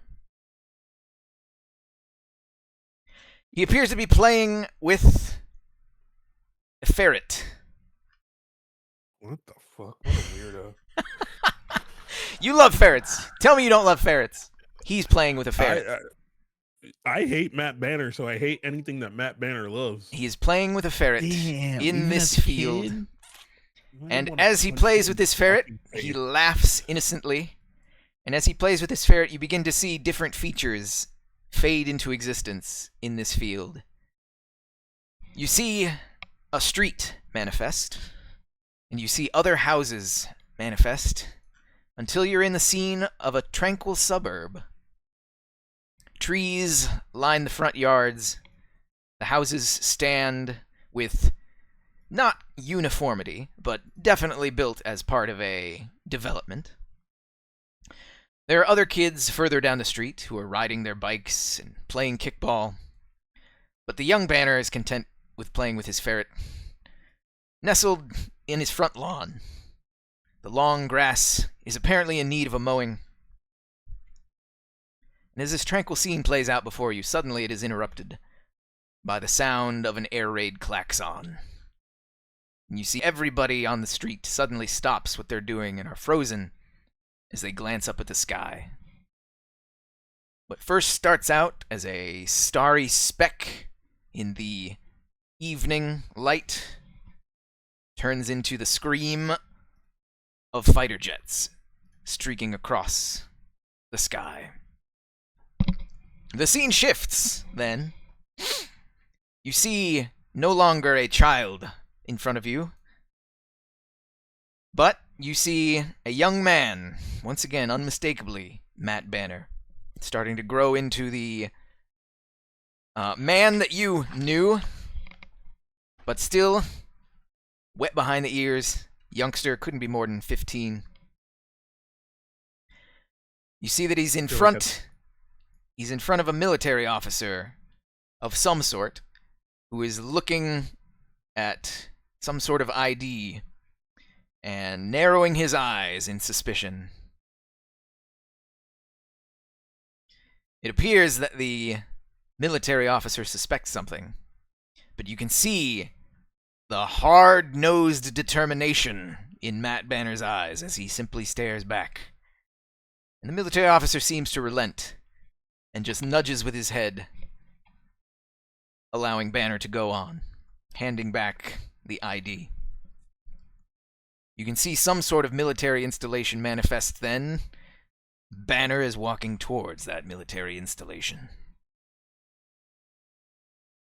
The scene suddenly shifts and you find yourself inside a mech, which is screaming with alarms. Incredibly hot. Sparking controls. Warnings everywhere. We've all been there. Some of you were just there.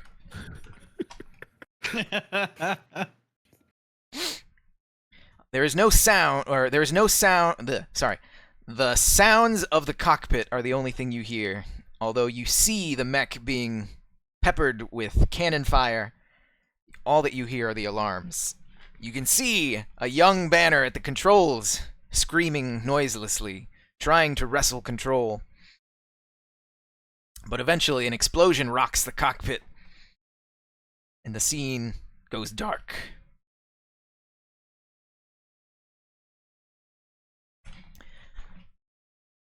It shifts then to the image of a body, buried underneath rubble, both stone and metal. Blood splatters surround the area. You can see Banner buried under this rubble, with a gaping wound on his head. As it looks like he's in bad condition, a strange, wispy blue light wisps down, and you can see Matt Banner open his eyes and reach out his hand towards this odd light.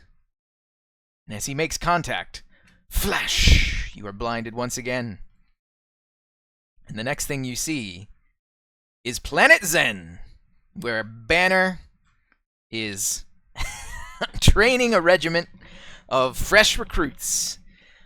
This is not the chrome-jawed Matt Banner that you were introduced to, but you somehow surmise that this is the original.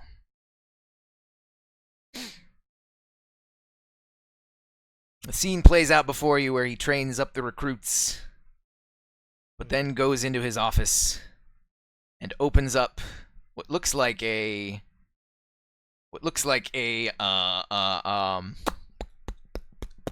shoot, what would the analog equivalent be? Some sort of small pocket-sized handheld case. And inside, you see an NHP architecture, which is remarkably similar to the one that was built by Chester, or because of Chester. Although this one seems even more advanced than that one. Banner stares at it longingly for a long time, until suddenly he quickly closes it, puts it in his drawer, locks it, smooths his hair back, and goes over to open the door. And as he opens the door, you see Hell Valkyrie standing outside. She enters and gives him a hug, and as they're hugging, the scene shifts once again.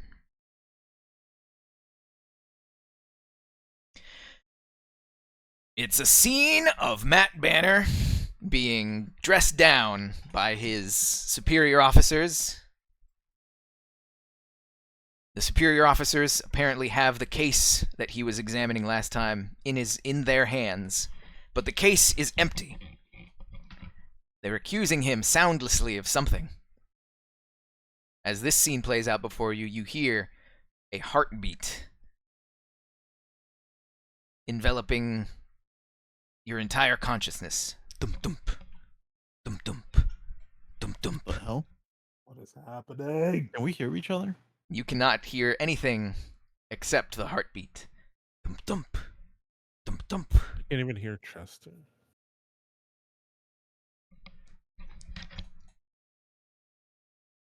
The scene shifts once again. You see Matt Banner hiding behind a structure, and he presses a button, and you see far off in the distance an explosion. Banner salutes the explosion and then runs away. Pussy.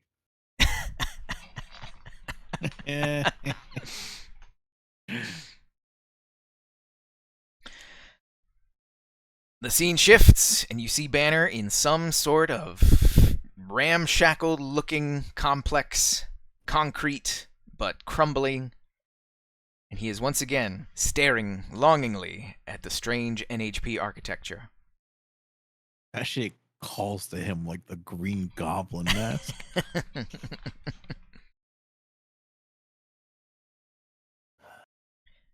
It's then a series of images that flash.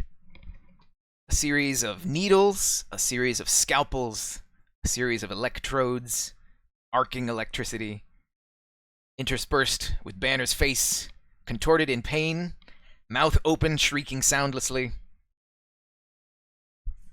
These images pass by in such a rapid succession they threaten to overwhelm you, and all the while you can hear the heartbeat.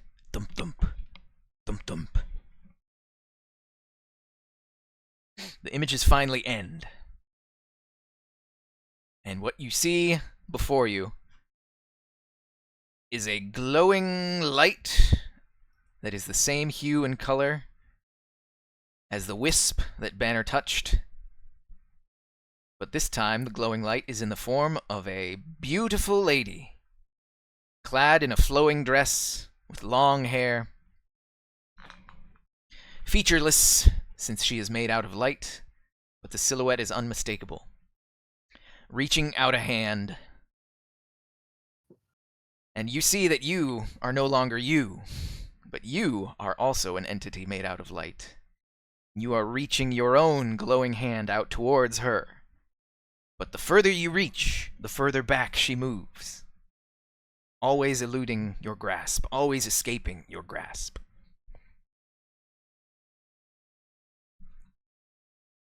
You're suddenly snapped back to reality. your actual reality. That glowing light that formed the luminous woman matches exactly the glowing light from this strange structure.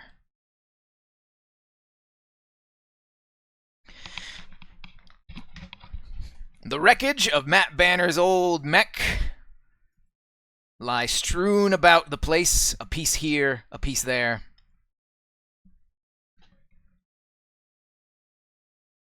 And now, a voice calls out.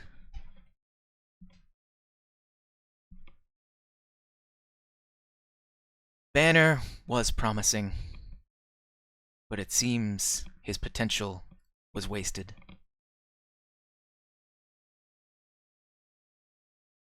I am Genie.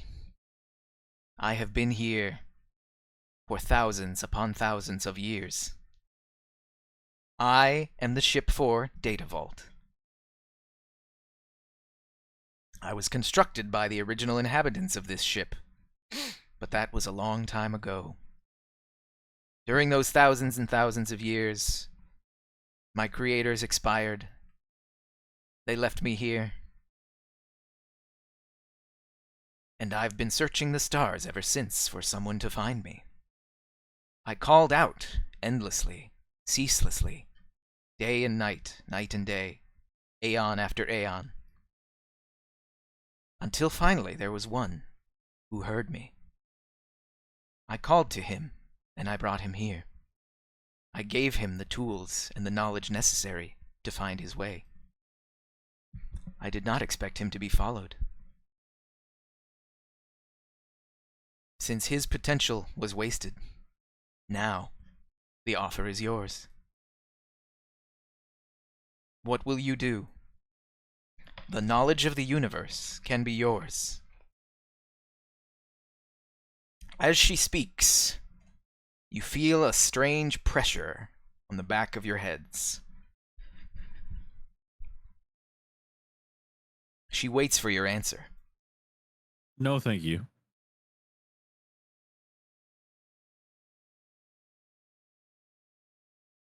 Well, what will you do then? I don't know, go back home, try to enjoy myself. You would not free me. You would not allow Do me you want to be free? to come with Hold you. on. Hold on.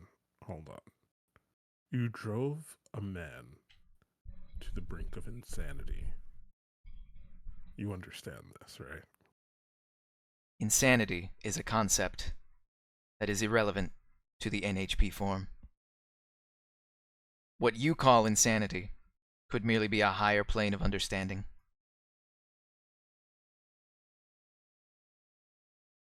Man,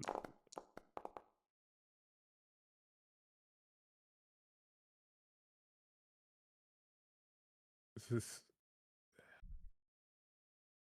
The choice is yours. You may take me with you, and the knowledge of the universe will be yours. Or you may leave, and I will call another. Yeah, I'm out of here. I want no We- part of this. we can't let this thing create another Matt Banner.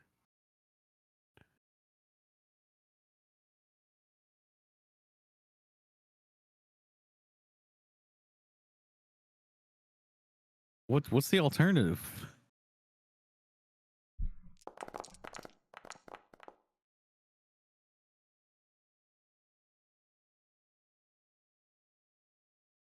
What does it mean for us to take you with us?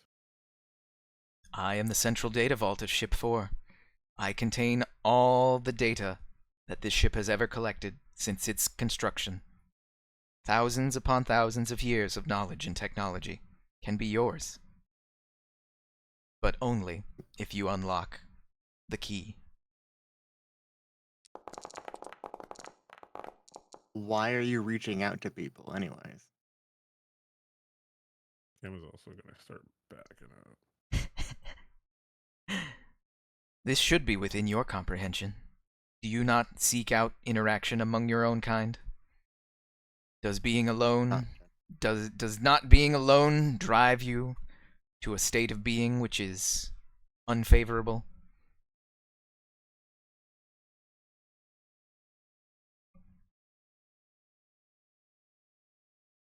Unfortunately, I don't think we are equipped to accept your offer. And we will send one who we think is equipped.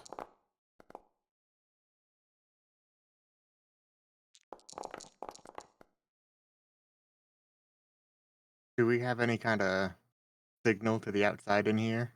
You do not. Your answer perplexes me.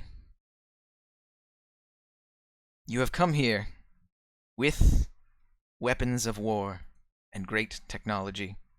You have struck down one of your own. You have traveled so far, and now you would simply leave. Why? Because we... Have you ever heard the term ignorance is bliss? How could this happen? Everybody roll a d20. Okay. Fuck.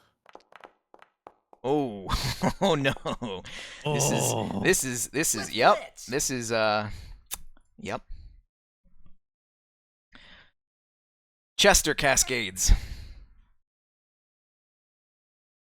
Your mech moves forward as Chester takes the controls. Chester. She calls to me, Cam. She calls to all of us. No. The wisdom eject. of the you eject. I'm Okay, leaving. you eject. Yeah, I'm running at this point. Now I'm full on. I need somebody to get me. run. I need somebody to get me. Oh fuck! So once again, just confirming, Cam, eject means you pop the hatch, blast out. Actually, can you eject? I think you can. Hang on. Cascade takes control of all your mech. I don't know if eject is a system that can be overridden. Eject has to be like emergency, like. Yeah, but it's a system that's controlled as a part of the mech, and if there's an NHP on board, it could restrict it. Search Cascade. I mean, I'm willing to die for this, to destroy this thing. When an NHP begins to cascade, they immediately take over the mech and become an NPC under the control of me. They play their own agenda.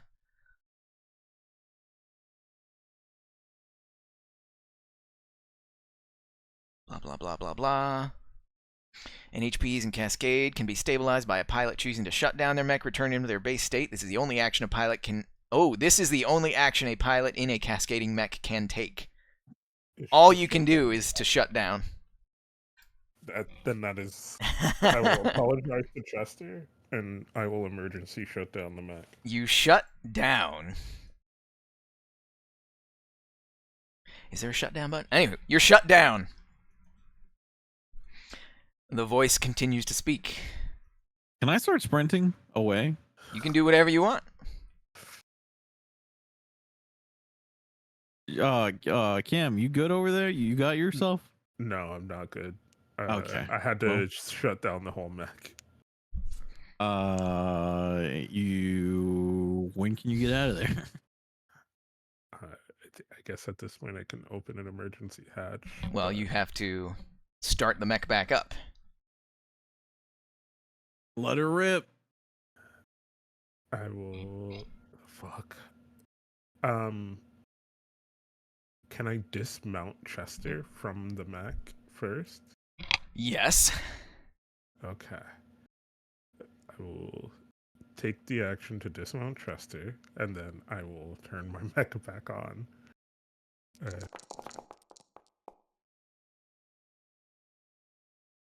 Your mech powers back up. I'm gonna just get out of here. Just Wait, can I What? also shut down and take my NHP offline? Your NHP is Sisyphus class NHP. You would have to, so Cypher's Technophile NHP and Chester are both removable. The system that you have is integrated, so the only way for you to take it out is to like either change your loadout, which you can't do right now, or if it's destroyed Or completely. destroy it?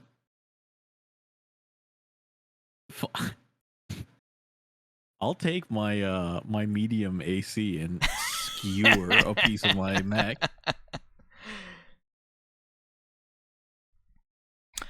Yeah, I'll let you do that. I'll let you voluntarily destroy your Sisyphus class NHP. Done.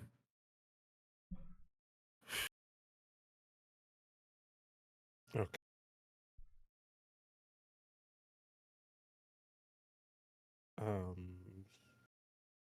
Okay, we need to get out of here. I'm gonna remove my enlightenment class too. Removing or destroying? Removing. Removing. All right. Yeah. How could this Whoa! happen? Everybody roll a d20. Oh no. Stop waffling. I need to destroy this thing, I think.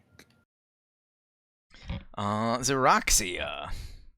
Your Tlaloc takes the wheel Back up to the center. and starts walking. I shut down. Shut down. Genie continues to speak. These children, they merely yearn for the companionship that I yearn for. Would you deny them that? Would you deny me that? Yo, Argo, are you alive in there? You hear clang, clang, clang, clang from the wreckage of the mech.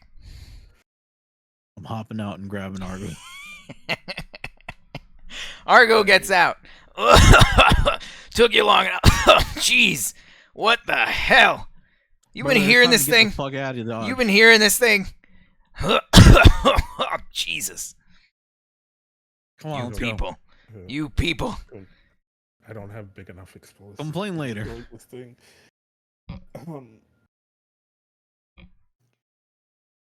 I'm gonna destroy Argo my walks Tlaloc and out. I'm gonna destroy my Tlaloc NHP and power back up.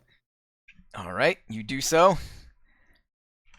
I see no other recourse. Argo jumps out, and now he's jockeying onto unwelcome advice. He climbs up. He's knocking on the canopy. He's telling you, he's giving you the roll down the window action. Okay, I roll down the window. Are you piloting unwelcome advice? Wait, how did he get over there? He walked over. You got him out of the wreckage, and he ran Jesus over. Christ.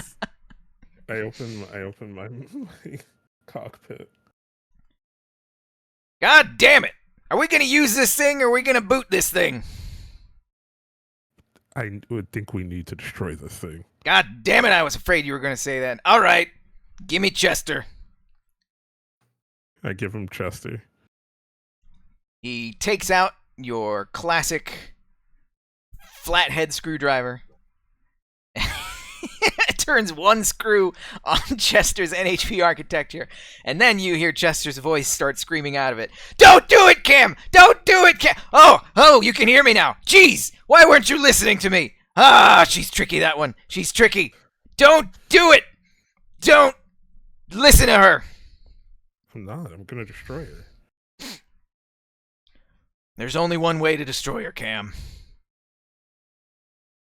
Core reactor meltdown. Destroy this whole No, thing. it's me. I'm the way that she has to be destroyed. I have a viral kill code, prepped and ready.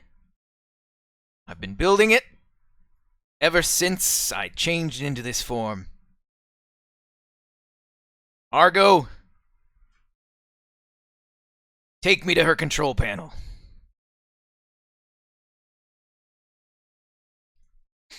Argo bring looks them at over there. Cam. He says, well, I'll bring them over there. you heard the man. Mm-hmm. Once again, getting bailed out by our NPC. Well then, Chester, you've been a great man. here we go. And as he's inserted into the control data bank, you see Chester sends each of you a text message saying, "It's been fun. No. I'm sorry I won't be there to see No. how your company turns out." No.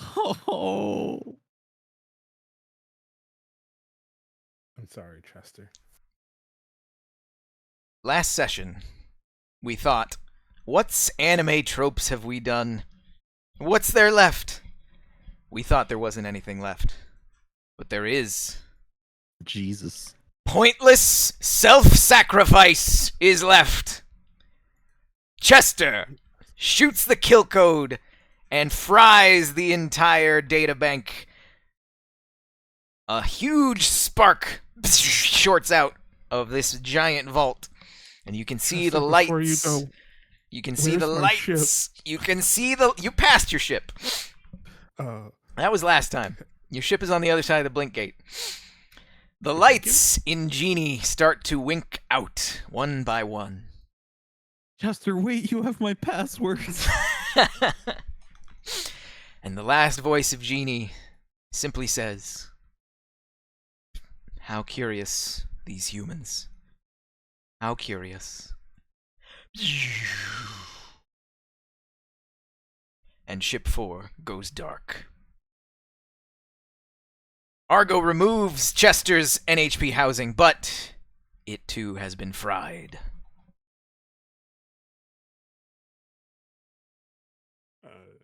I motion for Ergo to get on top of unwelcome advice, and I call mission complete. I'm You- fully laying down on the catwalk.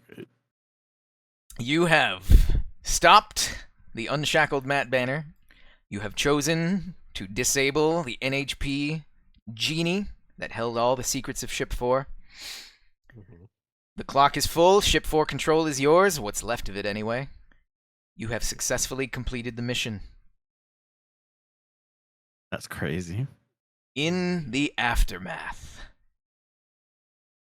of what happens, you walk out of the now dead and truly derelict Ship 4 as if you were walking out of a tomb. The Genie NHP, whatever secret she held, died when Chester launched that kill code. You make it back to the site where you first emerged from the Blink Gate. Curiously now, the ruins are all gone, and it is now a traditional-looking Blink Gate that you can transport back through. You go back through the Blink Gate, and you reunite with the crew that you left behind. Bo Risotto, Liza Hecton, Tara Browning. They all have been investigating the beacon, which was left on the other side of the Blink Gate. And they are happy to say that she is still fully operational and ship-shape, although it smells kind of weird, as it's the same smell that you smell in your house after you've come back after a long vacation, like nobody's been there.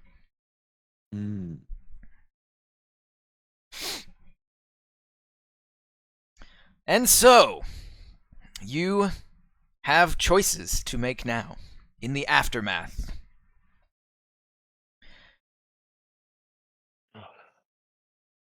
What do you wish to tell Union about the events that happened? Do you wish to tell them about the Blink Gate itself? Do you wish to tell them about Ship 4 at all? Do you wish to tell them about the strange occurrence of Matt Banner unshackling? Do you want to tell them about Genie?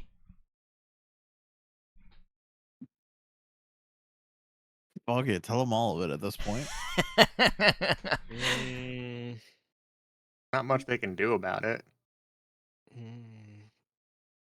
Yeah, what are they gonna do? We still have saved the world.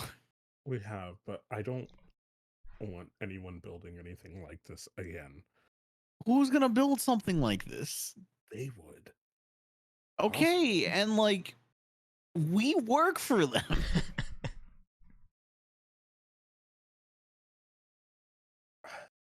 I mean, if I'm overruled, This is- I'm overruled. I mean, this can be a personal choice.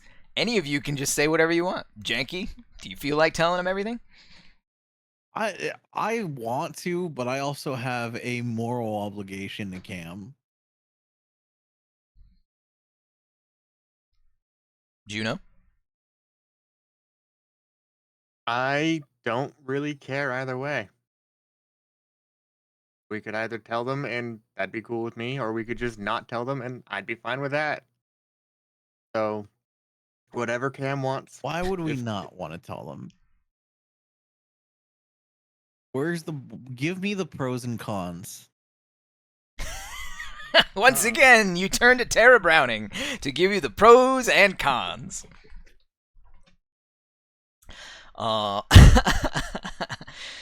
Pro of telling them, they asked you to go and eliminate the threat, and that's exactly what you did. You obeyed the letter of the law.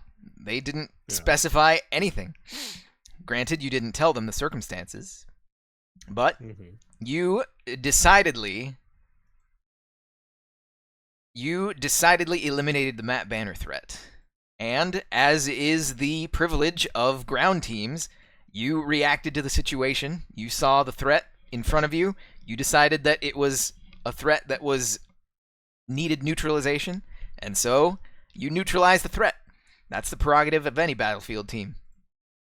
They can't cite you for that. However, she also says that it seems like they might figure out, they might piece together some of what happened anyway. And she turns one of her OmniNet monitors towards you. And you can see an ASC2 graphical image of a dog wagging its tail. Wait, and what? underneath the message, it's text art, but it's animated text art of a dog wagging his tail. And underneath the message, you see a message that says, "Thank you, Acolyte. We didn't have much time, but we got some good stuff." And Tara says, "It seems like Horus was spying on you while you were in there. It seems like they transferred some of the data out before you sent the kill code." You know what's crazy is when they said thanks for the info be seeing you, I'm like, they're going to be on this ship somehow. You know what? If a new threat arises, we will. No, bro, it's Horus. It's totally chill. We're just a collective of hackers. Yeah. And there are good hackers and there are bad hackers. And so, with that... There are good pirates like us and there are bad pirates. So with that, Tara makes the... Tara makes the call to tell Union, because she weighs the pros and cons. So she tells Union. Union applauds you for taking out Matt Banner. And... yes, you did exactly what they wanted. They are disappointed at the loss of Ship 4, but they don't seem really perturbed about it, which is not what you expected. And it also means there's a ship 1, 2, 3, maybe 5, 6, 7, 8, and 9. Let's see. Blah blah blah blah blah blah blah. So Union, thanks you for your service. Union thanks you for your service. You have averted a calamity by stopping Matt Banner and his Danes on universal megalomaniacal actions, and so as such, Union agrees to expunge your criminal record that you've left in your wake. Wow, thank God. And they will be signing exclusive contracts with the Iron-Blooded Orphans Mercenary Company from here on out. You have your starship back, and you original members are free to roam the galaxy as you see fit.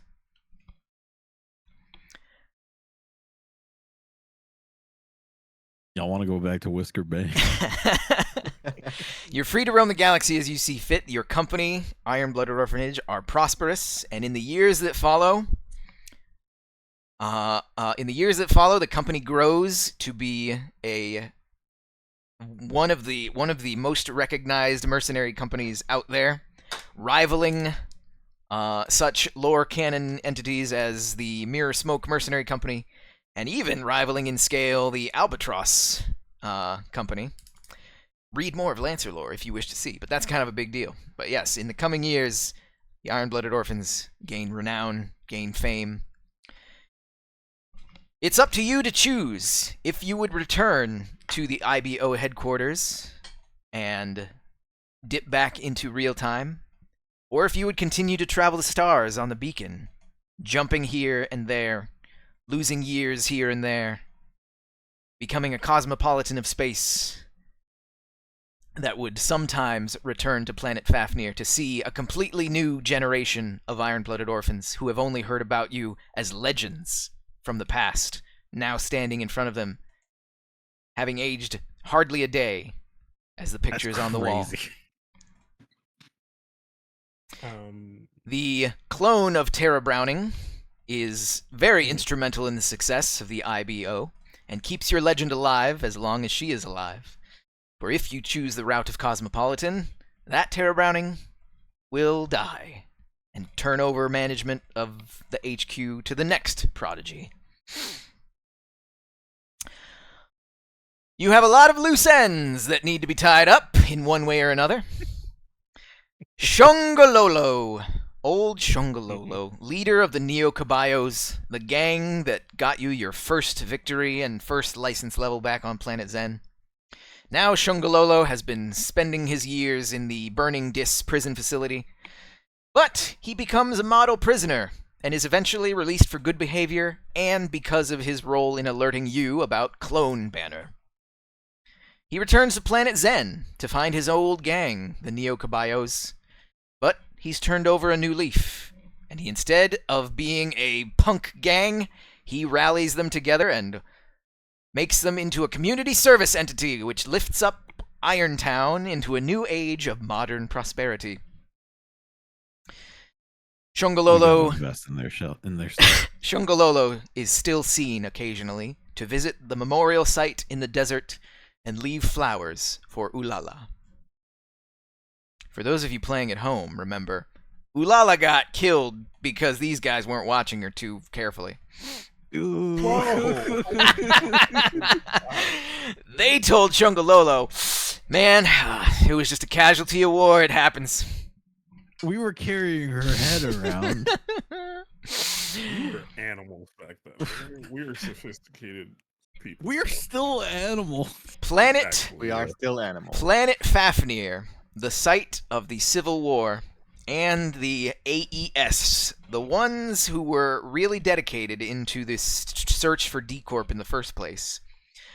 The fighting on planet Fafnir continued in sporadic but waning bursts against the AES, as it seemed as their god, Chimera, had fallen silent in recent years.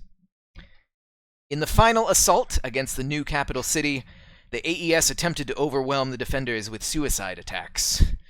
Much to the sorrow of the entire Fafnir Free Democracy and to several high-ranking Union officials, Sonia Kelly, callsign Hell Valkyrie, was killed defending the Capitol building. No. The AES was finally wiped out shortly thereafter, and the soldiers who fought in those final days said that they saw black feathers strewn across the smoking wreckage in the aftermath of the battles.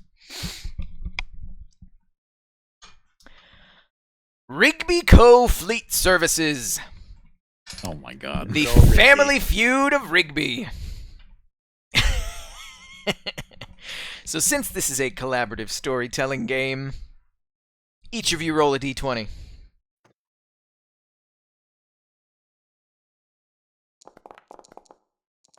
Jesus Christ. Juno Pascal. if we remember, Rigby Co. Fleet Company helped you helped you infiltrate the base that later became the Iron-Blooded HQ headquarters on planet Fafnir. They gave you the truck that allowed you to drive over and infiltrate the cell that was hiding out in the warehouse complex. And the way that you got that truck was by helping with the weird family feud between Rigby and Rigby. Juno, how do you think the Rigby Co. Fleet Services fared? I think under the management of the brother that we ended up helping, I think they did just fantastic. You think they did He was just crazy. fantastic. He was a little crazy, but I think that works for him. Well, they continued to they basically continued to leech off of the Iron-Blooded Orphans because they're like, hey, we know those guys, you know, you like doing business with them, you can do business with us. And they continued to tell the story about how their truck was the turning point in the war, and how they should be on the wall in the Iron-Blooded Orphanage's Hall of Fame as well. And in fact, some of the newer recruits do just that. They take a nice photo of Rigby and Rigby, and they hang it up on your Hall of Fame. It's a slightly smaller frame, but it's there nonetheless. So Rigby Co. Fleet Services prospers, thanks to their ties with Iron-Blooded Orphans. It's going in the garbage. I want to know if they ever got their tank rebuilt. Their tank. Hover tank.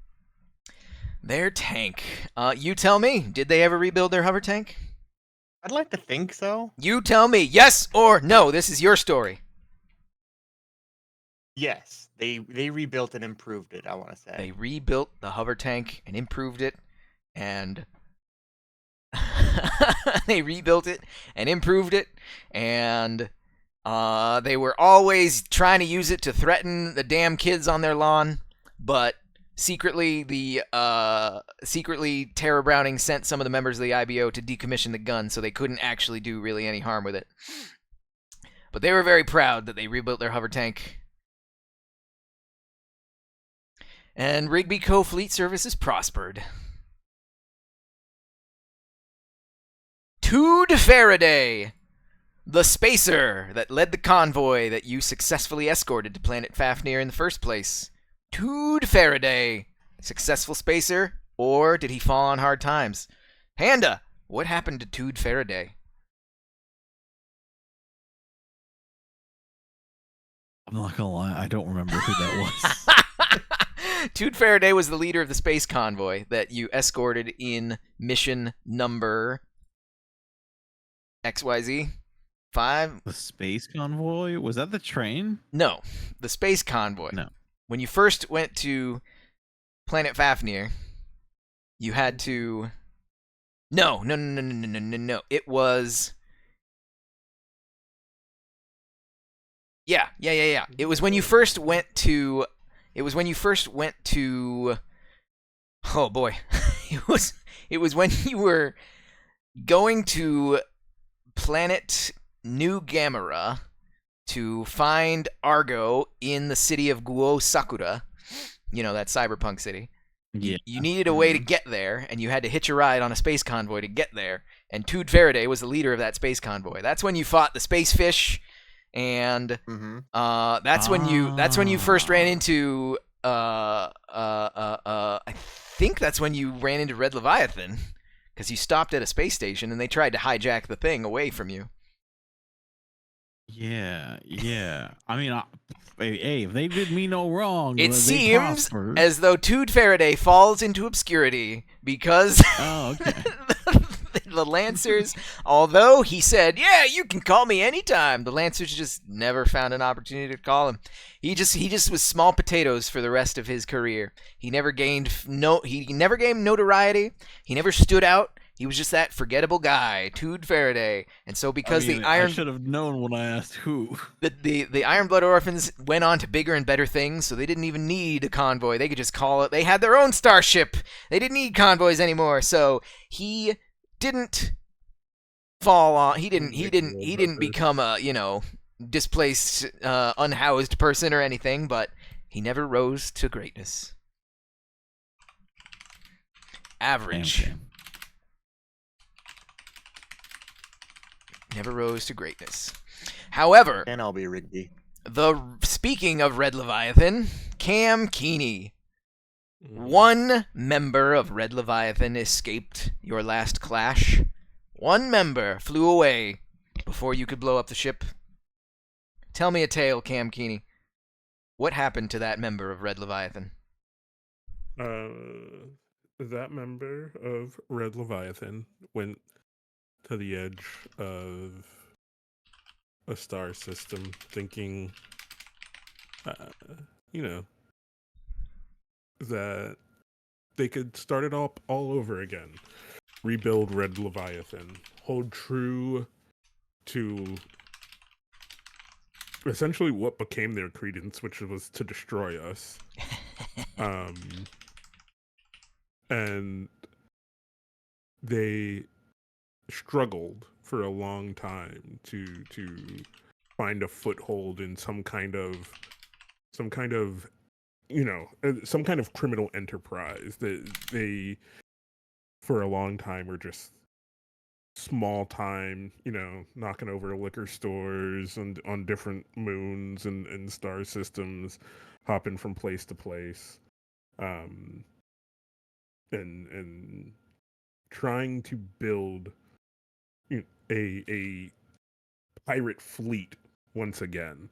And right upon that moment when they thought they would get to their prominence yet again, in some shady casino,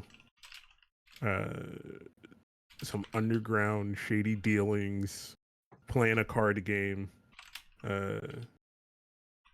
at a table, the few members of Red Leviathan hanging out, drinking, having a grand old time, put up for their final hand, everything in the pot, thinking that they're gonna win. And when he finally looks across the table, like really looks across the table, he sees us.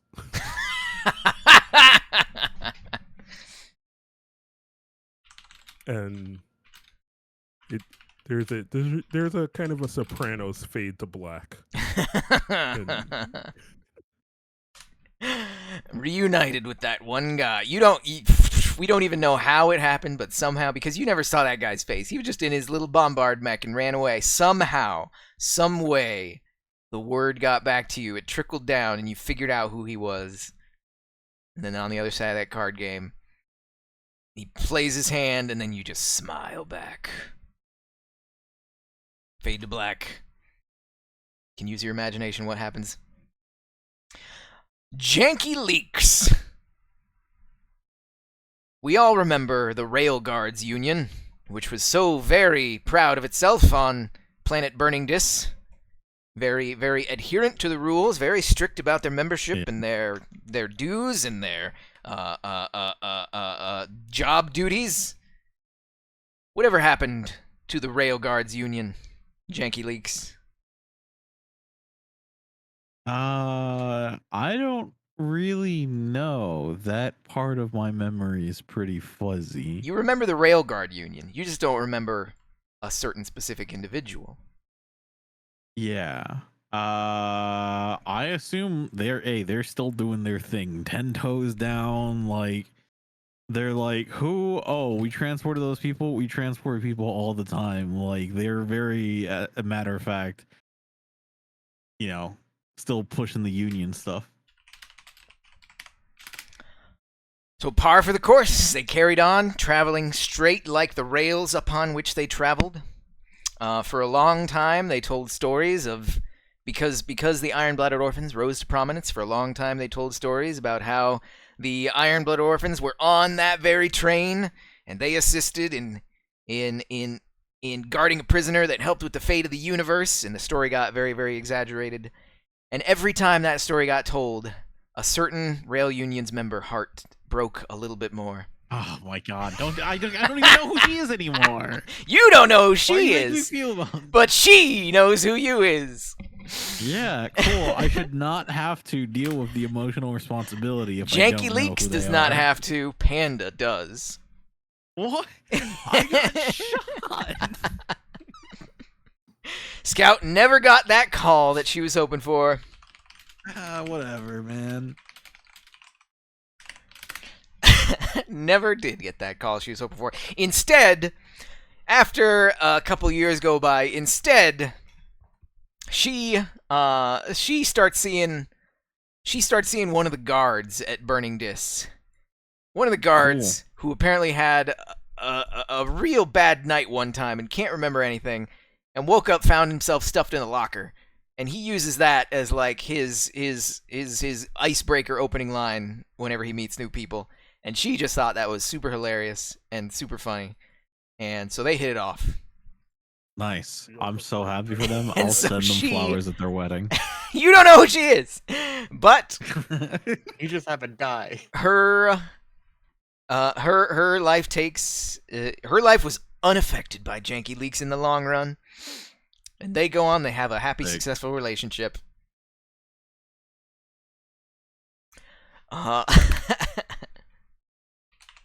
That guard was, of course, the one that Cam knocked out and stuffed in a locker. We all remember, Yeah, I right? remember Right? him. Just saying that. Just Yeah. saying that. That was one of the first instances of crash out cam. Dr. Aristotle Amadopoulos was never tracked down and recovered. Juno kept a hold of his notebook, so Juno is one who might have more insight as to what goes on with the doctor. Juno, what happens with Dr. Aristotle Amadopoulos? With the help of Argo, I want to say that we tried our best to keep tabs and track him down, and found a facility under his control on some remote planet, and went to this planet, only to find he wasn't actually there. It was just another clone. So he's still out there somewhere. And we're tracking him down. Ooh. Possibly. Yes. Who knows? The original may have died ages ago, and you could just be continually chasing clones, which could also be jumping the star systems and traveling through time just like you. Perhaps he will rear his ugly head in the future. He wasn't very ugly. He was a good-looking guy. He was, middle-aged. He was good. He was fine.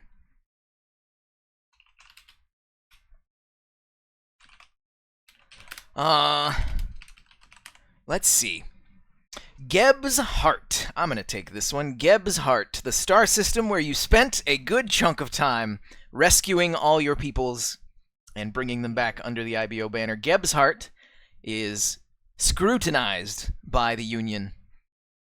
And in fact, all planets except Bombus are indeed basically overthrown and reorganized under Union management. Oversight, not management, oversight. They take a closer look at everything going on.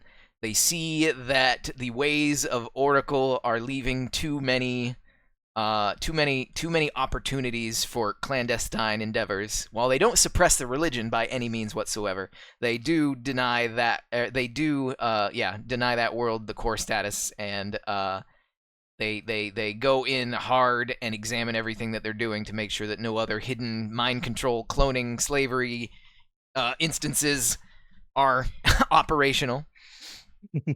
Planet Del Centos. Planet Del Centos was trying to obviously recreate the D-Corp technology that you left behind, that was shown to them when Chester D-Corped in their facility.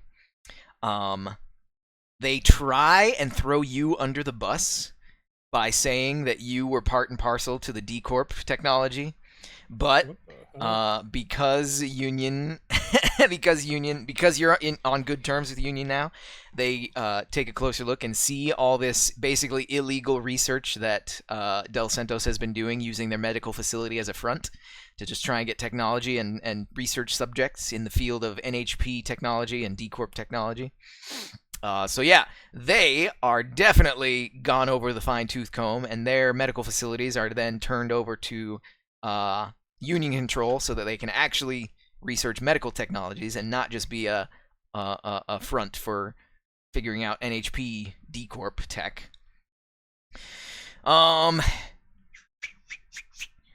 Planet Zentus was the weapons testing facility. Planet Zentus in House Reeds was the one that was trying so hard to get that big crystal in the first place by sending the mind-controlled Bo Risotto. So they get a big ol' slap on the wrist for allowing, sleeper cell mind control agents to go in and hiring pirates to infiltrate and disrupt economies and blah, blah, blah, blah, blah. So that whole system gets reorganized. And as a kind of side effect, the Union uses the technology from House Reeds in order to use the big crystal you gave them on a secret project that Union keeps under the highest classification. Planet Enoth was the mines, the actual mines. Planet Enos was the actual mines. Planet Enoth.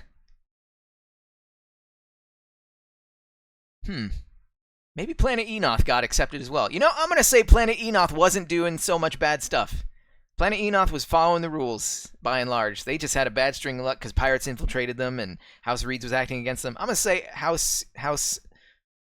whatever house. Planet Enoth and Planet Bombus were both inducted into core status after a little bit.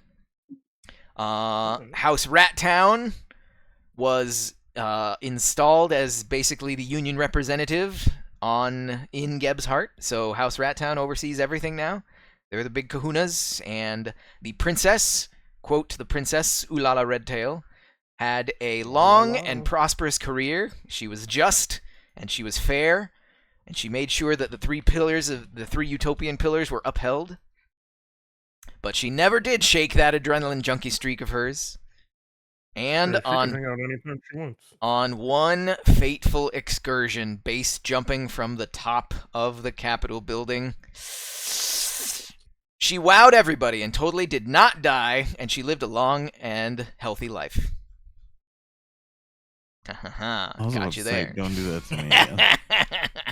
Not everybody's gonna die. And last but not least is the decision that's made by the founding members of the IBO. The core members, Janky Leaks, Cam Keeney, Juno Pascal, with their core staff, Tara Browning, Bo Risotto, Liza Hecton, and their last resort crew, Argo Pascal. Tell me a tale. Do you guys stick together and continue the name of the Iron-Blooded Orphans, or do you all go your separate ways and start pursuing your own goals and having your own adventures?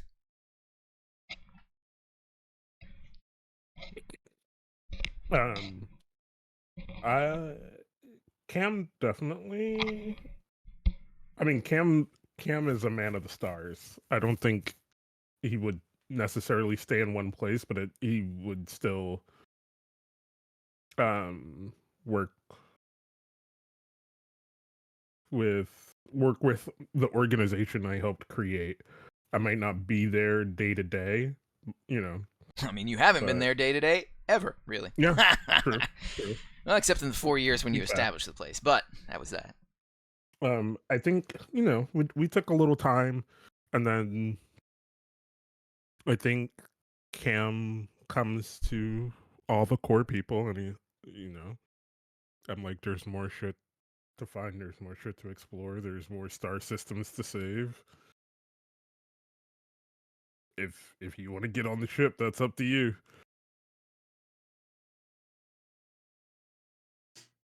Do the rest of you get on the ship? It's time for us to go now. Oh, this is one steep bill, but it's worth it. Janky leaks. Yeah, sure. I'll tag along. I do wanna add that during our sort of leave, I guess, before regrouping, I was hanging out with Argo and training him up with a mech to be better. Oh, so as the final last huzzah, you want to do what Janky was trying, or what Cam was trying to do with Chester when he was trying to train him up in a mech. Yep. As the final roll of the campaign, we're gonna see. Actually, I got one more thing after this. All right, perhaps not the final roll of the campaign. We're gonna see Perhaps if not. Perhaps anything happens while Argo Pascal is training with Juno Pascal on how to be a better mech pilot. Juno, you are instructing somebody. What the hell? That would be either a pull rank or a lead or inspire. Which I have none of. Yeah, I'd say those two. If you succeed, then Argo will indeed become a better mech pilot, and you two will bond because of it, and you'll understand each other all the better, working together from then forward like you haven't ever before. If you fail, depending on the severity of your failure, he might go the way of Chester. This is fine. I believe in Argo. He has training with mechs from our history. He did pilot them, so he at least knows the basics. I don't have any of those checks, so it's just going to be a flat D20. Flat D20.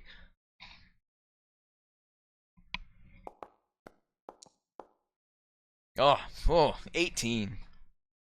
You find a well of teaching reserve that you did not know that you had. And you, yeah. You have a grand old time teaching Argo how to use that clunky, bulky demolition hammer. And he gets pretty good at it. And while you're training him, you have some heart-to-hearts. You figure out a little bit about his past and what he was thinking and how he met your mom and what they did with you and all the circumstances that led up to the present moment. At the very end of it all, he says words that he had never said to you before. Speaking through a mouthful of hot dog. You know, I guess I'm pretty proud of you. Cam Keeney, Thanks. Mm-hmm. what did you have? I think in that same, like, you know, we take off for, you know, maybe a year or two before I bring everyone back together. I have a little meeting on at the house that Beacon had with Gumbo and Concord, and we talk about all the crazy shit, and I offer them the two options: continue hanging out with us, being pirates, doing pirate shit, or Do you become a pirate? Is that where Cam goes? we're kind of pirates at this point. Your criminal record is expunged. IBO is a but mercenary company being hired. Pirates don't also, yeah, but pirates, privateers. Okay, we could use that word. Or they could take the house and cushy jobs in the IBO, retire from combat status, and live a more calm life, because I feel like they've been out in the stars long enough. They've been out in the stars long enough where any calm life would seem boring. Yeah, they don't want to stay down in one place. You're signing on. Plus, you didn't read the fine print of their negotiation retirement clause benefits contract. They got a real good thing that they're going to milk for a long time while they're with you. What? And you know what? I will happily pay them. I fucking love these guys. They stay together. They never get married because they don't believe in marriage as an institutional Fuck prison. yeah. And they never have kids because kids are gross and stupid. God, I love them. Hell yeah. Same. All right. What's Thus- the lifespan of a bird? Karu! I forgot about Karu. We could The decorp Karu. lifespan of this particular parrot. You would have put Karu The into a lifespan, fucking it's he's analog to a macaw, but he's a little bit fancier than a macaw. So like 75 years he could live. 75. Yes, we are going to the grave together. You continue to work and train with Karu, and maybe it was the exposure to a lot of the weird radiation coming off of that crystal. Maybe it was the proximity of the weird NHP that was emanating into the cosmos. Maybe it's a once in a million shot chance that it's just a natural mutation, but eventually you are able to develop actual rudimentary communication with Karu. Can actually have basic conversations awesome. with him and get his input on things and learn what he's thinking. That's sick. And he still constantly asks you for human flesh to eat. Every so often, after one of your missions, you pop open the hatch of a cockpit. You just say, well, the cleanup crew is going to be here in, I don't know, a couple of days. Have at it, Karu. I was gonna say if Jenky doesn't do it, Cam does it. Cam always sneaks him some flesh. Where it comes from, who the fuck knows? Also, in the ranks of the IBO, when you reach your first license level as a trainee, you're known as a Chester. It is a rank that comes with great responsibility, and it is very much celebrated to be a Chester. I dig it. I like it. I'm going to write that down. I'm going to write that Damn, a down. lot of good people died. And a lot more will too. I say that to Jenky as we start up the ship. All right, and with that, the IBO starts up the ship and launches into the next Falls out, great but thing. fucking Argo's at the helm, and me and Argo argue. Well done, everybody. This has been a 0 to completion license, a full campaign arc of Lancer. Do you know the way? I have never Oh. completed a campaign. You know the way. We know the way to completion of a campaign. So, congratulations. It's a blast. Kind of wanted to die in the last mission. You could have. You could have been the self-sacrifice. You could have, I was- instead of ejecting from your mech, could have pushed the meltdown reactor button and gone and give Genie a big hug. I would have let that happen. That's what I was trying to rack my brain about. I was like, can I force a reactor meltdown? And I was looking at my character sheet, and I'm like, I don't see it. I was like, I thought there was a reactor meltdown thing. And I was like, maybe that was just an ability of my old mech. I mean, that's just narrative. I'll let anybody do that. Shoot. Oh. But no, I'm pretty sure you can do that. But anywho, so moving forward, this has been the conclusion of this campaign, but it has completely built an entire structure Universe. for things going forward. The fact that you created the Iron-Blooded Orphans Mercenary Company sets the stage for countless new adventures. Let's go. Moving forward, any game that you play with me moving forward, as a result of the data leak from Horus, any game we play moving forward, you can use the data set from the Long Rim expansion and the Karakin Trade Baronies expansion, which gives Nice. like 6 or 7 different new mech chassis. Mm-hmm. So there's I that. accidentally upgraded to one. Yeah, that represents the data leak. Moving forward, you can always use that. Yeah, my plan, or my. Actually, yeah. I'm gonna end the recording here first of all because this is all just gonna be like housekeeping stuff. So ending the recording. Anybody who's watching this on YouTube, thank you so much for hanging out for our entire journey. Feel free to go back and watch any of the episodes to relive your favorite moments, such as when Cam shoved a guard in a locker, or when Janky Leaks executed a member of Red Leviathan by shooting him in the back of the head with his mech, or when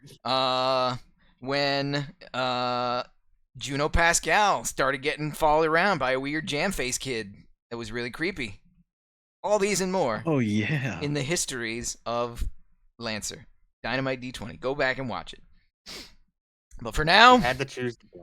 we're going to bid you farewell. So this has been, I've been putting all these on the Season 2 playlist of my YouTube channel. So next time we come back will be Season 3 of the Lancer campaign. So look forward to that. Well, we will continue to play as long as people wish to continue to play. But for now, we're going to say goodbye. I'm Steve, the Game Master, joined by the unequivocal cast of the Iron-Blooded Orphans. Kaz playing Cam Keeney, Xeroxia playing Juno Pascal, and Panda playing Janky Leaks. Thanks, everybody. Hell yeah.